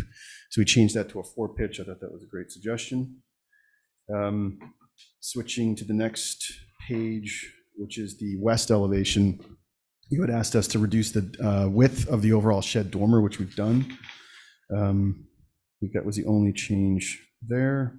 One other thing across the board is we did also drop the first floor ceiling height by 6 inches, and that was part of an overall strategy to lower the height of the building. Again, it's 30 feet, 6 inches, and across the street you have the Dreamland, so there's a precedent for significantly larger structures here, and so I think this is fairly contextual. No major change on the north elevation. On the east elevation, it's a cutaway elevation. If you recall from the site plan, this building is very close. Is it possible to look at the east elevation on the screen? Yeah. There you go, right there, that's perfect. So this is the elevation. It's a cutaway elevation. This is basically there's a section, if you will, between this building and the adjacent building. There is an existing exterior staircase that leads you to the second floor of the other building that's on this property. And so this stair actually shares that Hence landing. the weird drawing. Exactly. Okay. Yes. Yes. So it looks, I mean, I'd say that you would never see this perspective, Right. But it is a technically accurate drawing. So I just wanted to kind of reiterate that there was some discussion about that, specifically that second floor, or however you want to call it, third floor balcony. It would be nice to get that balcony. I don't think it's going to be highly visible. I would also say that I think that even if it is visible, I think it is in keeping with the specific, what I would call like a micro context of the wharf cottages and structures in this area. So with that, look forward to comments from the board, Madam Chair. Very nice. Matt, remind us of the colors so we can. We did a color renderings here, so it's gray trim, gray sash, and then natural sidewall shingles. What is that foundation? Oh, that's brick. Sorry. That's brick. It's Okay. tough to get a real Excellent. accurate rendering. No, okay. We're thank hoping you. to not use fire engine red Excellent. brick. Holly. Thank you, Madam Chair. So for the record, the site also occupies, and thank you for retaining it, the circa 1940s garage by Harry Gordon. Billy, I think I got that right this time. And for the record, it has to meet the Nantucket Resilient Nantucket, excuse me, Chapter 11, and we will need an elevation certificate showing the BFE and DFE proposed for this infill structure. HSAB was able to review this on their last meeting on August 15th. They said dropping the plate height a couple feet would bring the eave line down to a more typical relationship to the second floor windows. As drawn, there is an awkward amount of space between the top of the windows and the bottom of the rake boards. This would reduce the verticality of the shed addition. Typically on a shed, the window heads would be tucked up close to or touching the fascia board. Here, there is almost two vertical feet of shingled area. The proposed shed dormers have too much shingled wall area. They need more windows or to be separated into two small dormers. The roof pitch is shown at 312, which does not meet the guidelines. The section shows a 9.5 foot from floor to floor. This could easily be reduced to lower the plate height if using modular boxes is driving the design and appearance. Then stick framing should be considered to lower the height. This is a prominent location and every effort should be made to reduce the height as much as possible. Staff's comments appreciate the reduction of the overall proposal as previously said. I do agree with HSAB on dropping the height, the plate height to reduce the space between the top of the windows and the bottom of the rake boards. The second floor shows 8-foot ceilings. Maybe that can be reduced. Agree that dormers have too much wall space. Maybe add a middle one over the small sink from looking at the floor plan. And thank you for bringing up that whole visibility on the east elevation. That was a thought of mine of what exactly are we going to see when you're looking at not just Easy Street itself, but even the bank or the Easy Street Park. And the old brick, brick foundation, I would recommend having that an old brick so it fits more in, because what this shows is like fire engine red, and I know that was just a rendering, but I think if the commission's so inclined to make sure that's a old brick. So those are the comments, Madam Chair. Thank you. Thank you, Holly. Board members. Let's see. Anybody ready? I'll go. Okay, thank you, Stephen. All right, Matt, I appreciate the changes. Initially, I was very much opposed to this. I felt that that one element, which was your jog and the roof plane being the extension of the upper roof, was just totally inappropriate. And this changes the character of the building. My concerns at this point are that the height overall, and so I agree with comments that Holly made about that. I also agree with Holly's comment about the brick. I think we need a sample of that. Imagery, we don't actually need a piece in our hand. And those are really my comments. Thank you, Stephen. Carrie. I just have a hard time with the proportion of this. It's a tiny little building with maximum height. I feel like it is a really great little building in San Francisco somewhere. I just feel like Nantucket downtown with these 3-story buildings it's getting out of hand. I understand we have to get out of the flood zone, but that doesn't mean you have 3 stories. It means you have a flood zone story and a story above it. Maybe a dormer in a normal 2-story building, but all these 3-story buildings, I think we're going to end up with one tall, large downtown, and that's not Nantucket. This is a really cute building, Matt, but a 3rd-story, 2nd floor deck, I don't care how small it is, it's just so out of character. The dormers should be set back from a flush. I don't mind the funky little piece overhanging. So it's not about the funkiness, it's about the height, the massive, dormer space on a 3rd-story building. I like the way you're attaching it to the building next door, but the building next door is dwarfed compared to this tall, skinny guy. I love the building, though. I just don't think it's appropriate in Nantucket town, and I'm sorry about that. That's all. Okay, thank you, Diane. Thank you, Carrie. I was Diane. Luke. I was wondering what happens if we took are those two dormers up at the top necessary?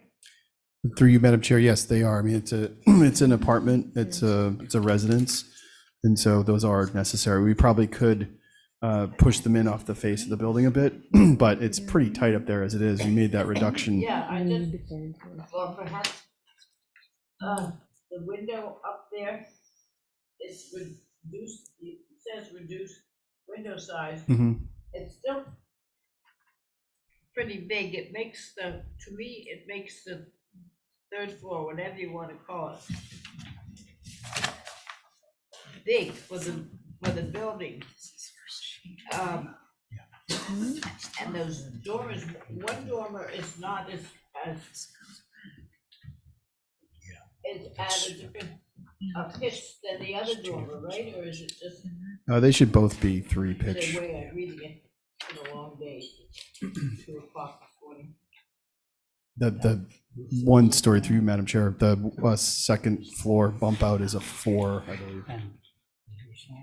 I just think the pitch those dormers are kind of weird, but I don't know how much more you can. I appreciate how you got the two buildings to work together. That's good. On the original building, it says that the north elevation has at least one window in it. But this one doesn't seem to have any.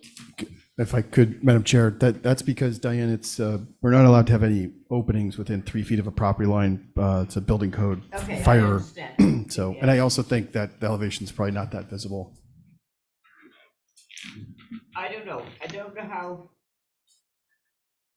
you can shrink it. If you could, I would like that to happen. It's make it a little less than what it is.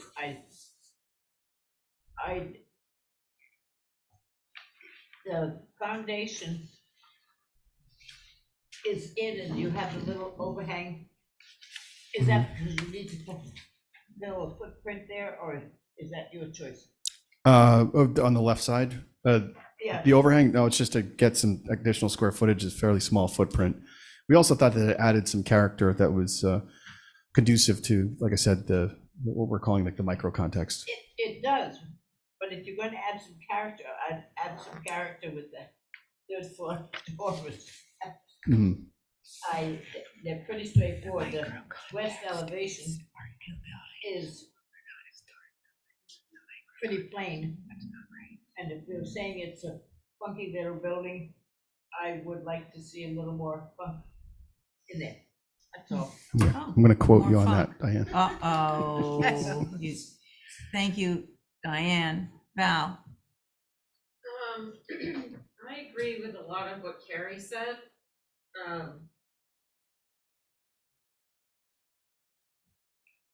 There's such a disconnect. I so appreciate it not being one giant building like it started off with, and that you're keeping this very simple structure on the corner. But there is a little bit of a disconnect between the two elements getting knit together. It's, I don't know, maybe 6/6 windows or 6/1 windows, like. Mhm. That could be nice. Building on the corner would help.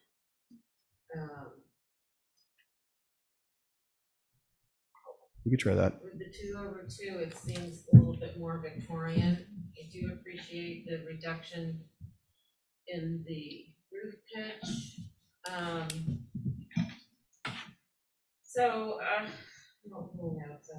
I think that what happens is that we have this town proper, which is all these big old box, simple buildings that are big box shapes, very simplistic, and that creates sort of a cohesive unity in town. And then when we introduce these newer buildings, and they're very different from the context, think that's when it's hard to fit them in. I think, I keep coming back to this unifying element in all of town proper is simplicity, and I'm not so sure. I drove around a little bit this morning and I didn't see any buildings till you get probably back to, what's the street the Rosenbaum's on? South Main. Whatever that is. That the, sorry. I'm Take your forgetting time. What I want to say. The exposed foundation height doesn't start to show up ironically till back then. The ones closer to the water, the shingles are right to the ground. And then as it goes back, maybe because some of it becomes residential and then there's like space that's finished down below as part of houses, it started to evolve that way.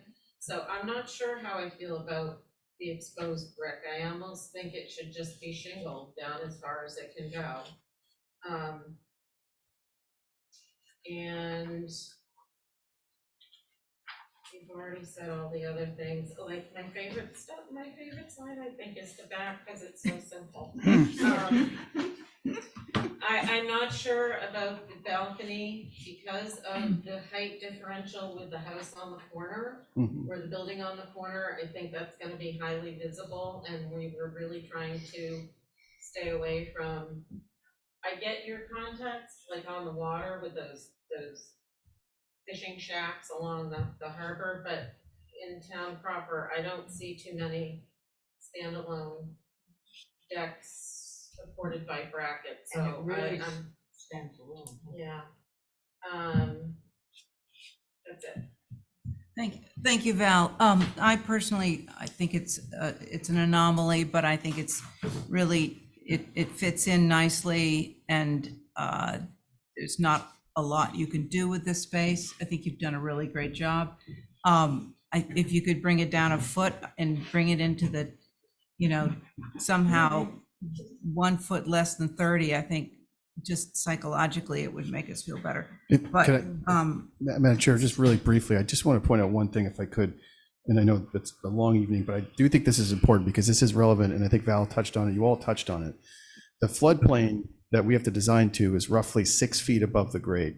So I think the reason that this building might be, may not fit in your opinion at this point, is because those other buildings are going to have to do the same thing. So if you were going to approach this structure as basically just being compliant, you're essentially saying that it would be limited to a one-story structure. I guess my point is that this whole area is going to be elevated. That's not something I think anybody really necessarily wants. It's purely a function of the floodplain, the future. So while this may look, a bit jarring at this point, that this is what every other structure in this area is going to have to confront. But we're still gonna have commercial space on the ground floor. Maybe not. It's going to be bunkered against the floodplain, but you can do that with construction. You can't do that. I would just say that there's people that may elect to not do that because it is fairly complex. You have to essentially make the building. Well, if we start having all these 3-story buildings, then everyone's gonna take precedent and keep going with 3-story buildings. right, but I think we have to think also about, there can be some up and down and vary the heights. Right, and They don't have to be a block of 30 particularly foot small scale houses. building, having it 3 stories doesn't make any sense. Well, Because it's a minuscule footprint. It shouldn't be It's a proportion sky. thing. Exactly. If it's a large building and you have a lot of 3-story space, a few dormers that are appropriate is great, but having, I don't know, that's just my opinion. That building, by the way, was approved a while ago to be demolished. And so I'm sure there'll be something coming in at some point. I just wanted to make that point that it's not just this project. I think all of the projects in this area are going to be confronted with the same issue. And I think specifically on Easy Street, you have people that are electing to build within the floodplain because the rest of the street hasn't caught up to it. But you may have an owner that may not want to do that, in which case you would literally be, if you're going to design a single family home, you would want 2 stories. So it would literally be the same height, in my opinion. I'd like to speak. All right, but we have a public speaker here.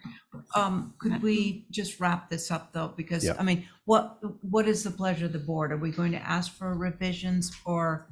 Madam Chair, can I Yeah. make one point? Okay. This kind of goes on think to I what asked to speak. Carrie and what Matt just said. Resilient Nantucket, you all approved. We have a chapter on new construction within the historic district that meets FEMA design guidelines as well as the Secretary of Interior's for flooding and adaptation. Number one of new construction for Resilient Nantucket, new construction shall be consistent with the design guidelines currently applied by the HDC. And I think that hits on a little bit of what Carrie's talking about with the 3-story. So I just want to make that point. Okay. Thank you. Okay, Stephen wanted to say something and then I'll come back to you. Yeah, I think a couple of quick things. Matt, this building is a building before its time. And what I mean by that is right along the lines of what you were saying. When the building in front of it gets replaced because it needs to conform to adaptation to sea level rise, it's going to be a very similar proposal, as are all the commercial buildings in this area. And the reason for that is quite simply because it's too expensive for them not to be. There is ground cost, and I'm not saying that that is one of our considerations in the normal course of business, but this isn't the normal course of business. These are buildings that are being built for the next 50 years, the next 60 years. To have a wood stud wall as opposed to a brick, when it's supposed to be, it's in the design flood where you have wave action coming in. It's not consistent with good construction policies or practices. It's not consistent with the type of construction that was instituted back in the day when brick structures were built, and when, Val mentioned homes further inland, but that flooded maybe on Union Street. They have masonry foundation walls so that they are going to be able to withstand this. So I think we need to please start looking forward to that. I'm not saying look forward to it as in, oh boy, what a joy. But I think if we're keeping our eyes on the way things have been with respect to conforming to coastal resiliency and providing for it, we're doing a disservice to the community. I'm not preaching to you. These are my thoughts about the process. Did you see? Hold on. Oh, And in light of the coastal resiliency guidelines adapting to coastal, I'm sorry, Holly, it's been a really long day. I can't remember the title of it. me too. But this is not wholly inconsistent with that approach. The 3rd story, I think, is a matter of debate of the aesthetics, of the architecture, of the character and setting. I'm not talking about the 3rd story in terms of the dormers being as expansive as they are. I'm talking about the 1st floor being proposed as it is. I think it's just an important thing to mention. And I apologize for taking extra time, but it's relevant. Thank you, Madam Chair. Thank you, Stephen. Madam Chair, I'd like to say something as well. This is Billy Cassidy. Yeah, this will be very quick. Matt has been at this property and working on this property with the HDC since January of 2020, I believe. And, I think that he has reacted very well to this. He has more patience than I do. This building right here is actually shorter, never mind smaller. It's shorter than any other building around it other than the one that you have given me permission to demolish. And I understand everything, and I don't necessarily disagree with anything that has been said. I appreciate all of the comments, but this is becoming a little tough. And more importantly, the trajectory of this is such that nobody likes this. Anyway. Okay, Billy, thank you. So, pardon me, Madam Chair. If Matt is able to respond very quickly, do we have any idea if we get some changes in by the end of the week and provide what has been requested?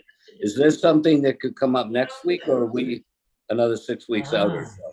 Yeah, but I think we're just going to take it as it evolves itself. We're not going to put a time on it. One public speaker. Tobias Glidden. I'm just around the corner and I just want public comment. this building floods all the time. We've just had a major fire downtown. And so I love the brick. It doesn't catch on fire. I think that's great. And B, it's much more resilient to like water flowing down and smashing the building down the street or maybe my building. So I love the fact that there's a nice big solid brick building in between my building and the next, and I'm around the corner. So that's my comments. Thanks, Tobias. So you Okay. can make a concrete foundation and strap it and shingle it so it looks like it's down Don't be all the way to the snarky. bottom. Well, you Okay. were being snarky No, I was too. not. I was Okay. not being Let's not snarky. fight over the table. What's the, I just pleasure of think the it board? doesn't look like any of the other buildings, that's all. Val, we have no problem shingling it down, and I take your point. all right. Could some, I'm looking for a motion though, actually. I'm going to say hold for revisions and. Oh my God, really? An opportunity to show us the shingling, but don't lose the full scale drawing with the brick, because when you put shingles on this, it's going to look even taller than it looks now. Yeah.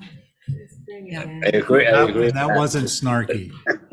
No, thank you for that motion. And could you add that if you can squeeze out another couple of inches to bring it? Yeah, on that, we did talk about reducing the height. I think that's an important element. We also talked about a FEMA certificate. That's going to be important, but, I understand in due time. And I don't think it's the third story. All of town is 3 stories. It's proportion. Okay, And I think, so, okay. I'd like to see, before we go, because I've been trying to say this, we should see there are different ways to approach the flooding of buildings. We learned that, about that. They can be having a bunker that goes up and covers the thing as it does down at 7C Street. There are different ways to do it. Maybe it has to come up with a different way, and that would make it better where it sits, bring it down, rather than having it go up so high. Mhm. And then, so that's the motion. And Matt, just on the side, take a look at the guidelines we posted. Okay, on Stephen's motion, Diane's point. who's in favor? Holding for all Aye. of that. Aye. Aye. Any nays? No. Thank you. Thanks, Matt. Oh, Matt, you need to revise your numbers. So in 3.5 hours, we reviewed 12 applications, which means we spent 18 minutes on each application. We all have our computer, our little adding This thing. is controversial. Okay, so. all right. So anyway, now we're on to new business, I think. And so we're at 21 South Water for an awning.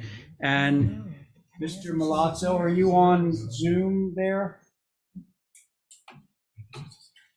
Do we have somebody on for this? Mr. Chair, I don't Supposed see to be any, Lee. I don't see anybody. No? No takers? Oh, shoot, that's gonna bring the number down. Okay, can we hold for rep on this? Make a motion and hold. Thank you. All those in favor? Aye. Okay. we're getting a Anybody rate. opposed? Okay, how about act smart? You were over there. Okay. Smart act. 5 Lilac. All right, members of the HDC, thank you so much for hearing me. 5 Lilac Court is located in the former Glowacki Hole. Yep. And it's in the back corner of it, kind of abrupts evergreen to kind of give you a sense of the location. This is a new structure.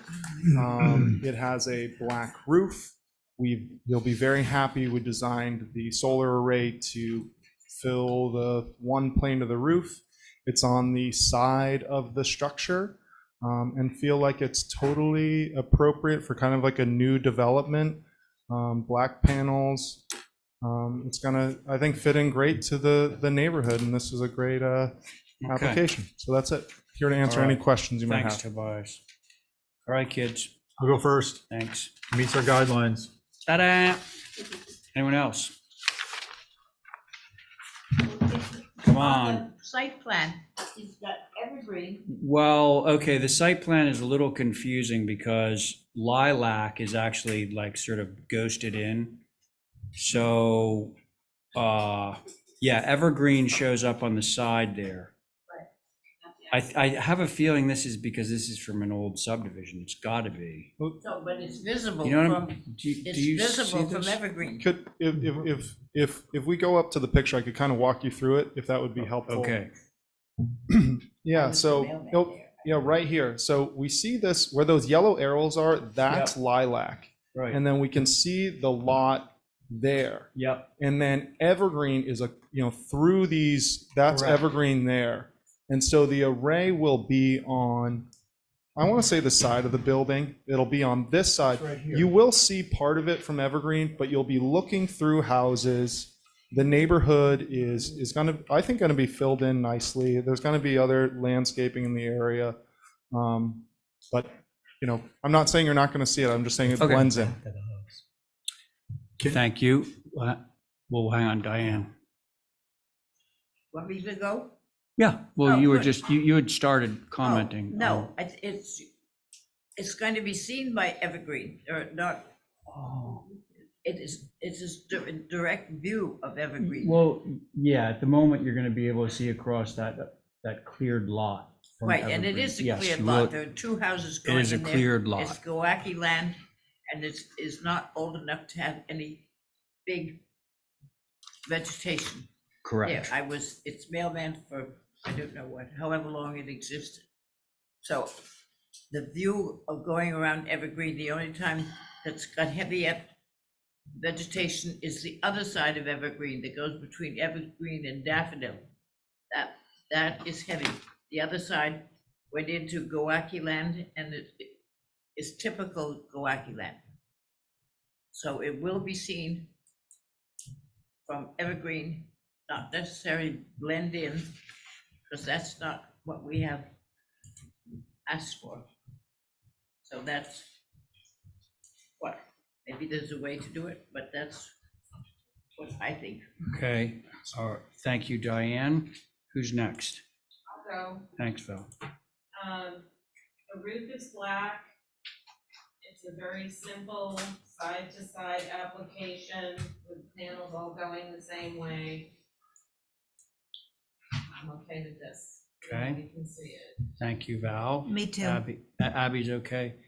I am too. I mean, I just drove by, somebody said, oh gosh, you can see solar panels from across Moore's End Farm to that, whatever that little subdivision is. And you can, but it's on a black roof and it's like, okay. And it's on the back of the house. Yes, you can see it from a public way, but, all right, so I'm in favor of this. Can I have a motion? Motion to approve. Thank you. All those in favor? Aye. Any opposed? Okay, there you go. That was my motion, Terry. My thing was off. Oh, yeah. That was Abby's motion, Terry. And I just want to encourage Matt McEachern to get in the solar business, speed things up. Yes. Okay, Stephen, Starbuck.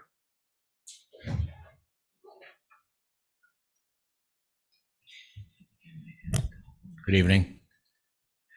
We have a move of an existing house that is in danger of being swept out to sea. Oh, my gosh. Okay, for starters. Paul Santos is our surveyor. I believe he's on here somewhere.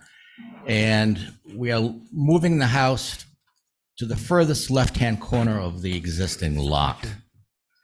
The existing lot is quite a large lot, but we are moving the existing house, renovating it. It is a single-story building. My client also wants us to change the trim on this to natural to weather with black. It's white now, isn't It is white now, but we're Yeah. going to change it to natural to weather with black sash. There's Hey. the house. There's the house behind you right there.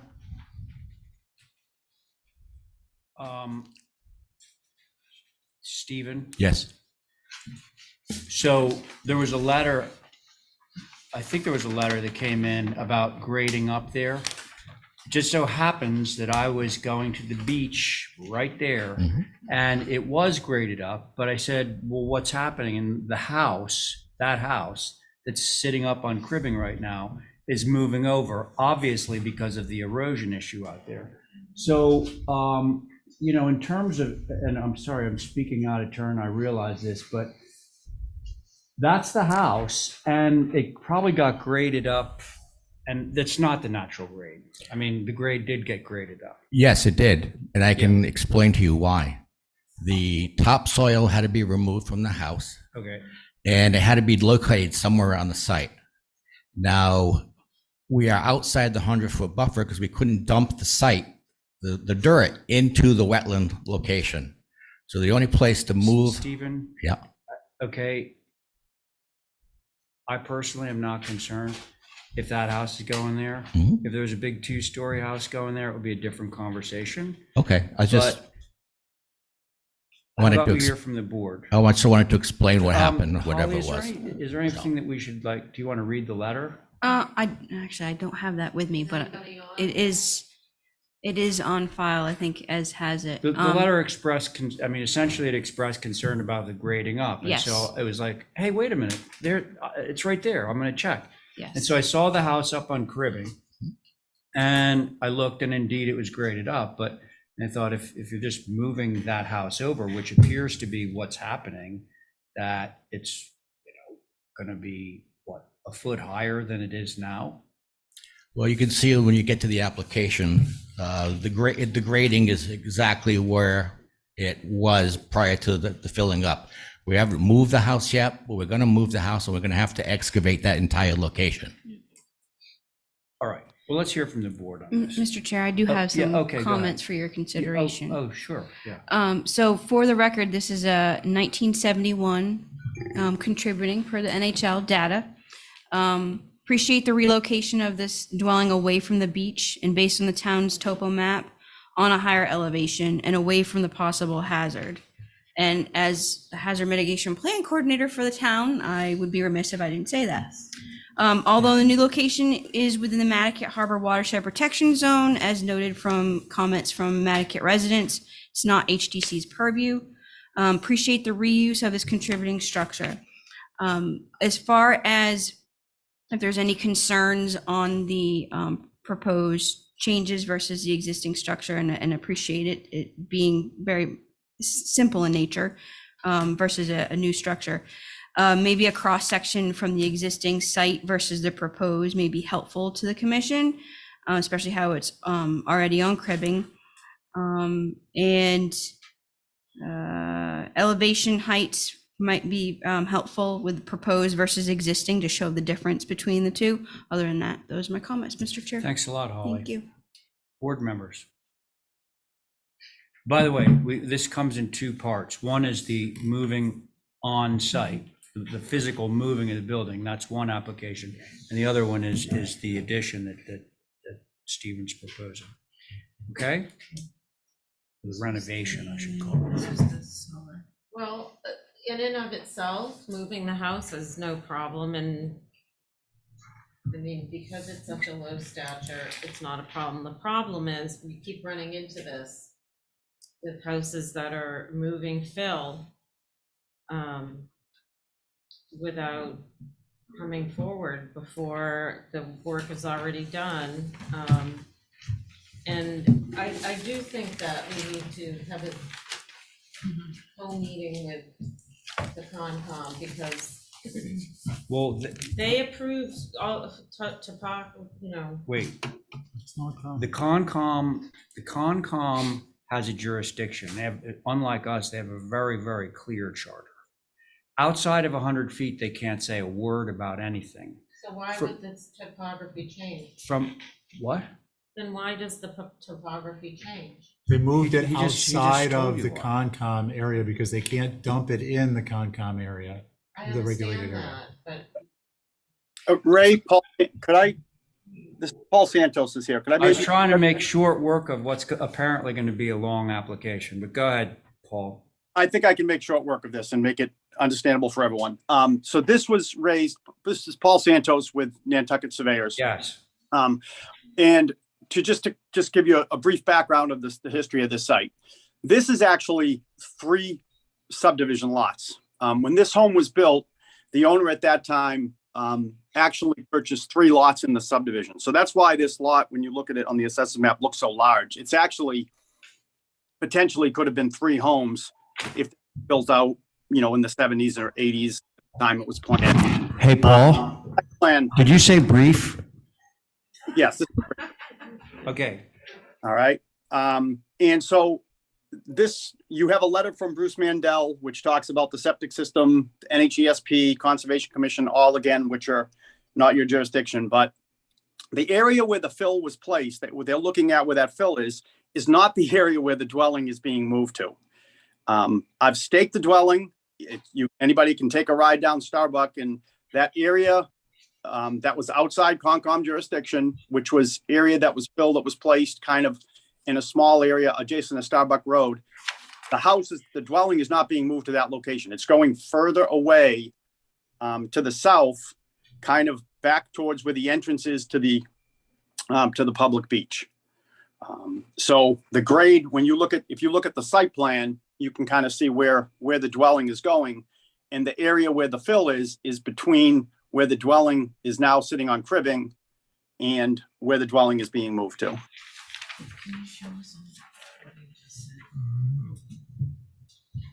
So where the house is now, that's where it's going. I'm not able to see the site plan. No, I know you can't see where I'm pointing. But this is the public beach down here. Yeah. This is where the house is moving and the fill is like here. Yep. Yeah, I don't know if you can see the plan in front of you or not, but you see where the grade was 14, 15. That was the natural high point of the lot. And then the house is going down again towards the entrance, down towards the public beach. Is that Okay, Paul, thank you. Yes. far enough away from trouble? Oh, no, I mean, this poor house is, you know, sooner or later, it's going. Oh, I mean, you know, it's inevitable, but they're just giving it a second right, that's what I chance. thought. It's right on the beach. yeah, but it's going back in that corner. Yeah.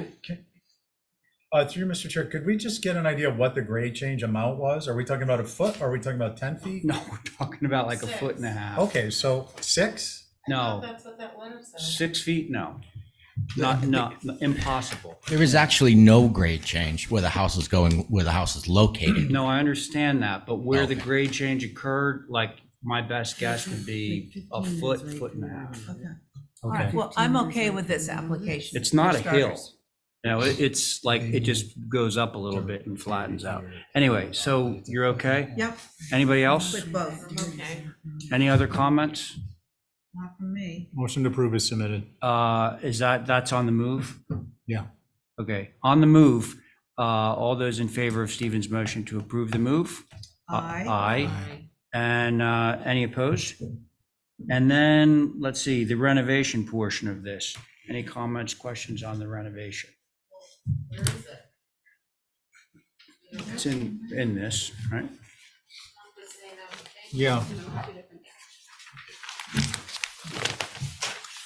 I mean, it's on the website. Mr. Chair, I'm gonna go. No, no, you're not. No, I am going to leave. I'm Wait, leaving. wait, wait. I'm leaving too. Okay, No, I well. don't always leave. Gotta have enough to keep it going. Oh. Okay, Abby, you can leave for a little while and come back so that Val can leave. What did you say? No, I'm sorry, this is the old one. Thanks, sorry.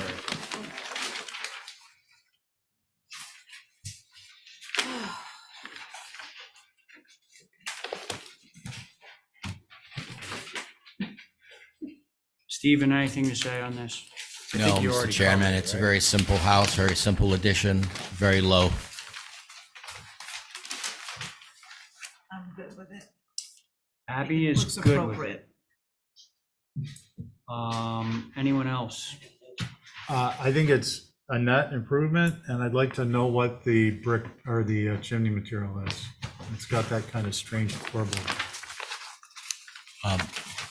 Mr. Chair, through you, what would you like it to be, Steve? I don't know, I mean, is it a brick chimney? I'm just trying to figure out the detail on that corbel, because it's, It was How dare they intended, shingle it was chimney? intended to be a brick chimney, but if you'd like it parged, then we have no problem with that. yeah, I think, I'm fine either way. No owl in this location. No. But while people are waiting, I would suggest before the 100-foot buffer approaches closer, go ahead and sheet pile that whole area, because you will never have a problem. Go 20 feet down, and that will solve the erosion problem in that area. for a That's long time. interesting, for a while, yeah. Any more comments, questions on the renovation aspect of this application? Motion to approve is submitted. There it is. So on Stephen's Aye. motion, anyone in favor, say aye. Aye. Good evening, Abby. Hang on, she said aye.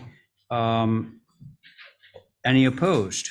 I have nothing, I just say, at all. Okay, Thank you. all right. So Ethan, you've been waiting. I was gonna sit off a couple so you could be on it. Oh, was that your application? Okay. I was I serious was gonna about the ask sheet what you were pile. waiting here all night for. Okay, so we got to you, that's good. Ethan, go. An addition on a house. What? That's what I'm doing. An addition on a house. What house? Swayze Lane, 6. It's Battleship Gray or Blue or something. We're changing the colors and putting addition on, adding on. I don't know. I can't remember. I filed this like months ago. So the top is existing, bottom's proposed. Yep.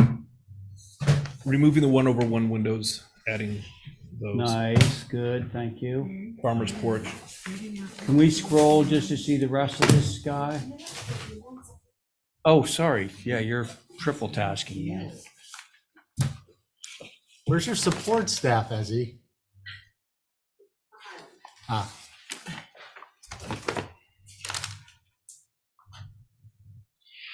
Terry, just for the record, on this is Val, Diane, myself, Stephen, and Carrie. Is Abby coming back or is she gone? She is. She shined home without her coat. Oh, good, okay. Oh, there's our other elevation, okay. Yes, Swayze Lane's by Myakama Golf Course. Ah, yes. okay. What are the existing trim colors? It's the existing is like dark blue. The trim? Yeah, see it? It's bright blue is existing. We're changing that color. Oh, you're changing the color? Yeah. Too bad. To what? Wow. Okay, I don't know what. well, this What are you could changing fall the under color to? Stevens, anything but Gray and black. that blue. The Okay. Nantucket gray Yeah, Yeah, and Hamilton blue front door. really? yeah. Okay. Comments from the board? I'm impressed. Impressed, not depressed. I was getting depressed, but now I'm feeling a little better. Yeah. Yay. Anybody? Stephen, I'm waiting for Diane? anyone else to. Totally. Windows. I will say that I'm impressed too. Nice. I'm not supposed to say that till the end, but I'm going to say that. You can just say it in parentheses for right now. Yes.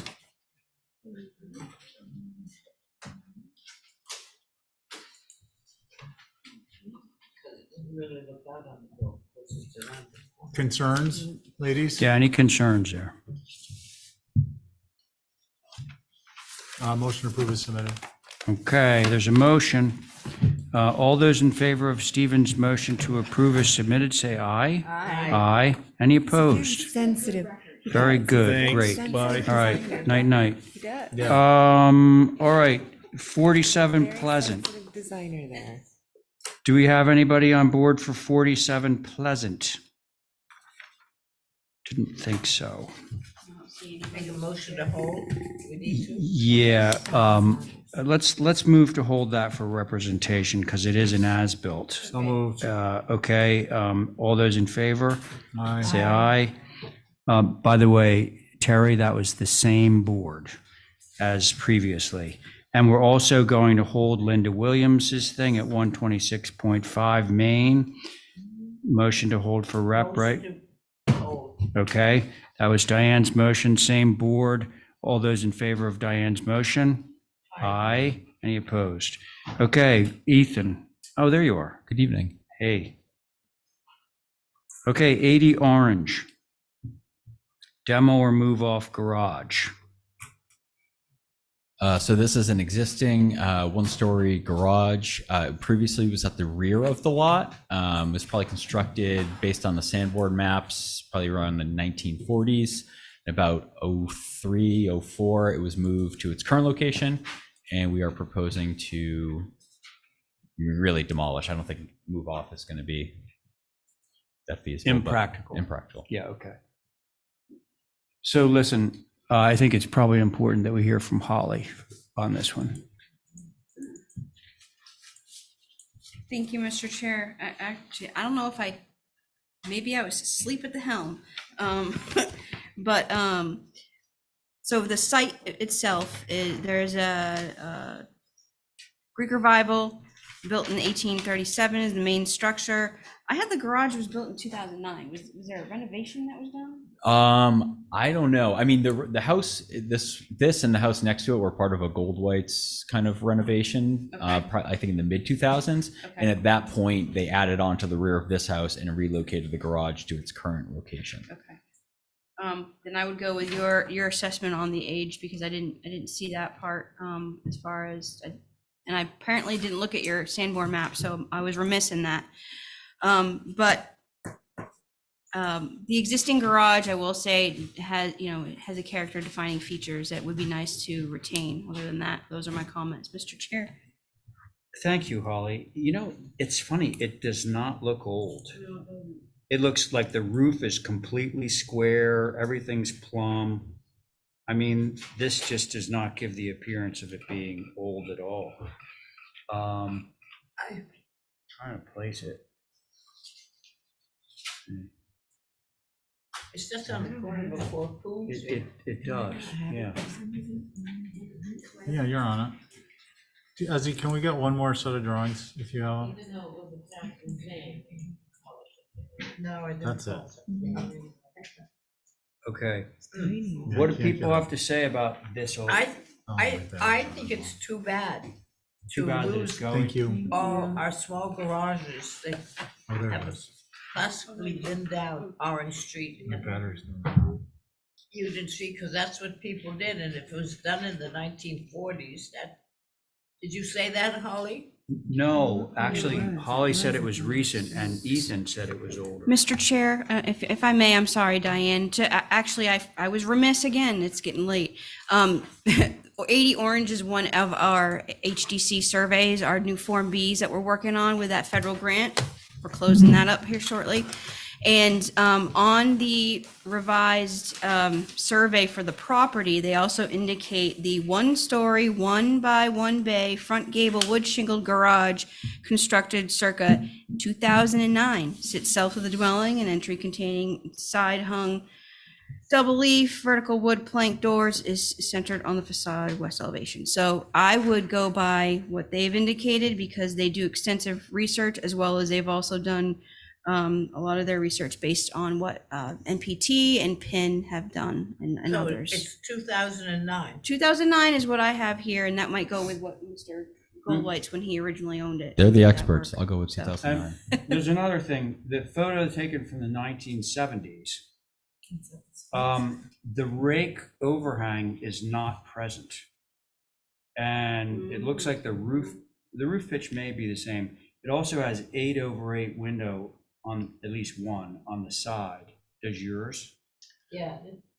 I mean, that's the old 1970 photo. does. That's 1970. But that's up close to the street too. That's in a different. Well, that was, No, they were standing on the property when they took that photo. That was in the back. oh. It goes the other direction. Oh, so this might be where Ethan got his thing. See? Oh, yeah. It's like a 2-story barn. Face the gable facing the other direction. Right. All right, so what do we think, folks?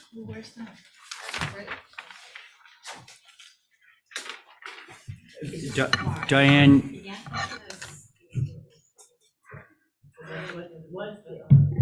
Yeah, that was, oops. Mr. So I Chair, think it would be easily moved. if the commission's so inclined to approve this one, and maybe you can do it on a contingent on receiving photos of the interior to confirm of its age. That would be a good idea. I think that would lend support to its newer vintage. Okay. Motion to approve is submitted You're not on with this, right? documentation of the interior. Okay. What, framing? Yeah, just, I mean, it'll be very obvious from taking interior photos, whether it's from the 40s or from the 2000s. Yeah. Okay. Yeah, okay. Okay. I think can we agree to that? Great. All right. Thank you. That was your motion, right, Yeah. Val? Okay, so on Val's motion, all those in favor? Aye. Any opposed?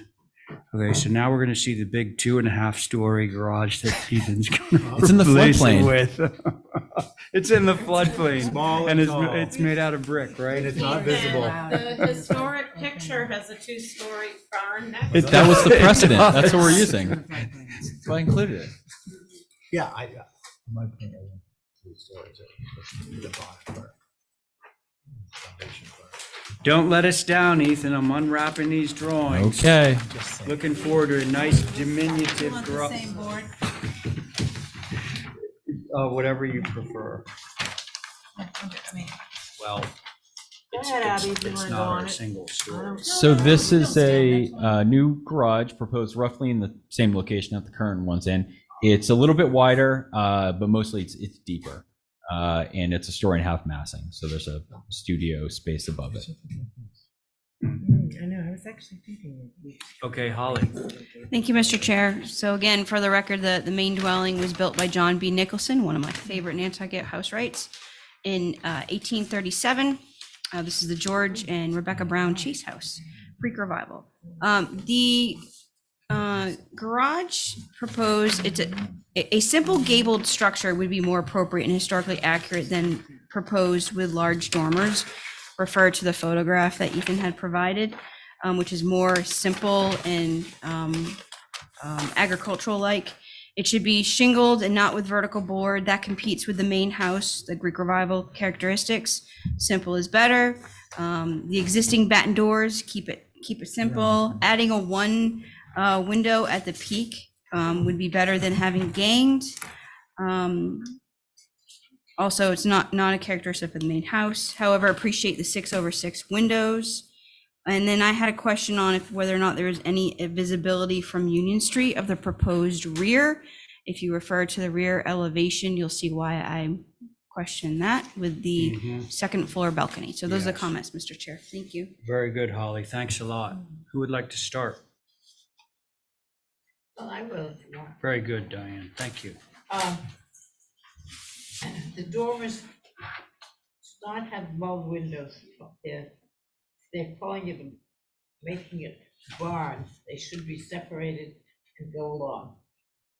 Everything on the second floor is mowed. There's 6 windows on the north are inappropriate, I think. And the same all the way around. Holly, is this in the old historic district? Oh, yes.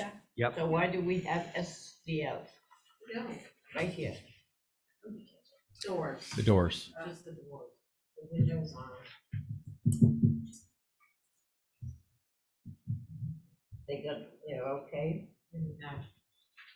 So,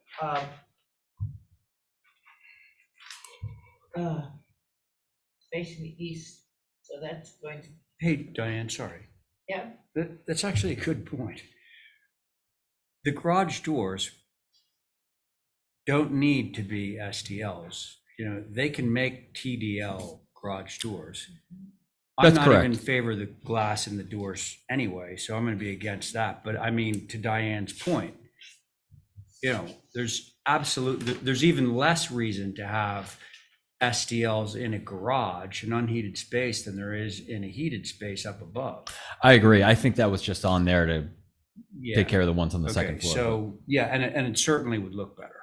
Yeah. Yeah, Okay, and sorry, Diane, That's continue. right, and then I think the pine vertical boards are not appropriate for the garage doors.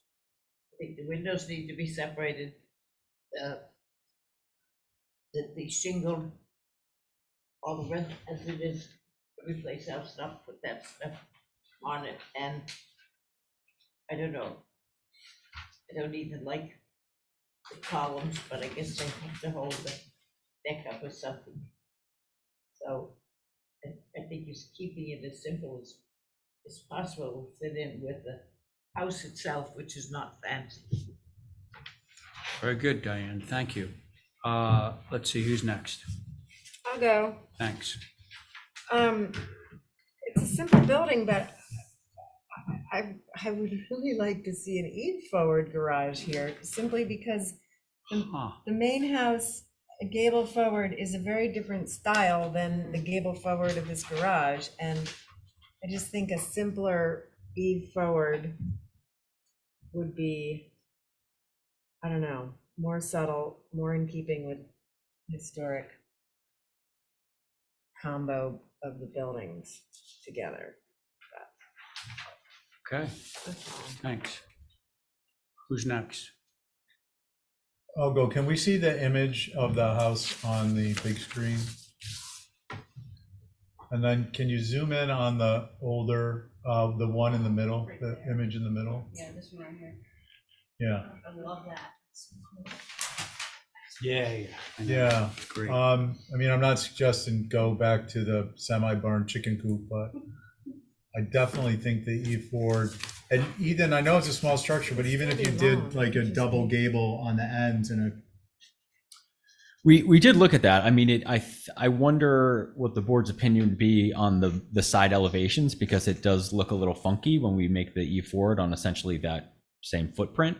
But it was something we looked at. We thought the simplicity of the gable forward actually kind of played better, particularly when we looked at the whole kind of streetscape. But I agree. I think that in order to pull that off, you're gonna have at least one gable that's not the full width of the structure. It's gonna be very tall. So you're gonna do probably a gable on each end and then a gable connector between. the ridge them. is almost like a T, essentially. Yeah, exactly. I mean, So it will look a little atypical on the sides, but the sides, I think, are, I think it would be worth looking into that. And the other thing, can we look at can you zoom out just a little bit? And then just the old and the new. I just wanted to say how much more modern this looks with the telephone poles and wires there. Oh, yeah, wow. Okay, yeah, that's my primary concern, is that I think it's a little aggressive with the gable forward being 2-story. And I do agree with the garage doors. I think they should be simple. I agree with Diane's comment. If you were to keep these, maybe you would even just do a fatter mull between the sets. Yeah. I think that could be to good effect. And those are my comments. Thank you. Okay, thanks, Val.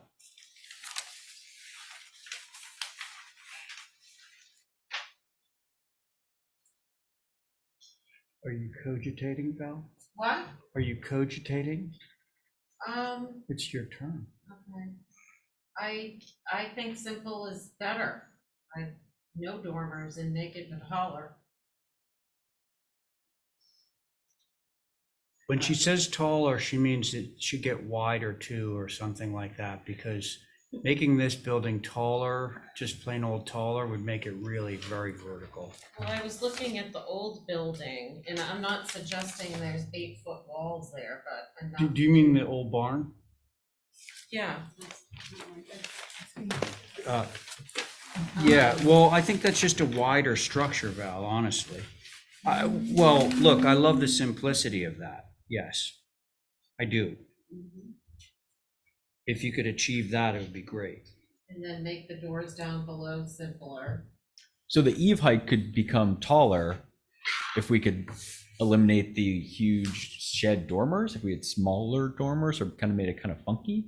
I guess I'm not sort of following, because we are trying to no dormers and go taller, you'd have to have a low eave. But that eave could be, say, 5 feet. I mean, right now it's low, so we have dormers, so you have usable space on the Yeah, second and make floor. your, reprogram the inside and make the stair different a little bit. Go up with the roof line. I don't know, it just, to me, to go back to something more simple. The problem here is that we've got this really great looking barn sitting back there in the old days, and we want that. Yeah. We want one of those. It's not tall. That's You know, the thing. That's a simple small garage building. doors, The you one know, in the just. back. Tall is the. No, that's 25 feet back there. All day. 22 is the little barn. Yeah, you're not seeing it, you gotta look at it in the context of the. No, Yeah. but No. I mean, we could count the shingle lines. I'm just No, doing that no. right now. She's Okay. doing that. So, sorry, Val, anything I was else? gonna, then No, I got that's just distracted. me. Okay, that's great. think I think we're all dormers- kind of on the same page. Hey, so Holly, the history, Yes. on the old house, did you say this was the Elvira Gulch house? No, this Oh, because she's standing right in the front in the old picture. If you go over here, there she is. Which is funny. That's Elvira Gulch. Really? Yeah. And who's the lady? Oh, come on, the Wizard of Oz, the witch, Elvira Gulch. I see it. You got, okay. I see it. Doesn't it look just like her? Yeah, I mean, put that little hat on her and give her a bike and it's her. I think it looks like one of mine. Yeah, okay, will so say- Ethan, have we given you enough? Just to clarify direction? though, just because there's kind of two different directions actually. No, there's not. Okay, so no gable or keep the gable forward, but go to the taller eave. Well, That's the Gable one fo- that's no. not. If it's eve forward, you could go a little taller with the eve. I but think not- Do you like that- the cow? Do you like the hayloft barn thing, or do you like the gable forward? I like the hayloft Hayloft. barn. Or they're okay. I'm sorry, I said that wrong. Gable forward is the hayloft barn. No. No, eve no, forward. it is right here. Yeah, but that will be turned and facing the road. No, we're No. suggesting turning. We're saying You eve can't. We can't. forward. Well, all right. So just if you look at the site plan, we are limited in width. They Okay, cannot all right. get wider. Okay, well, our preference would be for the eve forward, Eve but forward. if you need the gable forward, I think you need to do something about the proportions to make it feel less vertical. Fair enough. Okay, so folks, should we just have Ethan do some really lovely revisions to this for us? Good at that. Yeah, he is. Okay, so motion? Make a motion to hold for revision. Thank you. Thank you. All in favor of the motion to hold for revision, say aye. Aye. Any opposed? No.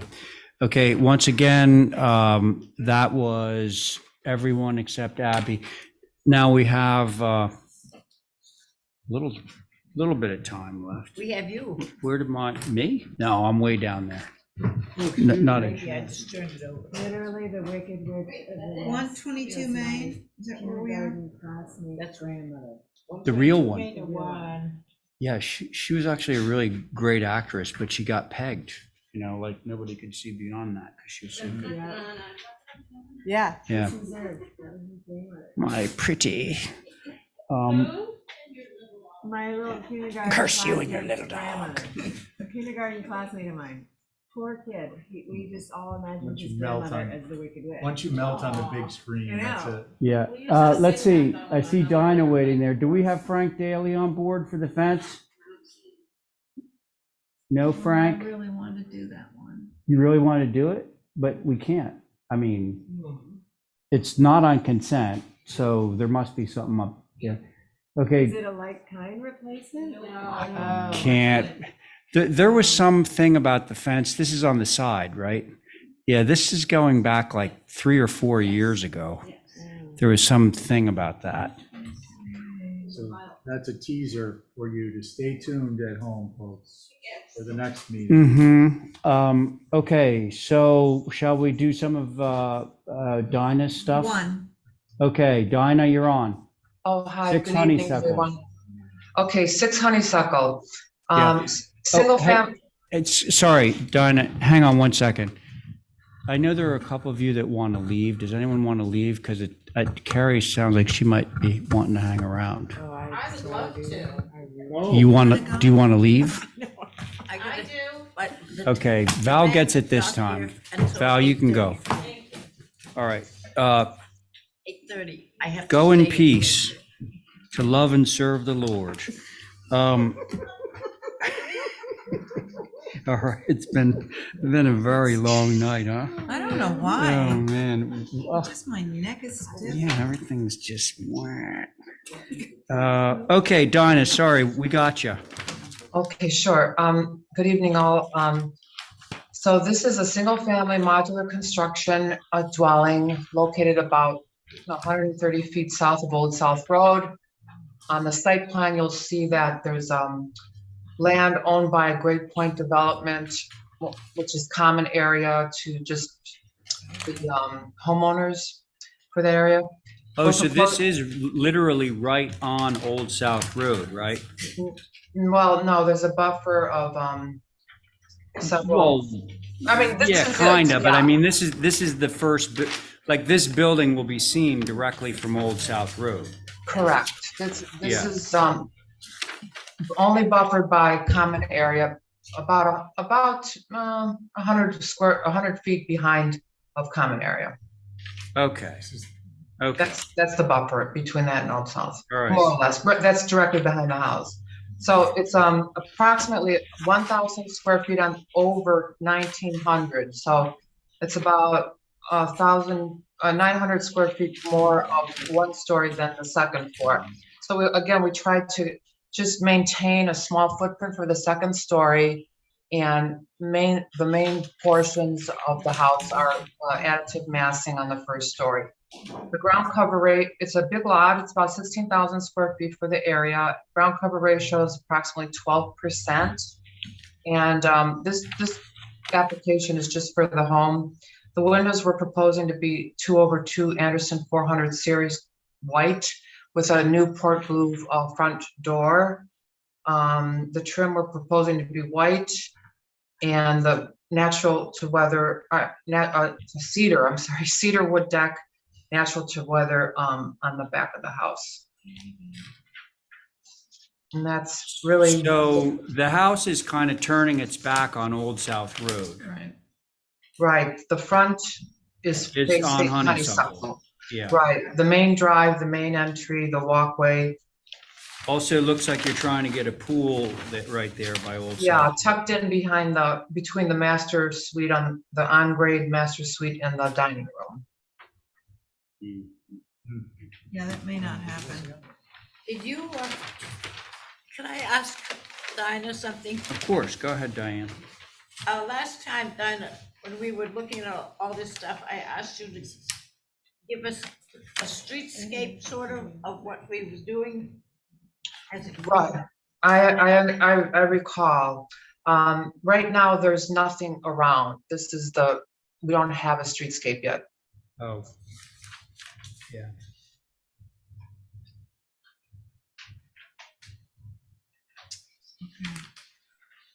All right. But I can tell you that all three lots will be proposing a pool. I have notes here, a garage and a single family residence. What did you just say?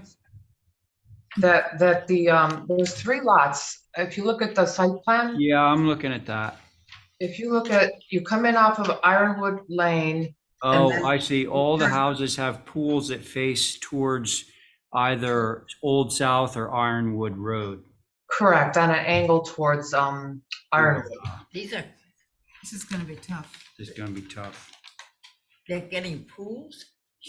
That's what they're requesting. We're requesting, we'll put a 4-foot high cedar fence with the landscaping outboard of the fence to just make sure that you can't see the pool when you're driving in, and also that common space behind the home that will be landscaped as well. If you can go to. I got the wrong program. I thought this was supposed to be affordable housing. With a There are a lot of sites on this, on the Sandpiper Plaza that, or I'm sorry, development that have affordable houses. You'll see those Only are, a certain percentage of them need to be. yeah, and I have those as well, but I know we won't get to them tonight. I know, I think this is gonna be tough, because Old South Road is a main thoroughfare, and the amount of vegetation you're going to have to do to hide a pool and French sliding doors and, The fire pit. you know, you have that responsibility of making your back look as good as your front.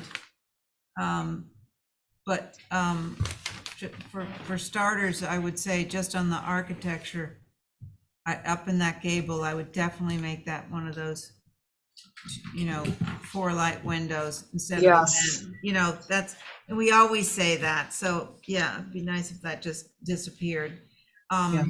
And maybe those, instead of having those sliders, they're real doors that open, and they're real French doors with maybe a kick plate, even though I know you're going to say there's a row of privet or something, but we have to do as much as we can to make this look, you know, residential. And So, yeah, could you just repeat on the sliders, you would, two French doors with side lights would be acceptable? yeah, that would be a lot better. Okay. Hey, Don, Abby, thank you. I'm gonna try, and we have 2 minutes left, Dinah, and it's been a long night.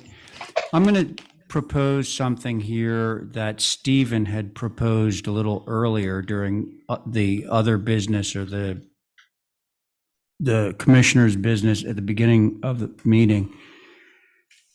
Because that we're now getting into the area of the Richmond property that's really getting close to the heavily trafficked Old South Road, and because you're proposing coincidentally pools on those lots that are close to Old South Road, I think that in order for us to review these 3 houses, we're going to need something that we haven't really been very aggressive in getting out of view on the other houses, and that is a really, really detailed landscape plan of what's happening in general on these 3 lots, but what's happening all around, so that we can be assured that this is going to be completely blocked, the pool and aspects of the architecture, which in this case are, you know, it's a fairly large house. So I think that basically I would propose that you do that for all 3 of these lots, how they're going to be screened both from honeysuckle and also from Ironwood and Old South Road, which, as Carrie mentioned earlier, is, you know, we all know is too heavily trafficked. So we just had an application where something was highly visible when we had thought that it wouldn't be. So I'm going to propose to the board that we sort of like hold these for all 3 for a really comprehensive landscape plan that addresses the aspect of screening. Yeah, that's what I asked for last week, was For this? for, yeah, to get the whole thing, so we had an idea how it was going to be covered Yeah. and everything else. Understood, yeah, understood. This was already filed with the HDC maybe 3 or 4 weeks ago, so I hear your comments. I'm sorry I couldn't address them. Right, so we see all these little, it almost looks like a privet running along the property line.